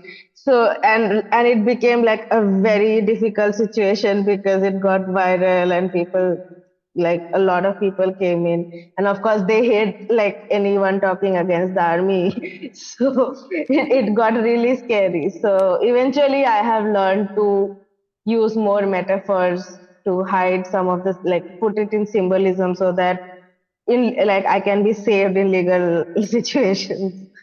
So all of that strategy is something we have to constantly do, even though like that is also a labor that we have to constantly think of. Thank you. That's really interesting the way you said that seeing through patterns can actually help you prevent the impact of this negativity online. And you also said something that was actually a perfect transition for the what I had in mind. You said that you don't engage with haters online. Aleena, I think you have another take on this, because on your Instagram account, you are famous for educating, debunking, and you also troll your haters with science-backed information and a lot of humor, actually. So you, on the opposite, engage a lot with haters. So I don't know if you would like to expand or elaborate on this. Oh, your mic is not on. Okay, yeah. Nah. So thank you for the question. Actually, I had a lot of cyberbullying experience when I was comparatively a smaller Instagram account compared to now, which is very interesting. When I had like 5,000 followers, less than that, like 2,000 or even 500. That was the time I faced a lot of cyberbullying, which is very interesting. And once I hit a uh, certain amount of online engagement, this cyberbullying consistently kind of stopped. I feel like if you are a smaller account, the bots and the trolls and the people behind them feel more confident in attacking you and pulling you really down. And it is to, yeah, it is essentially to silence you. And when it was happening, I was very much angry, and at the same time, I felt like this is actually really stupid. And I thought, okay, at that time I was like really angry. So I responded to most of the hate comments. I responded with humor, with clapbacks and all of that. But at the same time, there were a lot of I think Aleena got disconnected. Yeah. Okay. So maybe while waiting for Aleena's to come back, do you guys have another take, Lipsa and Christina? How do you deal with? So Lipsa, I asked you a question earlier that kind of touched upon that a little bit, like the misunderstanding or misrepresentation is also a form of violence. So if you want to expand on this, maybe. Yeah, I think that is the only form where I get, frustrated. Otherwise, I do not engage so much on social media or online, just for work. I keep myself engrossed with my work, that's it. Uh, don't listen to all of this. But yes, when people come and tell me, as I was speaking earlier, that they would say, "Ki, oh, this is a Santal sari, or this is what it is, and what you are saying, it's completely different from something else."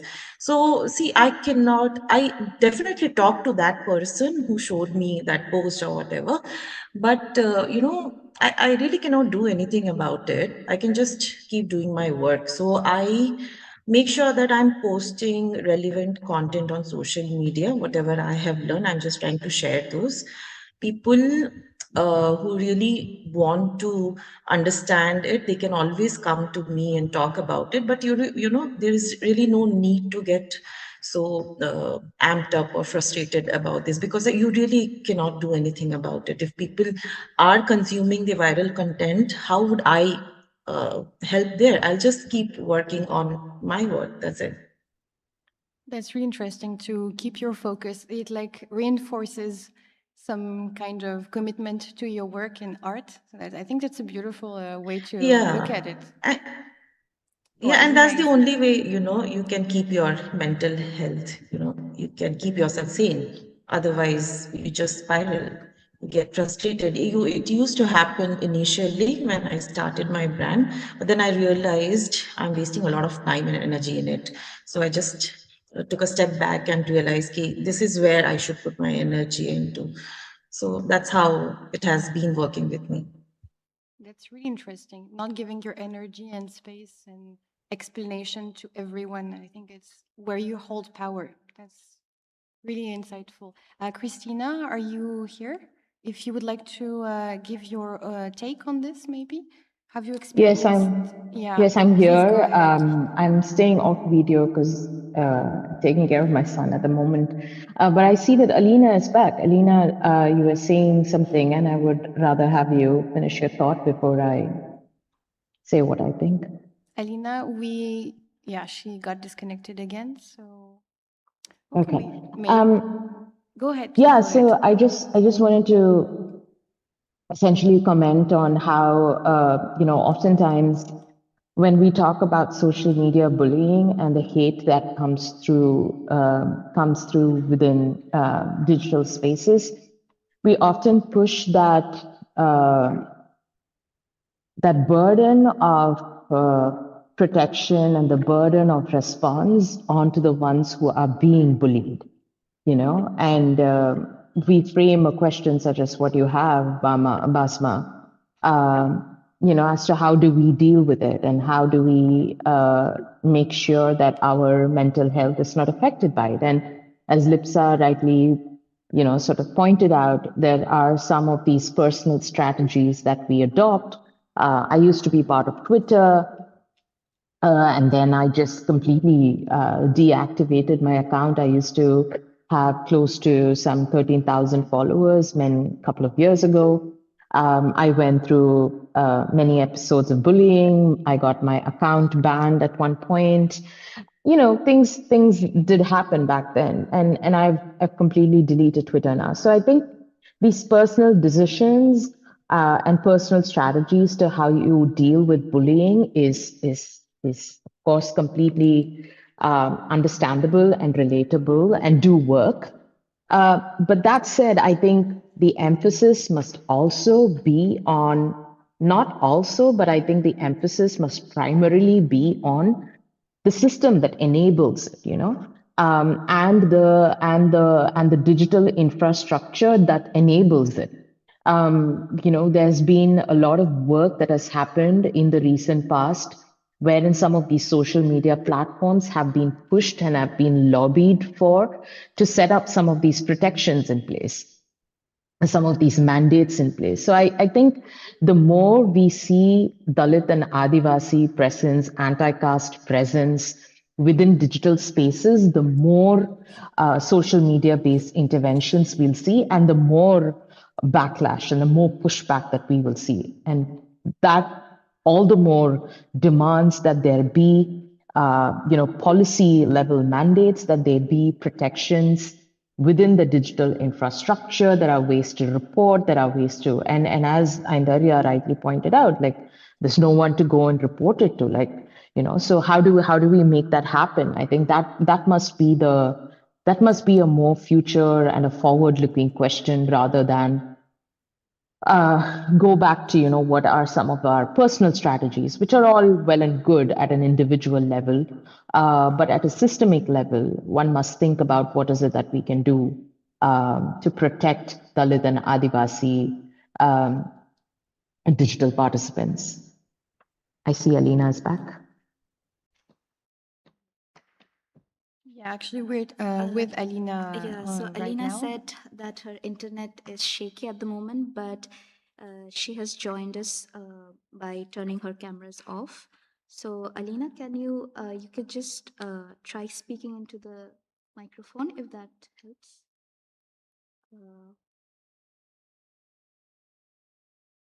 You can speak without turning your camera on if that would be better.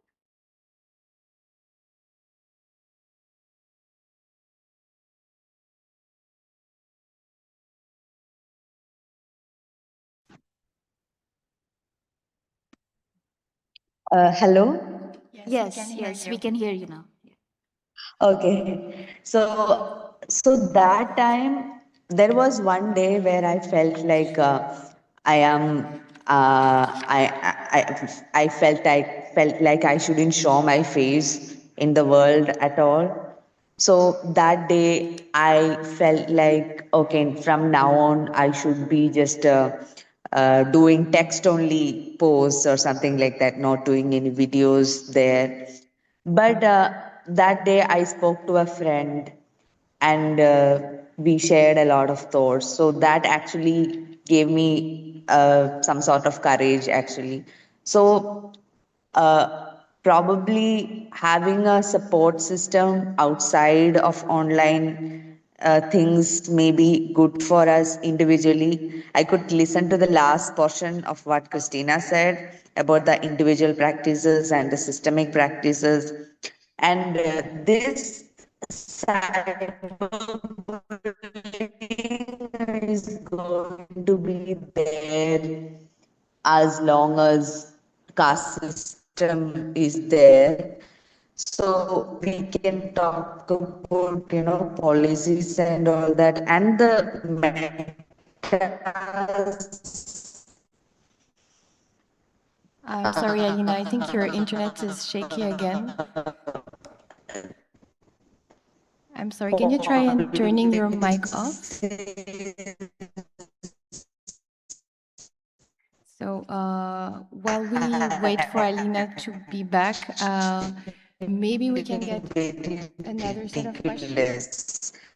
I think But Aleena, are you still with us? most of the social media, if you report problematic,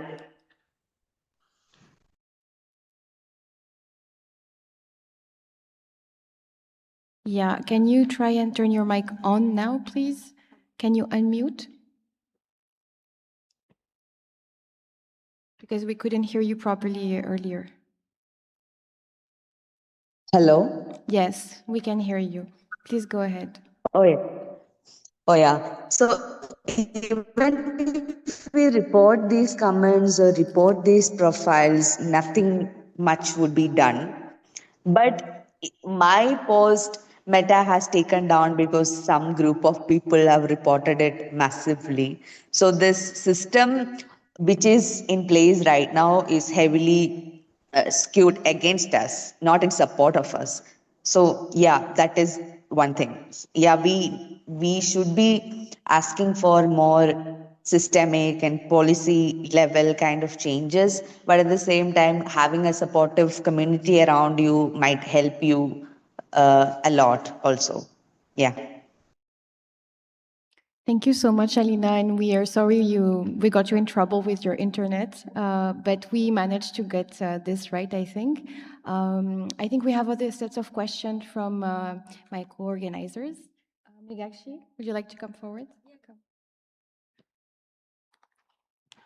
Hello, everyone. Thank you so much for all your amazing session today. It was really very insightful.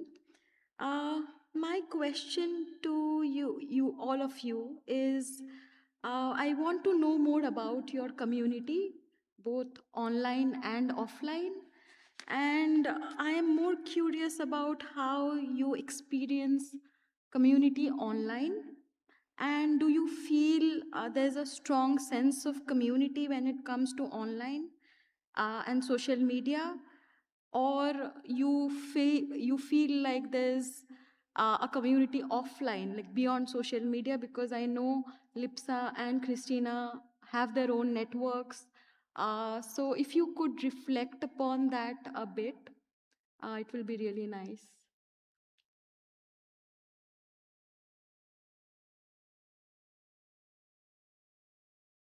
I think, Christina, if you can begin this conversation and talk a bit about your global campaign for Dalit women. Yeah, the Global Campaign for Dalit Women is not an online project. It is very much an offline, in-person project. We have a very strong community of Dalit women activists and Dalit women workers who engage with survivors of caste-based sexual violence and Dalit youth and Dalit children and adolescents from urban poor locations through the Ambedkarite Social Cafe that is in Delhi and in Uttar Pradesh. So this is a community that very much prefers and insists on in-person community building, in-person interactions, and stuff like that. That said, personally, for me, I think I'm just older and I'm just in the stage of life where I don't necessarily depend or trust an online community per se. But I do have, I'm so sorry about this.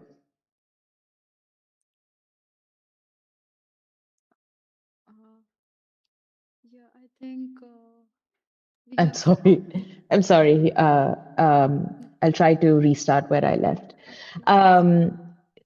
Yeah, so I no longer depend or trust an online community, but this is not to say that the online space is not cannot be an avenue for good community. It certainly can be, particularly if you belong to certain locations. Like when I started off as a Dalit person who was trying to find her community and who was trying to find people who thought like me, the online space essentially came to help.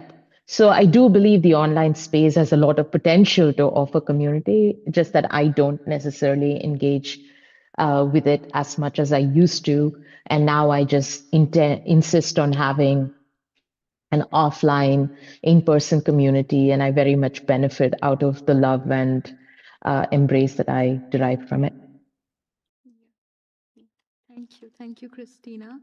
I think we can go ahead with Lipsa, and yeah, because I know you have been working with many tribal communities around Odisha, so it will be nice to know about your experiences and your connections that you have built over the years. Yeah, first of all, I definitely agree with Christina that the older you get, you stop engaging online. So, I used to be online a lot, trying to figure out, well, what kind of benefits I would get out of it. But, I realized that you can use it just as a tool to promote yourself and your work. But, I like my space offline because that is where I I really like spending time, and as a person, I'm a very curious person. So that's why I started working with different in craft with different tribal communities, and it is always very interesting to talk to them, to understand them, because they have never heard.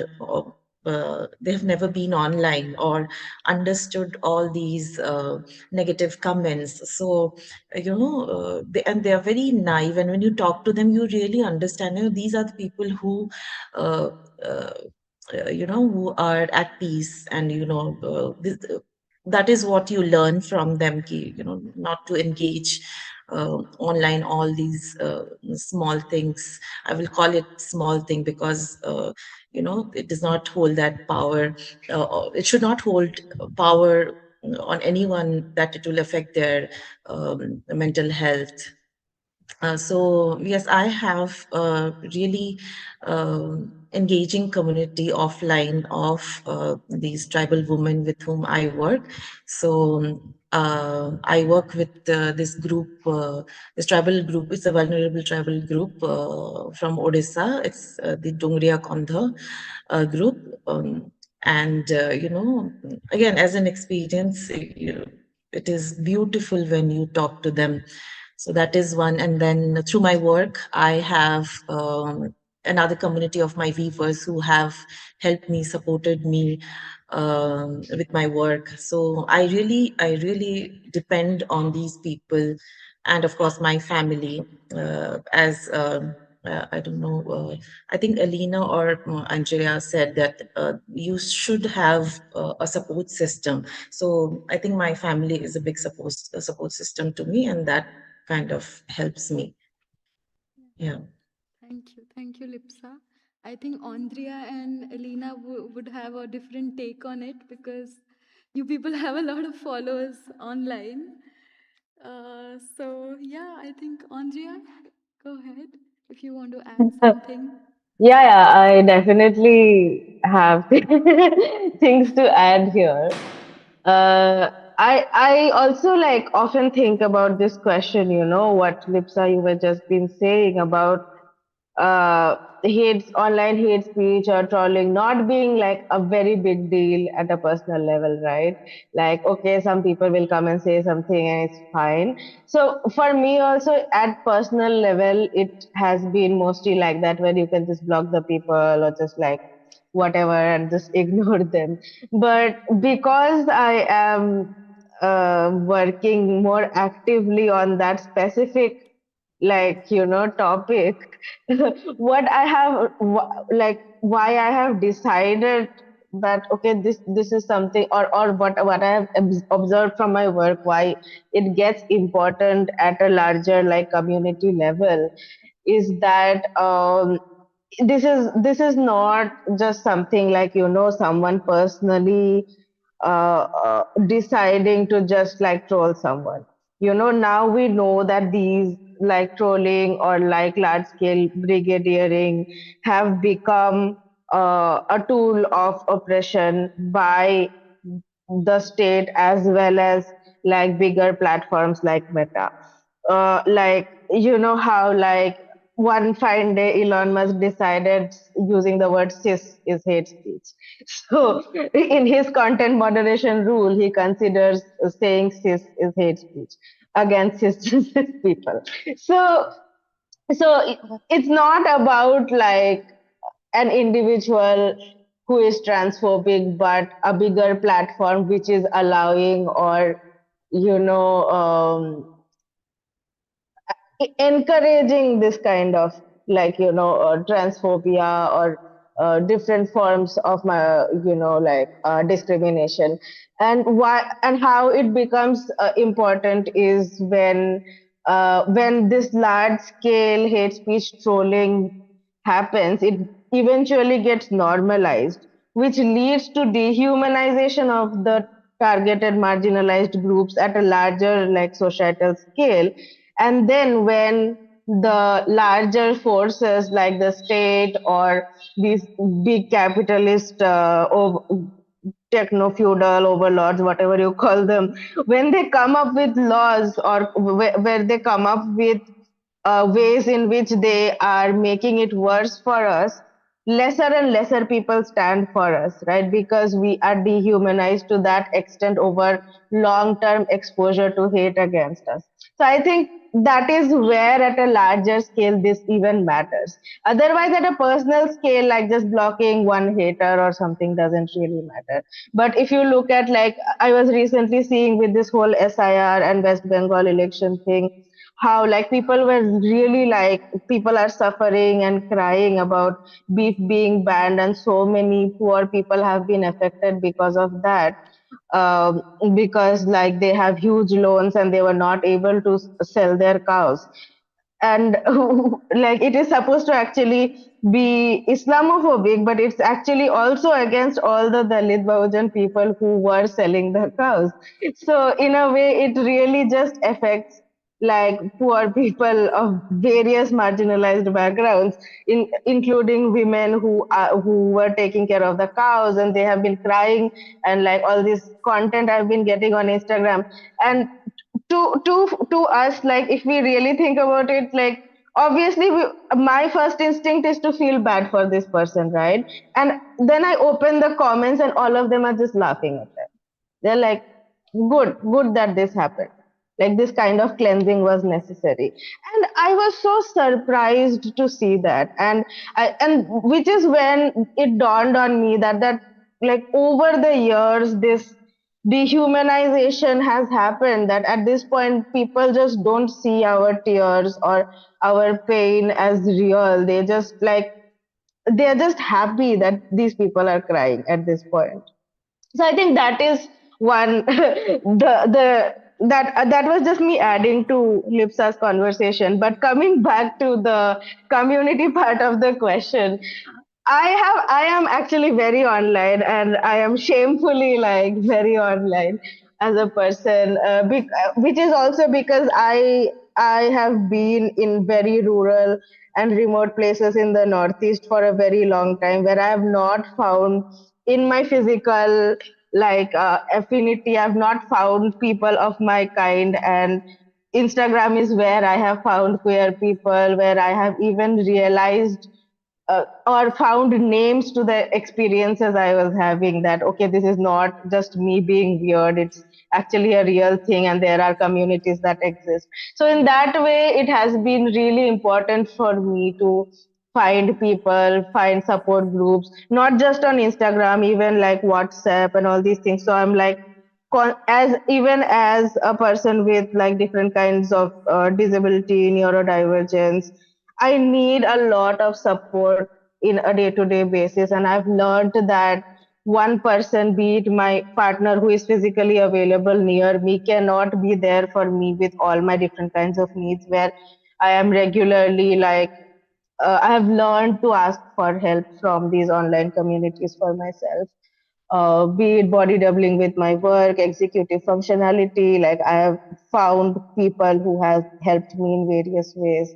And also the fact that all of my work is literally online, in the way that like Shhor being completely community led and that community being online because it is tech work and because there's like a lot of data tagging and there's a lot of like people sharing with me when they get hate speech and all of that happening online. And then also like just me constantly as a form of defiance trying to have my community online when all the forces are trying to push us out in various ways. So for me, it has been also a thing that we should take up space in the tech world. That is just me because my work is in tech, which and I also run this Discord server called Shhor Grassroots Innovators Community, which is meant for Dalit, Bahujan, queer, disabled people to talk about tech from the margins. What are the issues we are facing? What are the solutions we want to vent about all of that and to also come together and share resources, funds, networks to build solutions. You know, like there are people who come up with ideas and then find collaborators amongst each others to build those solutions. And often it feels like tech is out of reach for a lot of people in the remote areas, right? So it feels like it is not really that important for grassroots marginalized communities. But to me personally, when I built Shhor, I had an internet of 1 Mbps, okay, and I was in a very rural place where there was no Wi-Fi, like no internet company was providing Wi-Fi in that area. I was working out of a broken laptop. I had like a broken keyboard in which like the keys would not work. So everything I would have to type like this. But even in those places, the like we have found ways to show up and to take up space even in online spaces, even if we don't have internet. We and I think it is very important because that is how we have even formed our counter narrative of like, you know, now people know about our existence, our stories. So all of that has happened through that. So I would like, as much as I hate being online because I constantly feel like AI is going to steal our data and they're reading everything and nothing is encrypted. And I constantly, even with sharing my art, I feel so much anger that some AI is going to copy this shit, but it is also like a constant thing that I have to be there. Yeah. Thank you so much. And I think Yeah, I I would like to add also that Andrea, I completely resonate with you.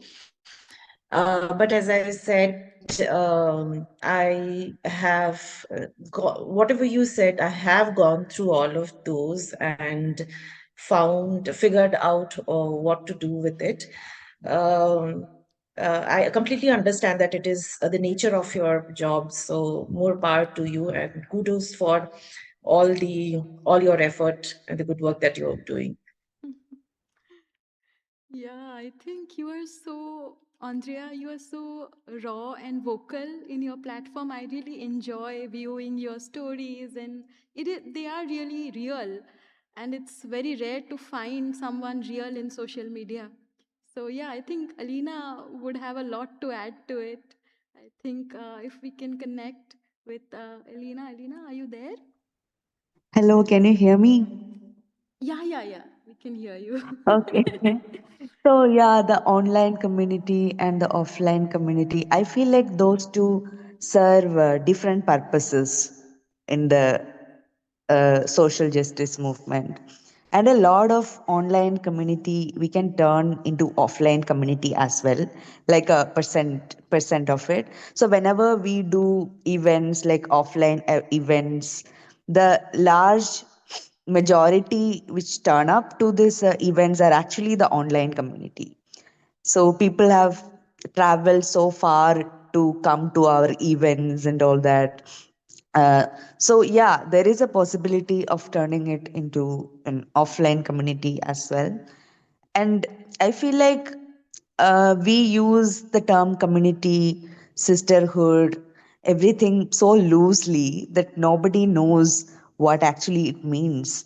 That what are the kinds of boundaries we should be keeping in community, and what makes your community not a group of bullies, or what makes your community a safe place, a healthy place.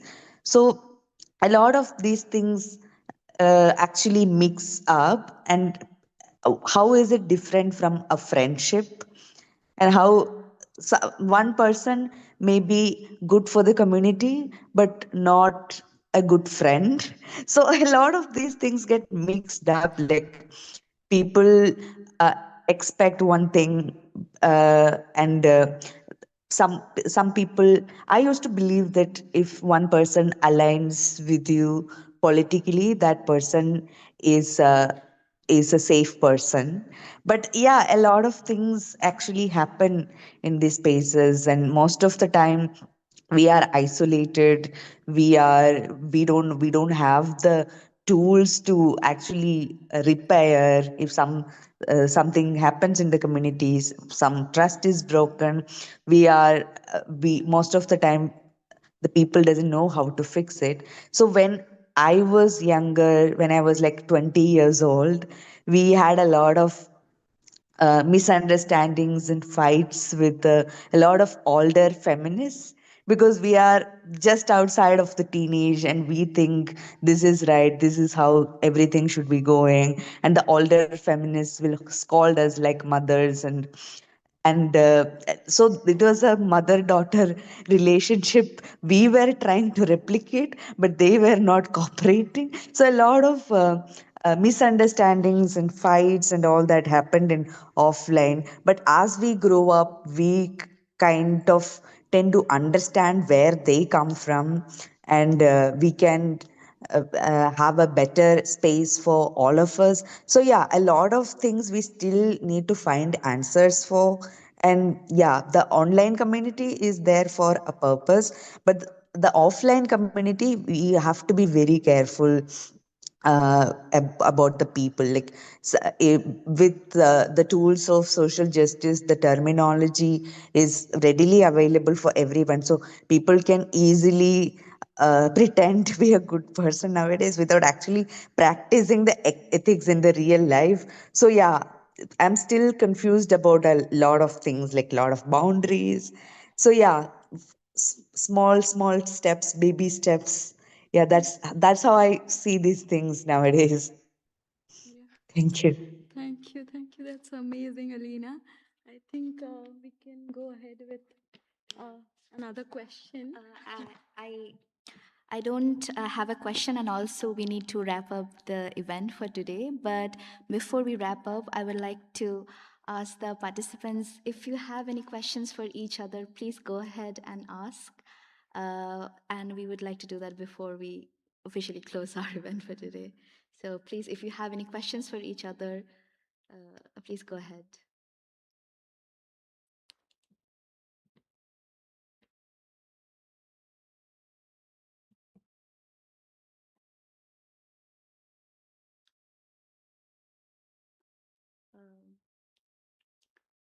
Okay.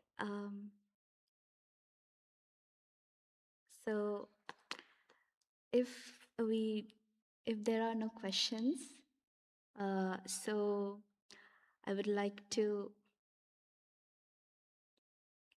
so we would like to call an end to the wonderful event that we had today. Thank you so much to all our participants for coordinating and making this event possible. And yeah, to all the audiences, both in person and online, we would like to thank Dr. Nicole Thiara and Professor Judith Mishrai Barak our co-conveners for their support throughout. We would also like to thank the Postcolonial and Global Studies Research Group at Nottingham Trent University and University Paul Valéry Montpellier, France, Emma. And thank you to Bonington Gallery. Thank you, Tom, Alex, and Adam for your efforts throughout the day. Thank you for making this a seamless journey throughout, and just can't thank you enough for all that you've done today. And thank you once again to Aindriya, Aleena, Lipsa, and Christina. We loved your sessions. We were so happy to have you here, and yeah, and that's it. Thank you so much. So Thanks, yeah, everyone. thank you. Thank you, everyone. Thank you. Thank you so Dr. much. Tiara would like to say a few more words. And can I also thank our lovely organizers? They worked for a whole year so hard, Barsana, Rohini, Mrigakshi. They worked so hard for a whole year.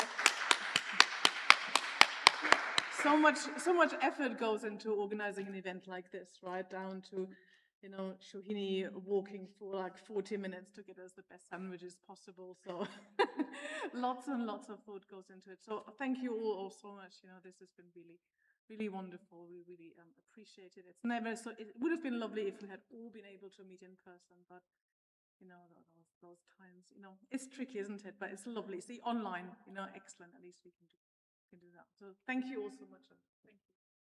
Thank you. Thank you.